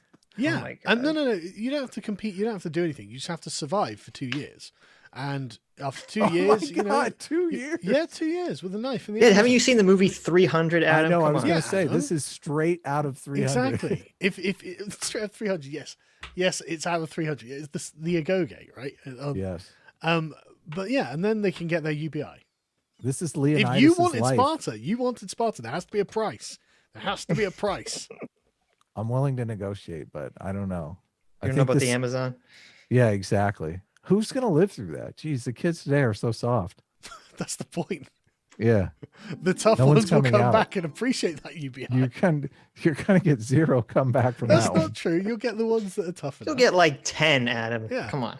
I mean, you put There is that millions. show. You know, if you put like 1 million every year or something in the Amazon, they'll be. Do- Most of them will survive. Do they have the show Naked and Afraid in England? Have you heard of No, that but show? It sounds like the perfect Oh trial God. to earn your UBI with. Have you seen that show, Sitch? Yeah, I've seen that show. Yeah, totally. They I dropped thought, these. I thought the show was fake, though. Really? It wouldn't Yeah. surprise me if it is. Well, how fake, many but- people have died doing it? No, that's your Zero. Zero, So, yeah, obviously. That's how you know it's fake. Yeah. People aren't dying. Bullshit. Answer. Well, I think I would expect some to die if you just dropped them in Yeah. the wilderness. Come on, guys. At least kill off one person on live TV before I buy it. Like, go. Oh my God. How do you see the Minds IRL convention turning out? I personally want to be able to go. From Minds convention to the DNC convention, grab myself a Sargon body pillow and give it to Biden and tell him it's a therapeutic stress reliever. He'd likely take one. I mean, that sounds awesome and hilarious, and I would love to see that happen.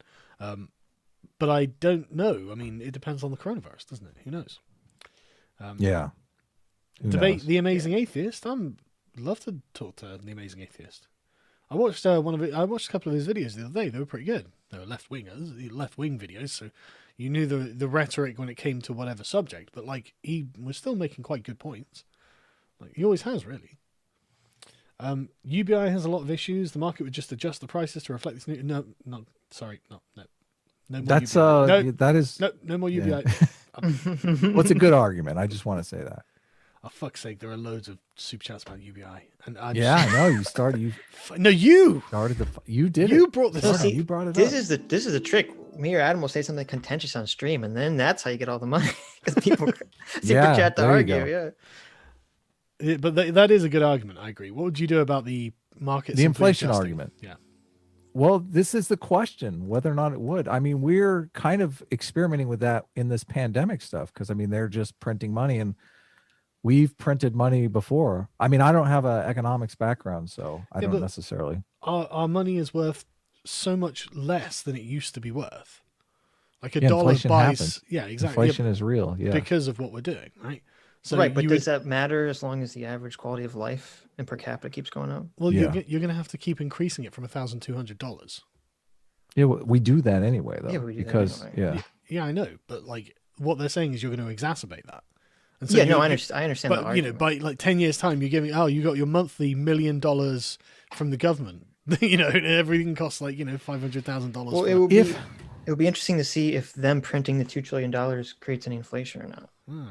the thing that goes down, because yes, you can make the argument that things cost more monetarily, but the thing that's constantly being driven down by automation is the amount of work that you have to do for certain things. So they have this index where, you had to do a certain amount of work for a loaf of bread or a gallon of milk and 200 years ago, 300 years ago.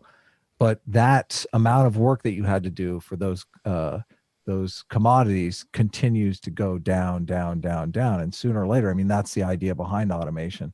So how does that figure into the UBI thing? Because you're really talking about limited.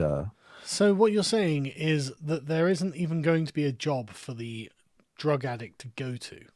Well, that's the Maybe thing. not. Yeah. Andrew Yang has even said this. He's like, we're basically paying people not to commit crimes.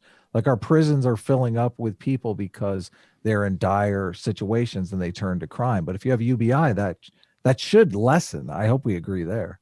I don't think it's going to lessen. But They'll be true drugged out to commit crimes, Sargon. Yeah. The drugs will work in our favor. I would wish that was the case. Right. Sargon, I would use my UBI, fuck's sake, to invest in my drug dealing business while working a 40-hour 12 to 8 job. So, to sell acid, giving people free so they would one day also become entrepreneurs. Wow, this is really coming full circle. That guy knows what's up. Yeah, exactly. Not Vorsh DM me. says, Jeff I'll was debate right. you. Debate Vorsh. UBI combating welfare with a different welfare. Yes.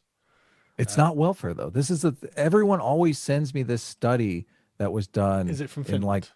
Yeah, exactly. Literally, the next super chat was exactly that. For Yeah, Adam, hang on, Finland tried limited UBI, didn't help joblessness numbers, just made people happier, so it would be depending on your goal.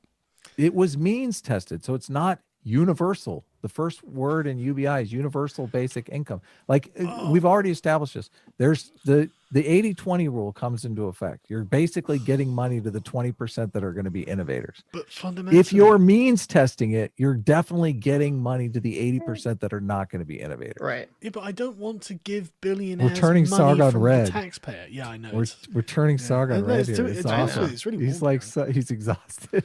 But it is late and it is warm. But yeah, no, like I don't want to Well, give money read to faster. billionaires. Let's get through these super chats. Yeah, We I can know. wrap it up. You can read the UBI ones with it. We won't. Adam will stop. Adam, I will. I'll mute I will. Adam. So yeah.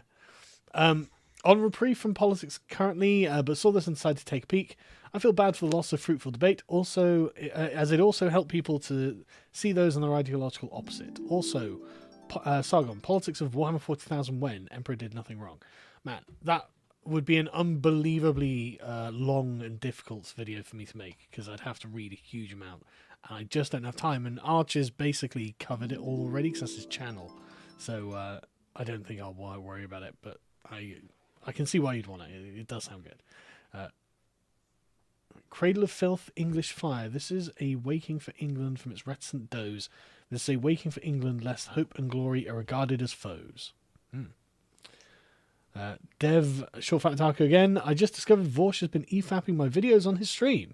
I have no idea why. I know little about him. I didn't know he knew who I was. I just think he's desperately trying to draw in anyone he can for dem shekels. Yeah, but the thing that we learned from Andy Warski is that that's destructive and will ruin you. Definitely. So carry on, my son.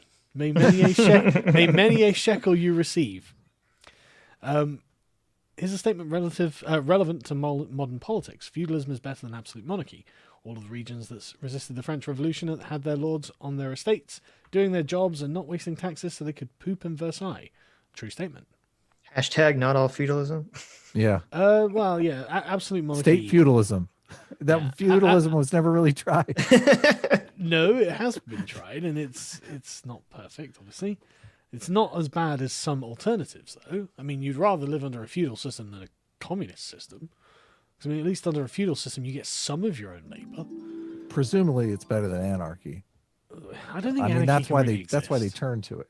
Right. I don't think it exists. Yeah. You mentioned drag queen storytime. A certain YouTuber who will remain nameless said there's nothing inherently sexual about drag queens. Thoughts? But why would they use all the sexual signifiers of a woman to pretend to be a woman? Like blush cheeks, fake breasts, like wearing like sexually associated clothing like bodices and stuff like this. Right. You know, doing loads of makeup. All of these things are sexual signifiers. Like it's Yeah. all of these things are about sex in some way when it comes to men and women. Why do they dress like that? Why do that? Right. And I mean, it's inherently sexual because it's not like, oh, we have a trans woman, No. reading stories to kids. It's no, you have a drag queen. That's a very different thing. I don't know how they've kind of like, I don't know how they've kind of like slipped into like suddenly people like thinking, oh, drag queen's the same thing as like being trans. No, it's like nothing to do with it. No, nothing. It's like a clown. Yeah, it's like, come on. Whoa, say that on your own fucking channel, Christ. It's like YouTube. I disavow. When are they going to start Drag juggling? queens and trannies are not like clowns. Adam speaks for himself and just What? the Hold Nazis. Well, he's saying drag queens. Drag queens are not trans, I don't believe. No, I know. Well, it depends who you ask, joking, unfortunately. Don't worry. Oh, really? You mentioned. Oh no, I was right. Sitch, the whistle in Vorsh's comment comes from the nuclear payloads drop over Israel. What? He said because I was asking how is calling for nuke Israel a dog whistle. So Yeah. That's the whistle, like the Got it. bomb dropping. Yep. Is the Nicely nuclear done. payload drop over Israel? Well, see, I like that he gives the excuse that like, oh, I was just angry and I wasn't being serious. And it's like, wait a minute, how is like being angry and heated a better excuse than someone joking? Like Well, then PewDiePie did nothing wrong when he. I know. Yeah, exactly. That was his don't excuse. He was just angry because the guy he couldn't shoot the guy. You know. Yeah. Well, but see, PewDiePie apologized for that and acknowledged that was wrong. I don't know if Vosh has ever apologized or just said that like, oh, well, obviously I don't mean to kill every Jew in Israel. Like, Oh, come Vorsh is on. like, well, obviously some will escape the blast radius. yeah, okay, exactly. Like, that is a straw man. I bet you'd say that. Hypothesis. Communists are consistently wrong, proved you wrong. Hashtag thou shalt not simp. But hashtag thou shalt not simp is definitely something people should use. Would you support your local 1,000-day Russian African Reich party? Part of our program includes criminalizing women and making sex change operations mandatory for every citizen to battle transphobia. Well, I mean, it's very progressive. Yeah. And the Yes. interesting thing about the intersectionals is they are effectively criminalizing women by saying that men, if you say men can't become women, then there is nothing that is a woman then. You know, you take away Right. the essential core of what we define a woman to be, which is an adult human female. If it can also be an adult human male, then there is no such thing as a woman. You've destroyed it, which is the TERF's position. They're furious about this, and rightfully so. I mean, if you can't have a woman, you can hardly have women's rights, you know? So We fought all these years for women's rights, and now all of a sudden the men just get to swoop in and take them all. men get to become better women than the women, you know? Men become women, become sports stars and superheroes. It's like, whoa, you know, women's my sports God. BTFO'd. Women's identity like I could see the argument from the TERFs. My favorite is the people that simultaneously try to argue that gender dysphoria is some sort of biological disorder, but gender doesn't have any sort of biological basis. Ooh, Yeah.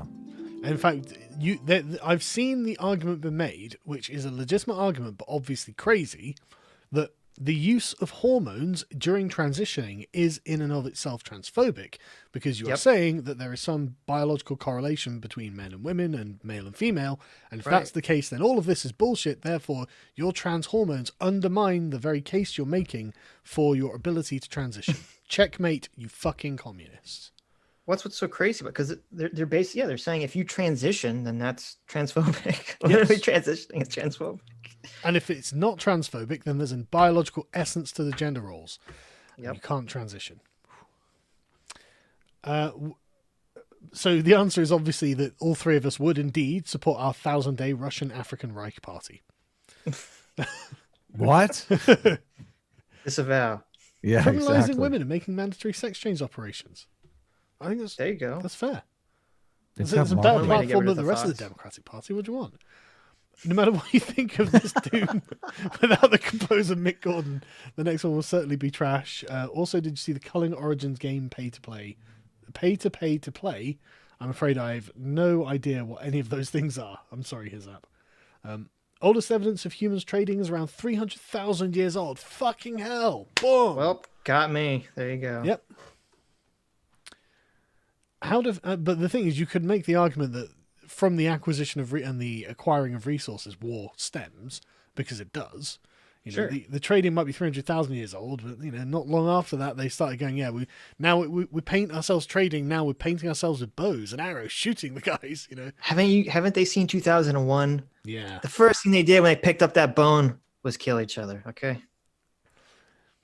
How do feminists typically counter the female bias examples? Divorce settlements, prison settlements, sentences, custody battles, etc. Preparing for my own debate. That's a good question. They don't. They ignore you. Yeah. Then they We've say, seen what that. we need to do is outlaw female prisons. Women suffer unduly in prison. Yeah, just being married is like being in a female prison. Yeah. Oh God. But just, no, but unironically. No, that's the feminist ideology, yeah, basically. unironically, like arguing that no, female prisons should be abolished. It's like, but what about male prisons? Oof, that wouldn't be very feminist. Yeah. So yeah, no, they tend not to.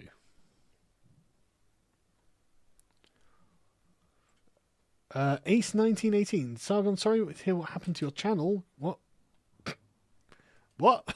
What's happened to my channel? Sorry. Probably that you got demonetized. Probably. Yeah, but that was ages ago.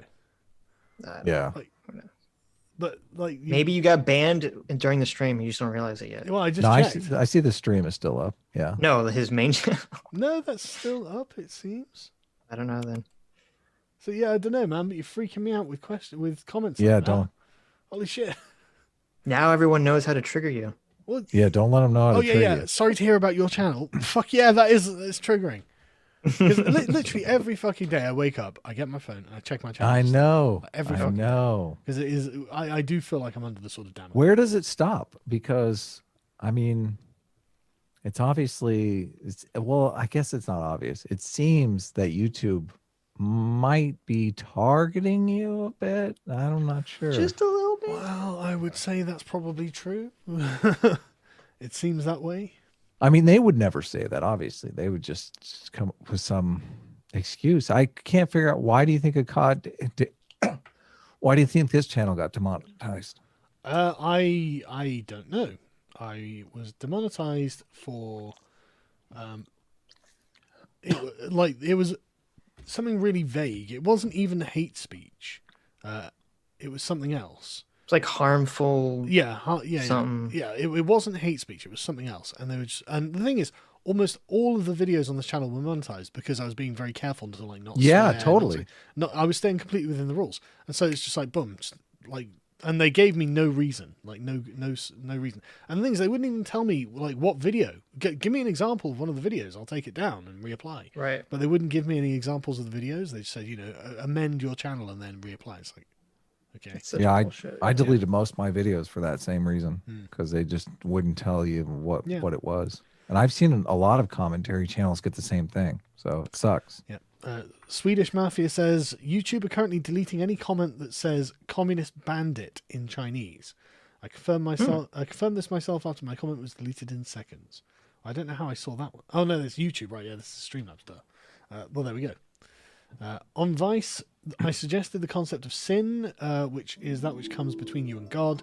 Vice comes between you and life. Well, it comes between you and eudaimonia, is what Vice does. So the happiness, human flourishing, the good life, that's what it comes between. Immersion in another reality within this reality is not the same as immersion in a reality at the expense of this reality. # thou shalt not simp. I don't know. I'd have to think that through. Because I think that immersion in a fictional reality is coming at the expense of this reality. I think you can make that argument. So I'll have to think about that one. Nazi is the new N-word. Change my mind. At least it would explain all the Democrats running around shouting, "Go home, Nazi" is an insult these days. The Wooster. Sargon, say our username, you 50-year-old Zoomer. You're gimping my super chat credit and reputation. What, the Wooster? Sorry, the Wooster. He is a regular super chatter. I know. I watched your stream. That's true. I forgot. The word capitalism is a socialist slur against any free enterprise system that became ubiquitous in the 19th century. Yeah, this is an interesting argument. Monopoly was made as a satire of capitalism by a socialist. Adam, stop using socialist caricatures of things to describe them. Yeah, Adam. Yeah, Adam. What'd I do wrong now? Use Everything. the word capitalist. I'm guilty. Use the word capitalist. Capitalist. Okay. What are we supposed to use? Super capitalist. That's what I call free it. enterprise. Oh, I like Jesus that. Christ. Free enterprise. Can't argue with it. Yeah, it's great. I love it. Free enterprise. Free enterprise-ist? I want to give everybody capital so they can start a free enterprise. Even if that enterprise is them lying on a bed of nails. Even if that Smoking enterprise drugs. is a worker co-op YouTube channel. Yeah. Think about it. UBI could get the worker co-op thing going. You could just all chip in your UBI and start a business together. You got your worker co-op. It's an interesting point, though, because I don't know about the origin of the word capitalist, actually, but let's assume this is correct. There are actually a bunch of these examples, like meritocracy was designed to be an insult towards meritocratic systems, and everyone's like, oh, that sounds like a good idea. Capitalism, We're taking it back. Yeah, exactly. So I don't know. Maybe we should own it. I'm happy with that. I think we should own capitalists. Yeah. Baczynski, debate Dank's pug on the ramifications of social disobedience in regards to the establishment. Dude, I couldn't win that debate. Yeah. That pug is too cute. He would win any debate. Sashman, I'm an Indian living in South Africa. Lol, think if I come over to the US or UK, I'd have the N-word pass. Man, I don't know, man. I think that if, what's her name, Lily Singh doesn't have it, then you probably don't have it. Yeah. But on the plus side, you probably won't get genocided in South Africa. So yeah, totally. That's true. I can't believe people are moving to America just so they can get the N-word pass. It's like, what the hell? Donate Alistair Crowley by Seance. Don't think I will. The Wooster says, Adam seems to think that men are purely status-seeking organisms like women. I cannot think of anything more lowly and unbecoming of a man to do. It shows that Adam knows nothing about true masculinity and holds no virtues. Keep doing good work, guys. Yeah, well, I agree that exposing Adam as a soy boy with no virtue is good work. What the hell? Look, it's not his fault. He lives in LA. He just absorbs the soy through the air when he walks around. It's probably in the There's water. A lot of soy. There is a lot of soy. Yes, it's estrogen in the water. Don't drink from the tap, Adam. Yeah. Girls reward soy in Los Angeles like crazy. So is that they true? Yeah, they do. They go for the metrosexual. Right. So if there's some huge hulking buff guy comes down, there is a marriage market going on in Los Angeles too. It's just a bit different. It's calibrated differently. So it's calibrated for cuckoldry. You think? I don't know. That's what it sounds like. I wouldn't go there, but I think you need to start lifting some weights. Well, I don't necessarily know that. Bulk up. So soy. I guess the definition of the soy boy is someone who doesn't necessarily mind sharing his woman. But I mean, I don't necessarily know that you have to, like display high testosterone and still not be into cuckoldry. I don't think all metrosexuals are into cuckoldry. No, but I think that the Venn diagram is pretty close. Yes. Maybe. I don't know, though. I don't know. I think that the Venn diagram is probably a subset. So beta males, cuckolds. Yes. One within the What's other. not all rectangles are squares. Yeah. But all squares are rectangles. Exactly. Debate Enoch Powell, says Vorsh. Is that the real Vosh? What happened? You can just put your own name in you. So the only thing missing in the Shapiro to Spencer pipeline is not enough Britisher. That's a good point. Yeah, Britisher's great. Yeah, he is great. On the subject of tits or ass, tits are like the icing on the cake, but the sponge is paramount for it to be a good cake. Good argument. I always need a way of pushing back for the ass, man. Like you got to understand, there's virtue there. There you go. Thanks for using your free will to choose to stream today, fellas. Sargon, what are your thoughts on psychedelics like DMT or Sargon mushrooms? Yeah. Have you ever listened to a Red Terrence McKenna? I've never listened to a Red Terrence McKenna, but I've listened to Joe Rogan talking about DMT, and Mouthy Buddha did an amazing video on it, actually. What do you think of Adam? Psychedelics are a must, like a step on the path to enlightenment. I hate to tell you guys, but so have you ever done psychedelics, Sargon? Or I've probably are you at liberty to say, like, are you? Yeah. Like, has a statute of limitation passed? I went to the Oktoberfest in 2009 in Germany and I think it was some acid. It was some tablet, and I just remember talking like a motherfucker all night. And I woke up the next morning, I had really sore throat. I had a really good time. Yeah. It was really fun. It wasn't psychedelic though. It wasn't hallucinogenic or anything. I've never taken DMT or mushrooms. Everyone needs to take at least shrooms once in their life. Yeah, some sort of psychedelic. I'm not against the idea. Mind expanding. Right. The libertarian to fascist pipeline is the same as the pot to crack pipeline. Most crack users use pot first, but most pot users will stop with that. Also, lots of the alt-righters think Spencer is a government plant used to poison the water on there. Clearly. But yeah, I can see why a lot of people would think that. I don't think he is, but I can see why people would think that. He's too open about his stuff. Yeah, So, that's a fairly good analogy, I'd say. Timple bone connected to the Joe Rogan bone. The Joe Rogan bone is connected to the Sargon bone. The Sargon bone is connected to the Richard Spencer bone. The Richard Spencer bone is connected to the Adolf Hitler bone. Now hear the word of slave tube. Dem Nazis gonna. Very you see enough yarn and you can indict everyone. Yeah. General Stilchico 406 AD. Let the German refugees of Attila over the Rhine. We have a moral responsibility to help them. They won't be a problem. 506 AD. Guten Morgen, mein Mitrömer, my fellow Roman. Yes, that's in many ways. I mean, literally all through the Middle Ages, the Germans ran around calling themselves Romans and the true heirs to the Roman Empire. And it's like, I mean, it's really embarrassing cultural appropriation,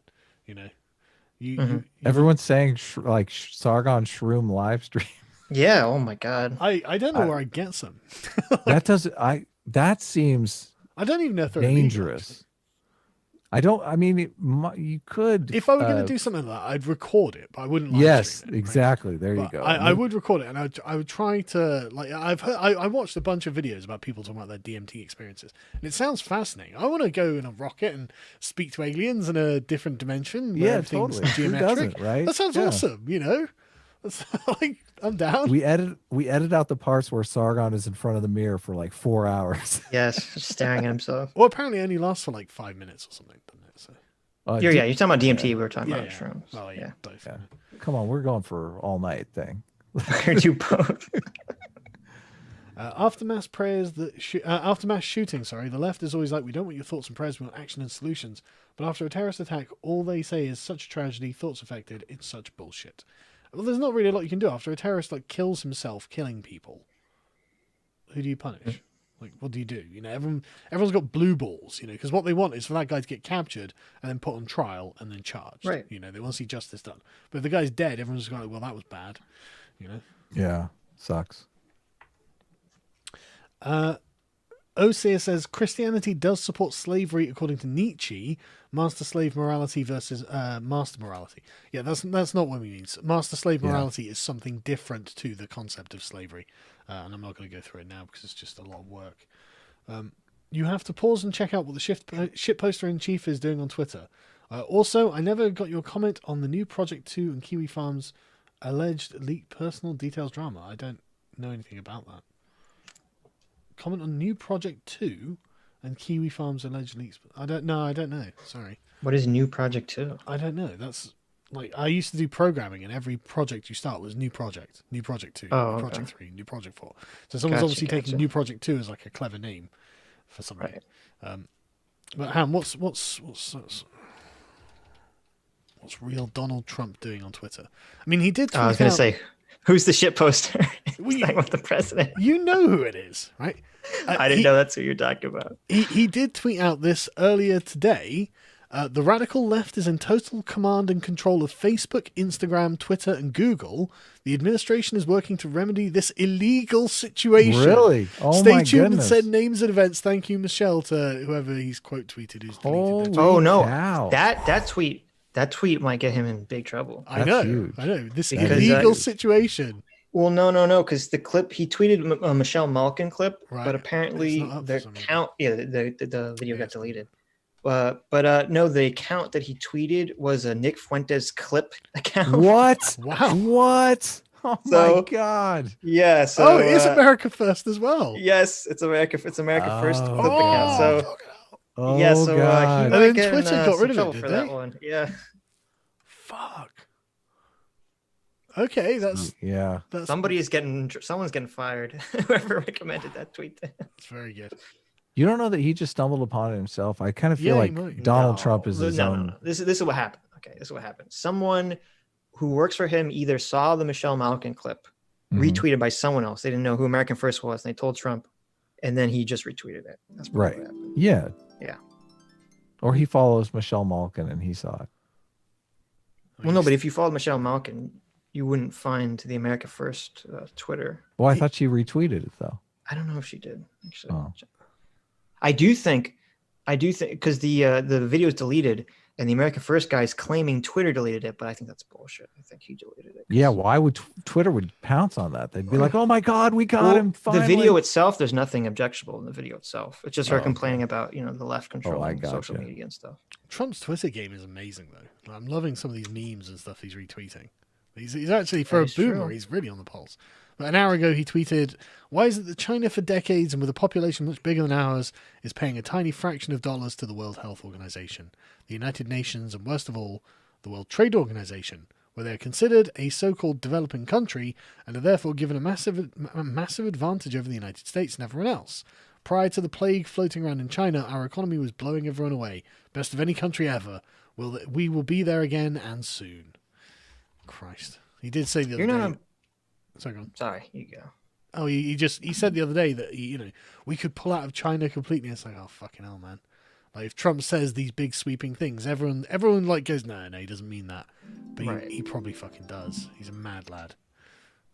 You're not on the whole Bill Gates' evil vaccine thing, right? You mean you're not? Uh-oh. Looking not, forward to no. those potholer response videos. Oh no, are you on the Bill Gates' evil? I don't know anything train? about Bill Gates, but I'm not going to take a vaccine from him. Because I was looking at Michelle Malkin's Twitter feed, and the pinned tweet is, "I will not take the Gates vaccine. I will not bow down to the jackbooted globalist. I will question the corrupted public health industrial complex and its financial conflict of interest." I was just like, Well, where's the lie? I don't think Bill Gates is trying to depopulate the world or whatever the fuck. He the conspiracy- absolutely is trying to depopulate the world. Oh, Really? God, You sorry. He buy says into it. that? He literally goes out on stage and says, "We can reduce population by this, by that, by the other, by this." So you think he means that he wants Really? to make a vaccine that like sterilizes people or something? No, of course Okay. not. His view on vaccines. He did say Mhm. I can't remember. He's on a stage somewhere. I've seen the clip of it, a TEDx talk or something, where he's giving this TEDx talk, and he does say that vaccines can reduce the population, and that obviously sounds really bad, right? But what he means is bringing everyone up to a first world standard of living, Right. Yeah. right? And then people choose not to have children because they Right. have birth Yes. control, Yeah, they have totally. What an healthcare, evil man. and it That's it, in the cards. no, That's but going to happen. it does reduce population, but It you doesn't, can't- though. Yeah, of course it does. We're living through it right now.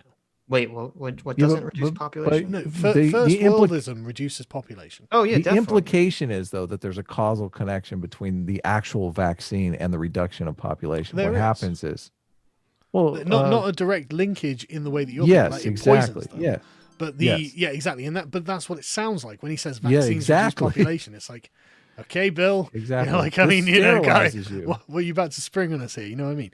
But no, he means in a first worldy sort of, you'll choose to have less Yeah. children because everyone will Sure. be more healthy, etc., etc. Because you're rich. You But you invest can't more in say the children. that he's not trying to reduce the population because he is. That is his Yeah, but- goal. okay, He just comes okay. out and states it.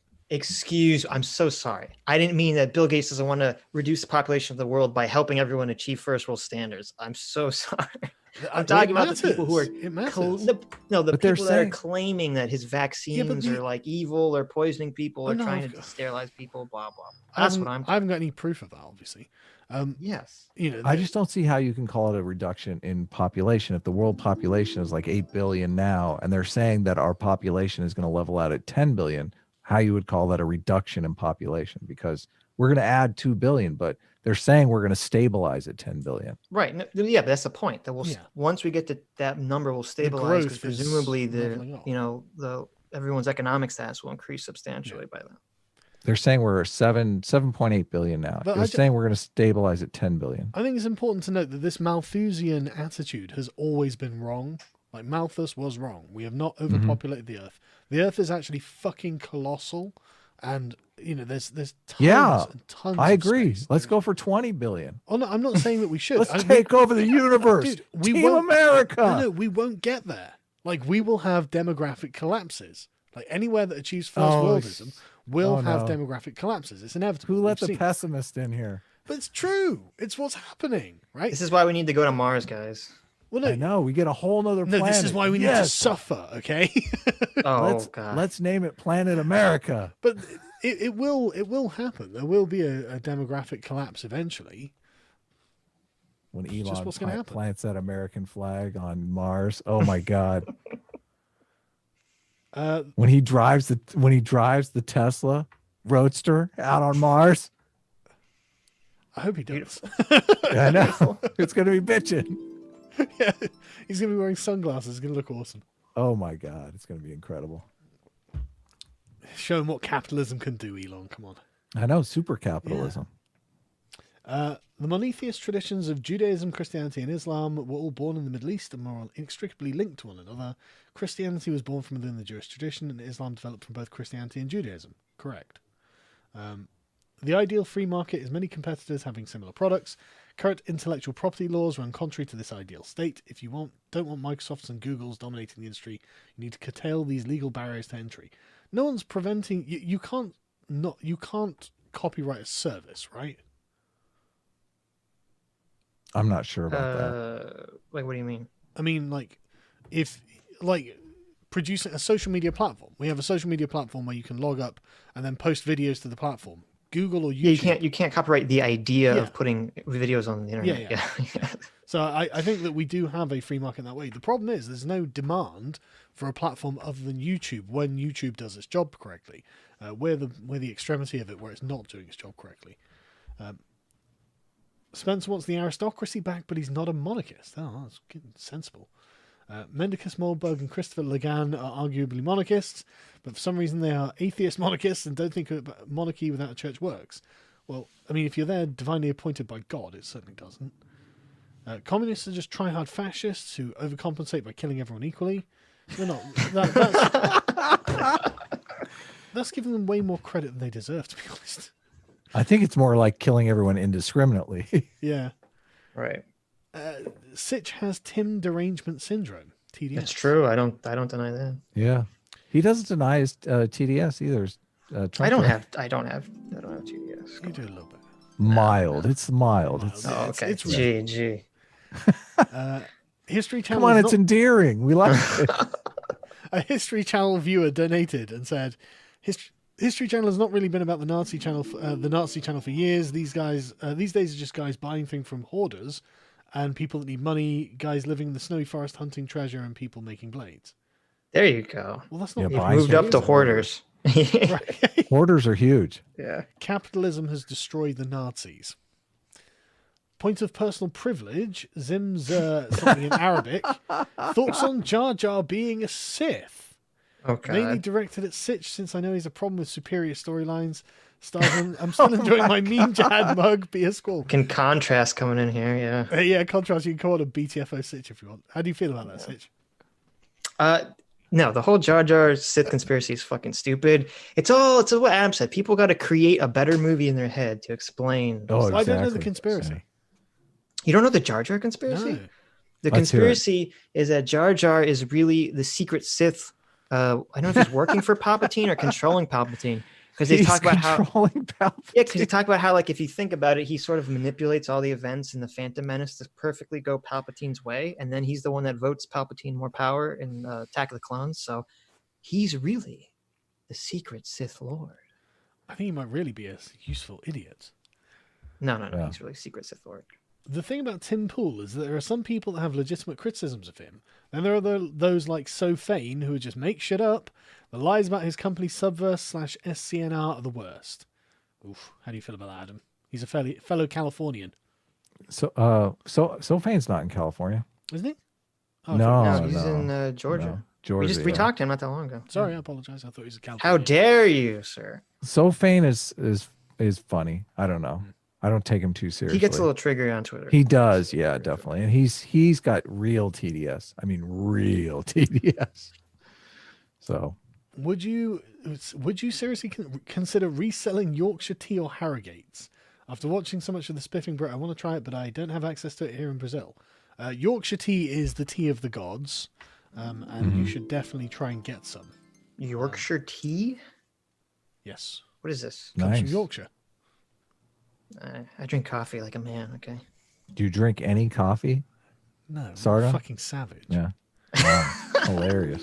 To drink his fancy teas, okay. Savage. Well, how do you think we're going not like a German?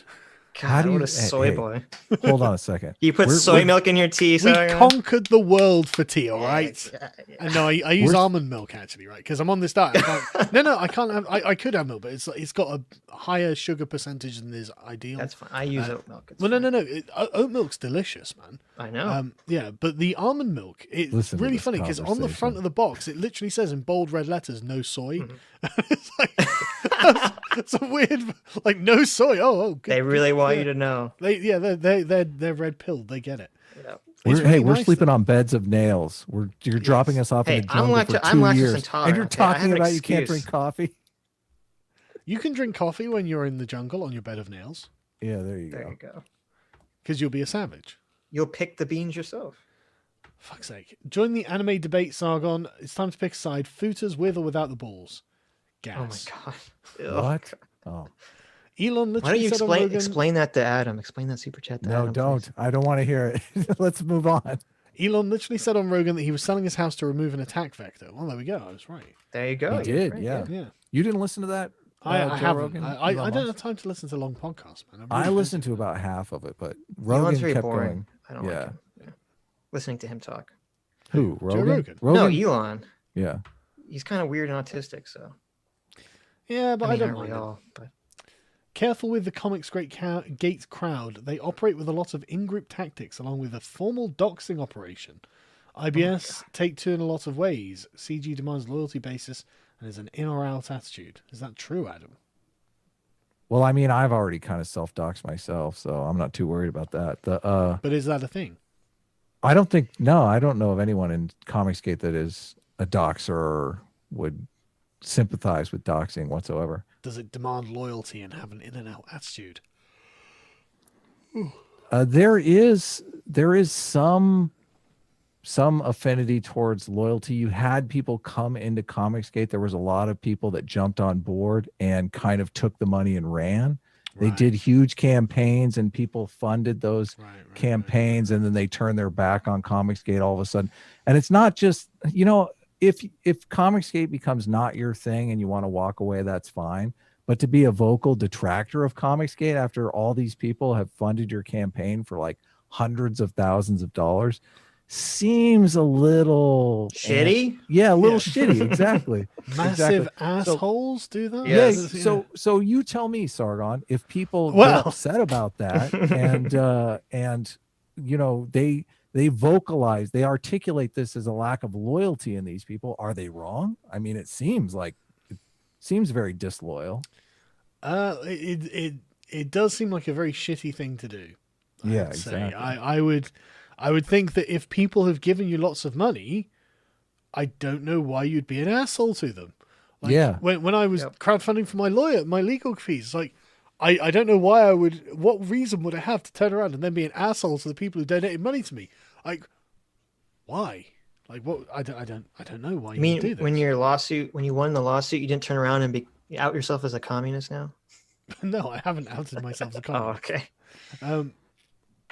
There is a lot of like playful ribbing that goes on. And I don't think some people like you, all of us have been on YouTube forever. So we're used to that. Like Sorry, people insult No, me. Adam. It's because we're men. We're males, okay? We I understand. think banter is a male thing, yeah. It is 100%. totally. It's called male bonding. Exactly. So, but a lot of people, they can't take the male, they can't take the banter. So it rubs them the wrong way. And then all of a sudden they're like, okay, well, maybe that person is really serious and they're losing sleep over it. I don't lose sleep over that stuff. So I don't necessarily worry about it, but I can see how other people who are maybe not used to the YouTube environment, maybe coming in and getting a lot of praise from an audience, and then people push back. Sargon, the more successful you are on YouTube, the more people target you, so they don't necessarily like that targeting, and they back away from Comicsgate for that reason too, which is Right. totally fine, totally understandable. But you wouldn't shit talk those people. Yeah, exactly. Exactly. But you wouldn't shit talk. But they conceptualize the people that are giving them banter as the enemy, and this is comics. Like it's the exact same thing with that group individual separation. Like they conceptualize these individuals that are maybe insulting them as the entire group insulting them, when it's just kids, it's individuals. Like let it go. Don't let it ruin your relationship with other people. I have tons of friends in Comicsgate, and I wouldn't let anything like that happen to my relationship with those people. So, wasn't some of it like if someone doesn't deliver on the comic, then a good way to you counter should the narrative shit on that person. No, but I'm saying a good way to counter the narrative is like, oh no, I did not deliver. It's just that these Comicsgate people are all horrible people. Oh, that's true too. That I've seen that as well. There are some people who, there's one guy in particular who they think he's been running a Ponzi scheme where he's basically fulfilling one campaign with another campaign. Like every time he starts a new campaign, he raises money to fulfill the last one. And that's going to run out. And he seems to have become vocally anti-Comicsgate, and everybody thinks, well, that's why he's vocally anti-Comicsgate, because he's like, he's waiting for the shoe to drop. He's looking for his exit. So,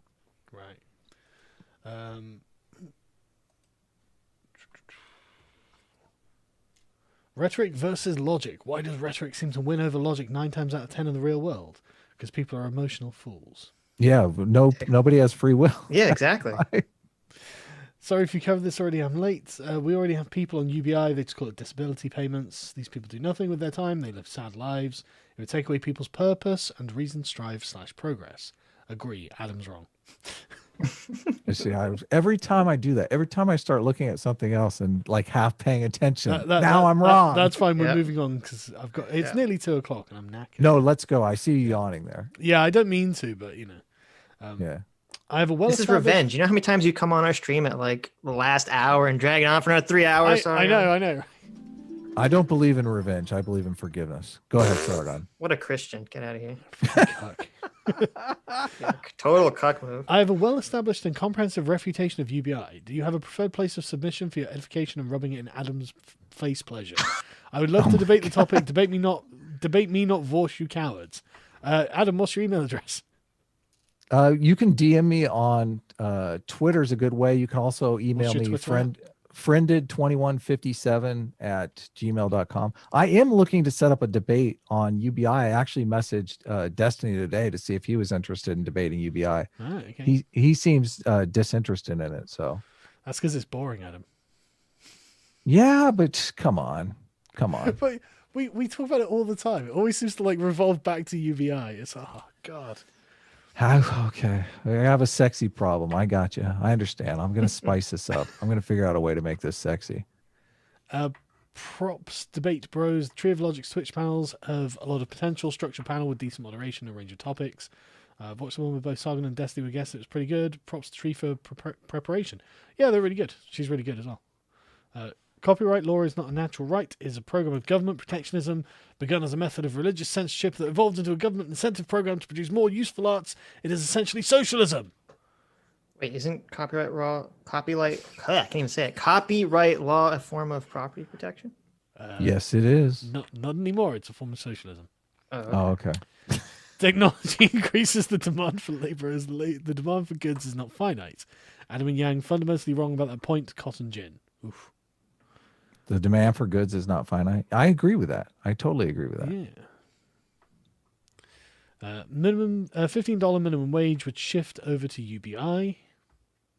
The reason why your stoner is not going to stay at home and he's going to take the job and the UBI is because resources. People want resources.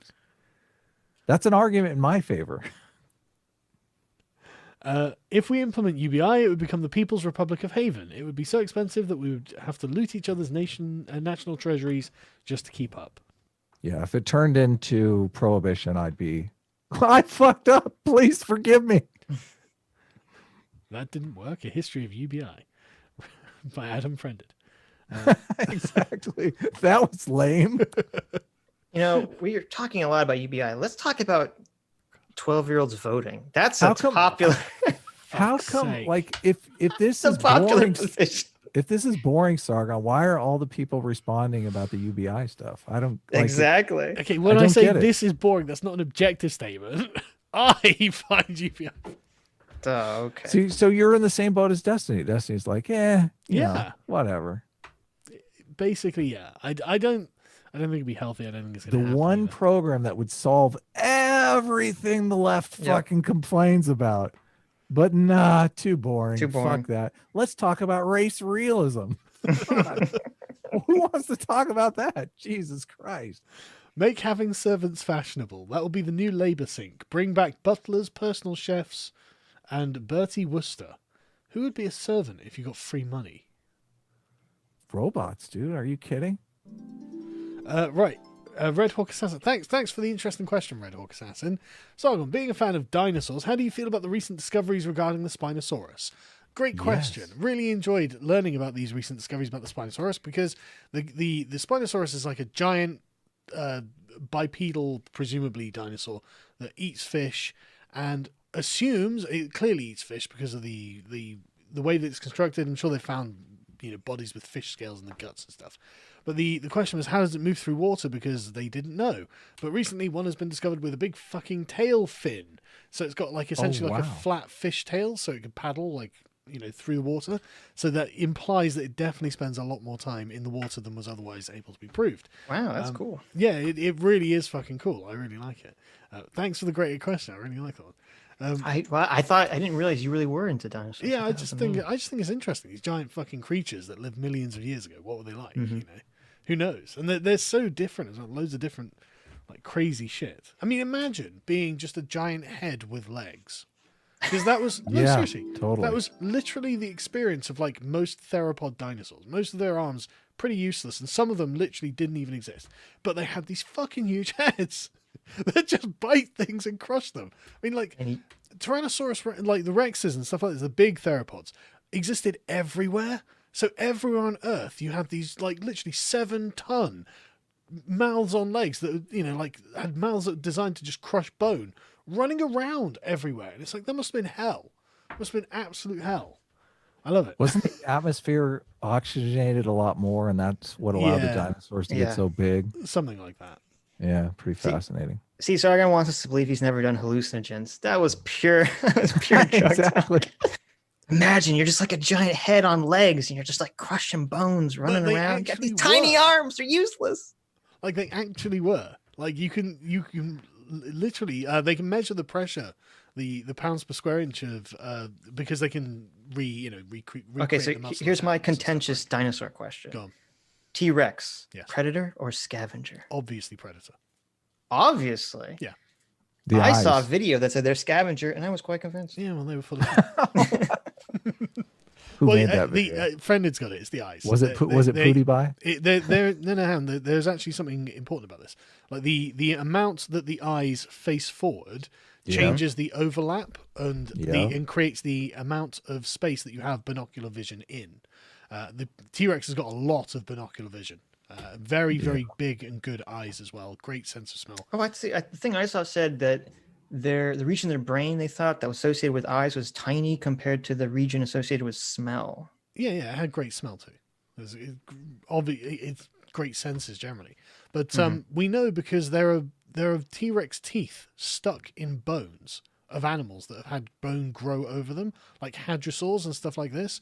Like wow. Literally, yeah, like one of the spines. Oh, like they got away. Yeah, because the T-Rex's I teeth see, yeah. used to keep going through them because it's Right, like right. it's very aggressive and huge animals that are fighting all the time. And so there are more than one bits of bone where the T-Rex tooth is stuck in it and the bone has grown over it, and it's just been embedded in there. We know that the T-Rex hunted, and the thing is, like, you wouldn't be such a powerful creature if you weren't going to hunt. Like it would, like, it's designed to destroy stuff. It's Well, Here comes. I'm just trying to think if there's some. I mean, I don't know. You could say like elephants are big, powerful creatures, but they don't hunt, right? yeah, but they don't have the greatest jaw pressure Whales. of any land mammal. That is Whale. true. That is true. Like Whales the just T-Rex's scoop up a head bunch of is krill. actually the T-Rex's head is a fucking amazing thing. Actually, like it's so solidly built. And the teeth are just essentially round. They're just cones. You know, they're not sharp or anything like that. They're Yeah, for just bone sort of crunching, smash. not serrating Yeah. meat. Yeah.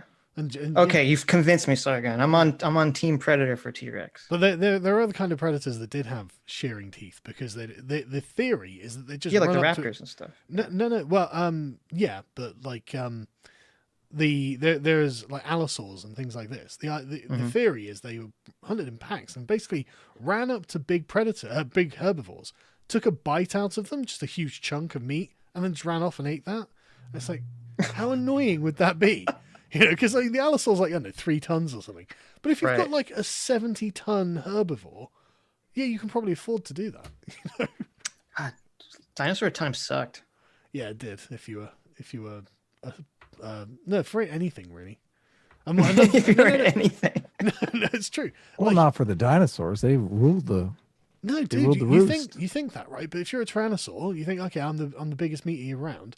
Unfortunately, the entire world's populated with tyrannosaurs. All of these Tyrannosaurus skeletons are battered up. They're all really badly beaten. So these guys they have rough lives, and often it's from other you'll see like scrapes on the nose of the skulls, and they'll fit perfectly with other tyrannosaur teeth and things like this. So these creatures led fucking tough lives, man. Like, we do not know. Like, you're like, oh, if we dump people in the woods with a knife, how will they survive? Yeah, I know. I was gonna say, Fuck, talk to man. me when they're sleeping on a bed. Well, and to be fair, the people you're dumping in the woods don't have the largest bone crushing jaws in all of existence. So. Dev again. Oh god, my YouTube comments are now all Vorsh's Brainlets calling me alt-right and wanting me to debate him. I don't even think I have a bigger channel than him. What the hell has he gained? I'm just a fat otaku. It's IBS, mate. They need attention. They thrive on attention. This kind of energy is self-defeating. If you just ignore it, it will just cycle into a vicious circle and eat itself. We've seen it before. You should debate Vosh on dinosaurs. I will. Absolutely. that'd be great. The T-Rex is the superior dinosaur. The Untermensch communist Spinosaur is inferior. How T-Rex was racist? Probably. Hi, Sargon. Sorry to hear about your graphics card. Oh, fuck's sake. Feminists want equality. Subject every woman to the draft. Yeah. Well, they must choose between the military, male fitness requirements for the role section, civil service, or prison. I honestly thought that was going to go the way of like thottery or something. They've been drafted into the thought brigade. The anti-thought brigade. Yeah, if LA women marry metrosexuals, then that would suggest they are all on the pill. If they go off the pill, the chance of divorce skyrocket as the pill makes women go for feminine men. Yeah, and I've going heard for that. versus that. I've heard that. I've yeah. heard that too. I don't know if it's true or not, but Well, we heard it, so I guess it's true. There are far too many pathetic excuses for men doing drugs because they're too weak to handle the real world. Why do you associate with such lowlifes? Make sure to develop impulse control, as that is how to master your own life. Well, agree. yeah, good. That doesn't count I like for that. hallucinogens, though, because no one does that habitually. Yeah.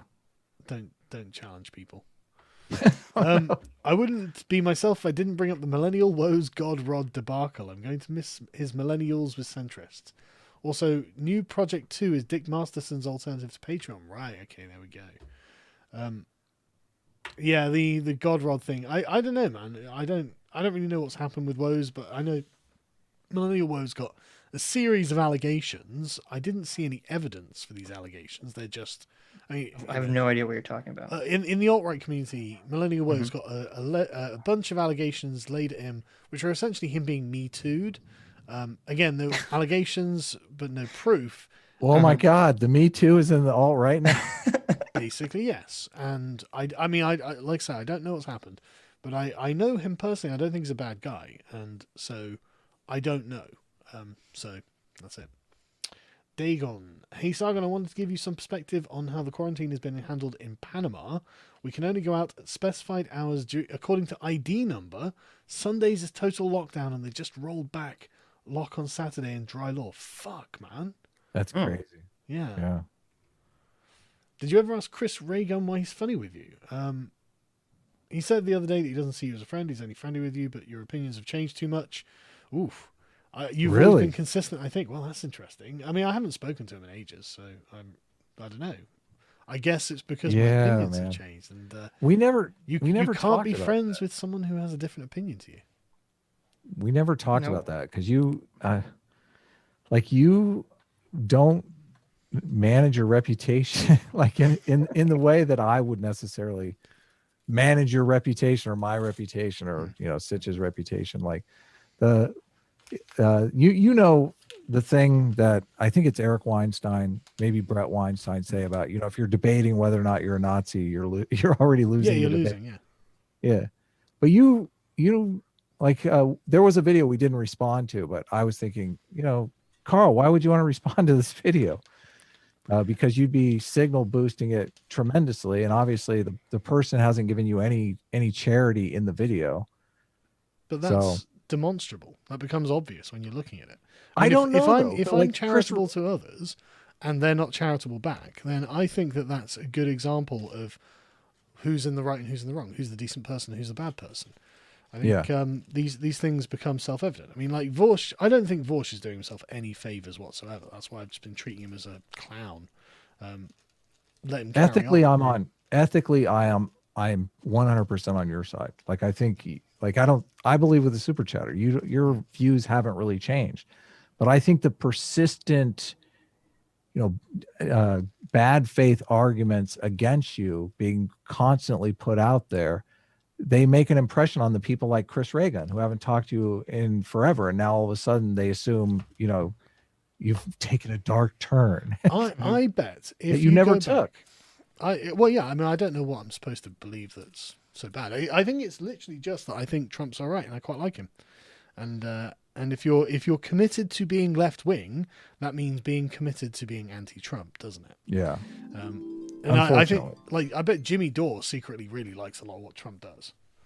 Yeah, Jimmy Dore is great. Yeah. I don't watch it. Jimmy Dore's gone kind of crazy recently. Yeah. I don't know if you want to say. But the I don't know, like if now he doesn't like me or can't be friendly towards me or whatever because politics, because of his views or whatever, or he thinks my views are different or whatever. Okay, I think that 2016 Chris Reagan would find that embarrassing as a position. I think that. I agree with you there. I was a really big fan of his content, and I still am. Like he doesn't when he produces content. But I watch. He's one of those channels where I watch practically every video that he's done, right? Because I really like his work. He's a really funny guy and he makes really good arguments. But I find it really hard to believe that the guy who started going on saying, well, these SJWs are essentially anti-freedom and control freaks. I find it hard to believe that guy would be like, you should break up a friendship or not be friends with someone on the basis of their political opinion. Mm-hmm. And I don't expect him to be my mate or something. It's fine. He doesn't have to do anything. I haven't spoken to him for ages. It's not something I've been thinking about, but I really respected that guy. I really, really respected that guy who did what he thought was right from his own conscience and not because of someone's politics. So, well, do you know that's his opinion, or is this all just? Well, I don't know. I haven't spoken to him hearsay. about This it. all could be. Yeah, this is just what Adam has said in this super chat. So I haven't seen him say it, but right. I don't care. It's free to say. Yeah, it could be somebody just stirring up stuff, but I don't know. Oh, I've heard this from a few people now. It's not people who seem to hate Chris Reagan, but they seem to be baffled as to why. I guess I'm a MAGA chud now to everyone. But that's fine. So you think it's directly Happy to related? be a MAGA child. Oh no, my God. I love Trump. I think he's great. That's funny. That's funny. Go ahead. And it's getting late. Yeah. We're almost at the end. Even if you had nothing to do with My Little Pony, I can't help but recommend seasons 5, episode 1 and 2 for a symposium vid. Yeah, I know these ones. Okay, I actually know these episodes because people have sent me them over the years. There's one where the ponies in Equestria, like some communist dictators take over and have all the ponies have equality signs on their bums. They have on their rump they have like their own little personal symbol, right? And instead of having that, they make them all have equal signs. So everyone's now equal, and obviously that means everyone's the same. And then it turns out that the ponies who make them do all this actually underneath their equal signs still have their special unique symbols, whatever. And that's it's like a way of offense. It's kind of like an Animal Farm reference. Actually, wow. saying, like, these are more equal than others, and these guys get to have their special symbols while the rest of you peasants don't. And based on Red Pill, carry on. May you warn many a generation against socialism and communism. Good for My Little Pony. This is why I don't dunk on it. You know what I mean? I was like, no, I don't mind if friendship is magic. If that's what you think, I'm fine with it. It's just cringe. Joke: how is communism a lot like the dinosaurs? Punchline: it's cold-blooded, primitive, and needs to go extinct. Dun dun dun. They weren't cold-blooded. They were warm-blooded. Ooh, I know that's a bold statement. Oh man, I'm going to get so many different types of community. I can do so many different response videos to things I just say and then never. Are birds warm-blooded? I don't know. Yes, they are. Have you never heard Adam, Jesus Christ. What? Yeah, birds are warm-blooded. Yeah. Birds are warm-blooded, of course. Hey, I'm sorry. That's offensive to you that I didn't. It's offensive to me that you don't know that birds are warm-blooded. Yes. Well, I'm based on their gender theory. Gender theory. So okay. Does that make up for it? You're right. I assume their blood temperature. I'm very sorry. The paradox of tolerance by the left. I just don't tolerate intolerance. But if I disagree with you, it's because I'm a bigot. If you disagree with me, it's because I'm a bigot. Kafka trap. Yeah. Well, I assume you're talking about Karl Popper's paradox of tolerance, which is what the communists use to justify attacking people because they might turn into Nazis. It's estimated that with proper application of technology, the Earth could support almost 300 trillion people. That is if the Earth is wholly built over and farming is fusion-powered underground farms. Well, there we go. Yeah, the Malthusian stuff is nonsense. It's absolutely Isn't nonsense. trillion like a million billion? No, it's 1,000 billion. Yeah. That seems like a lot. Poverty is sexist, says Melinda Gates with a CNN link.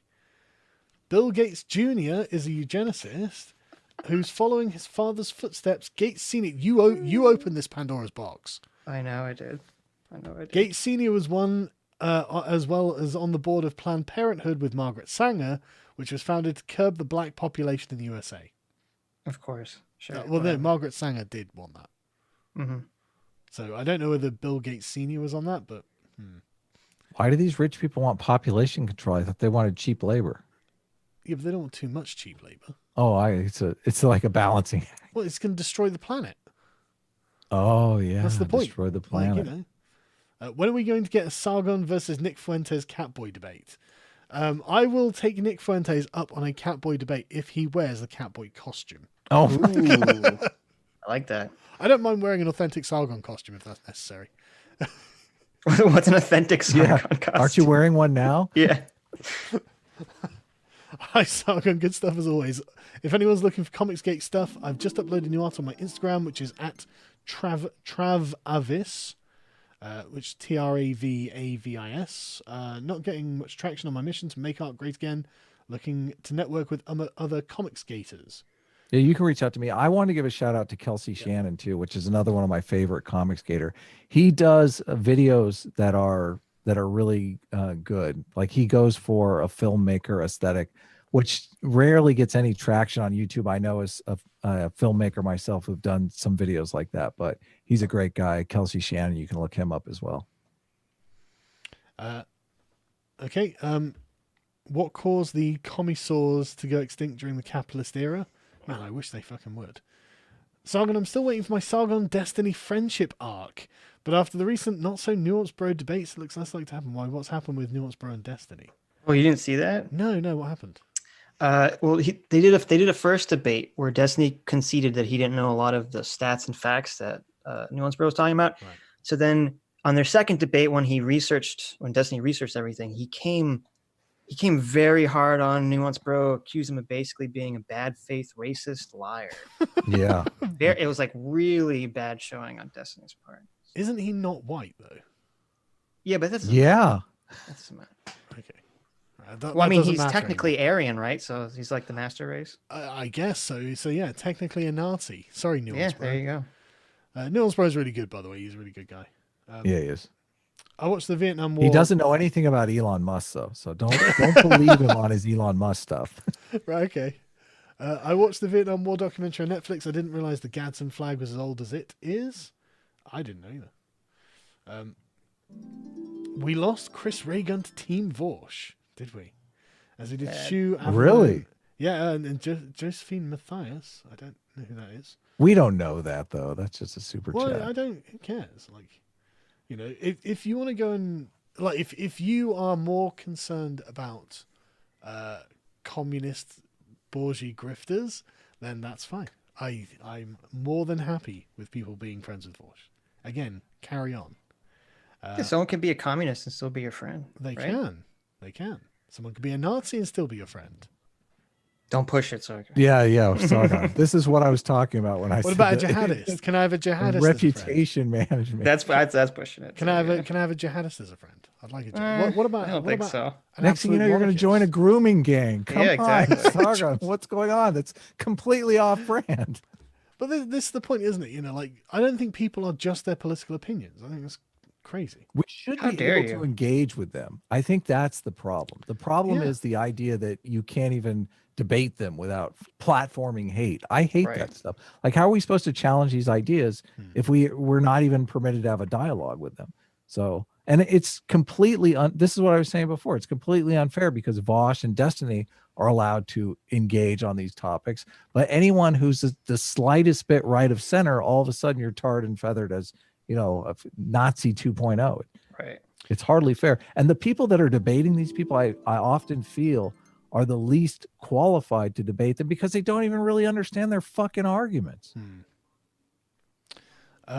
Lizzie says, huge fan, thanks for all the work. Thank you, Lizzie. Really appreciate that, man. Don't forget to shout out Sitch's channel for tomorrow's show. Also, when is Molyneux coming to analyze a video with Sitch and Adam? That's the question. Probably never, but Look, he's a really nice guy. He's a very smart guy as well. And he's very reasonable. He's not rude. You know, you can have a conversation with him.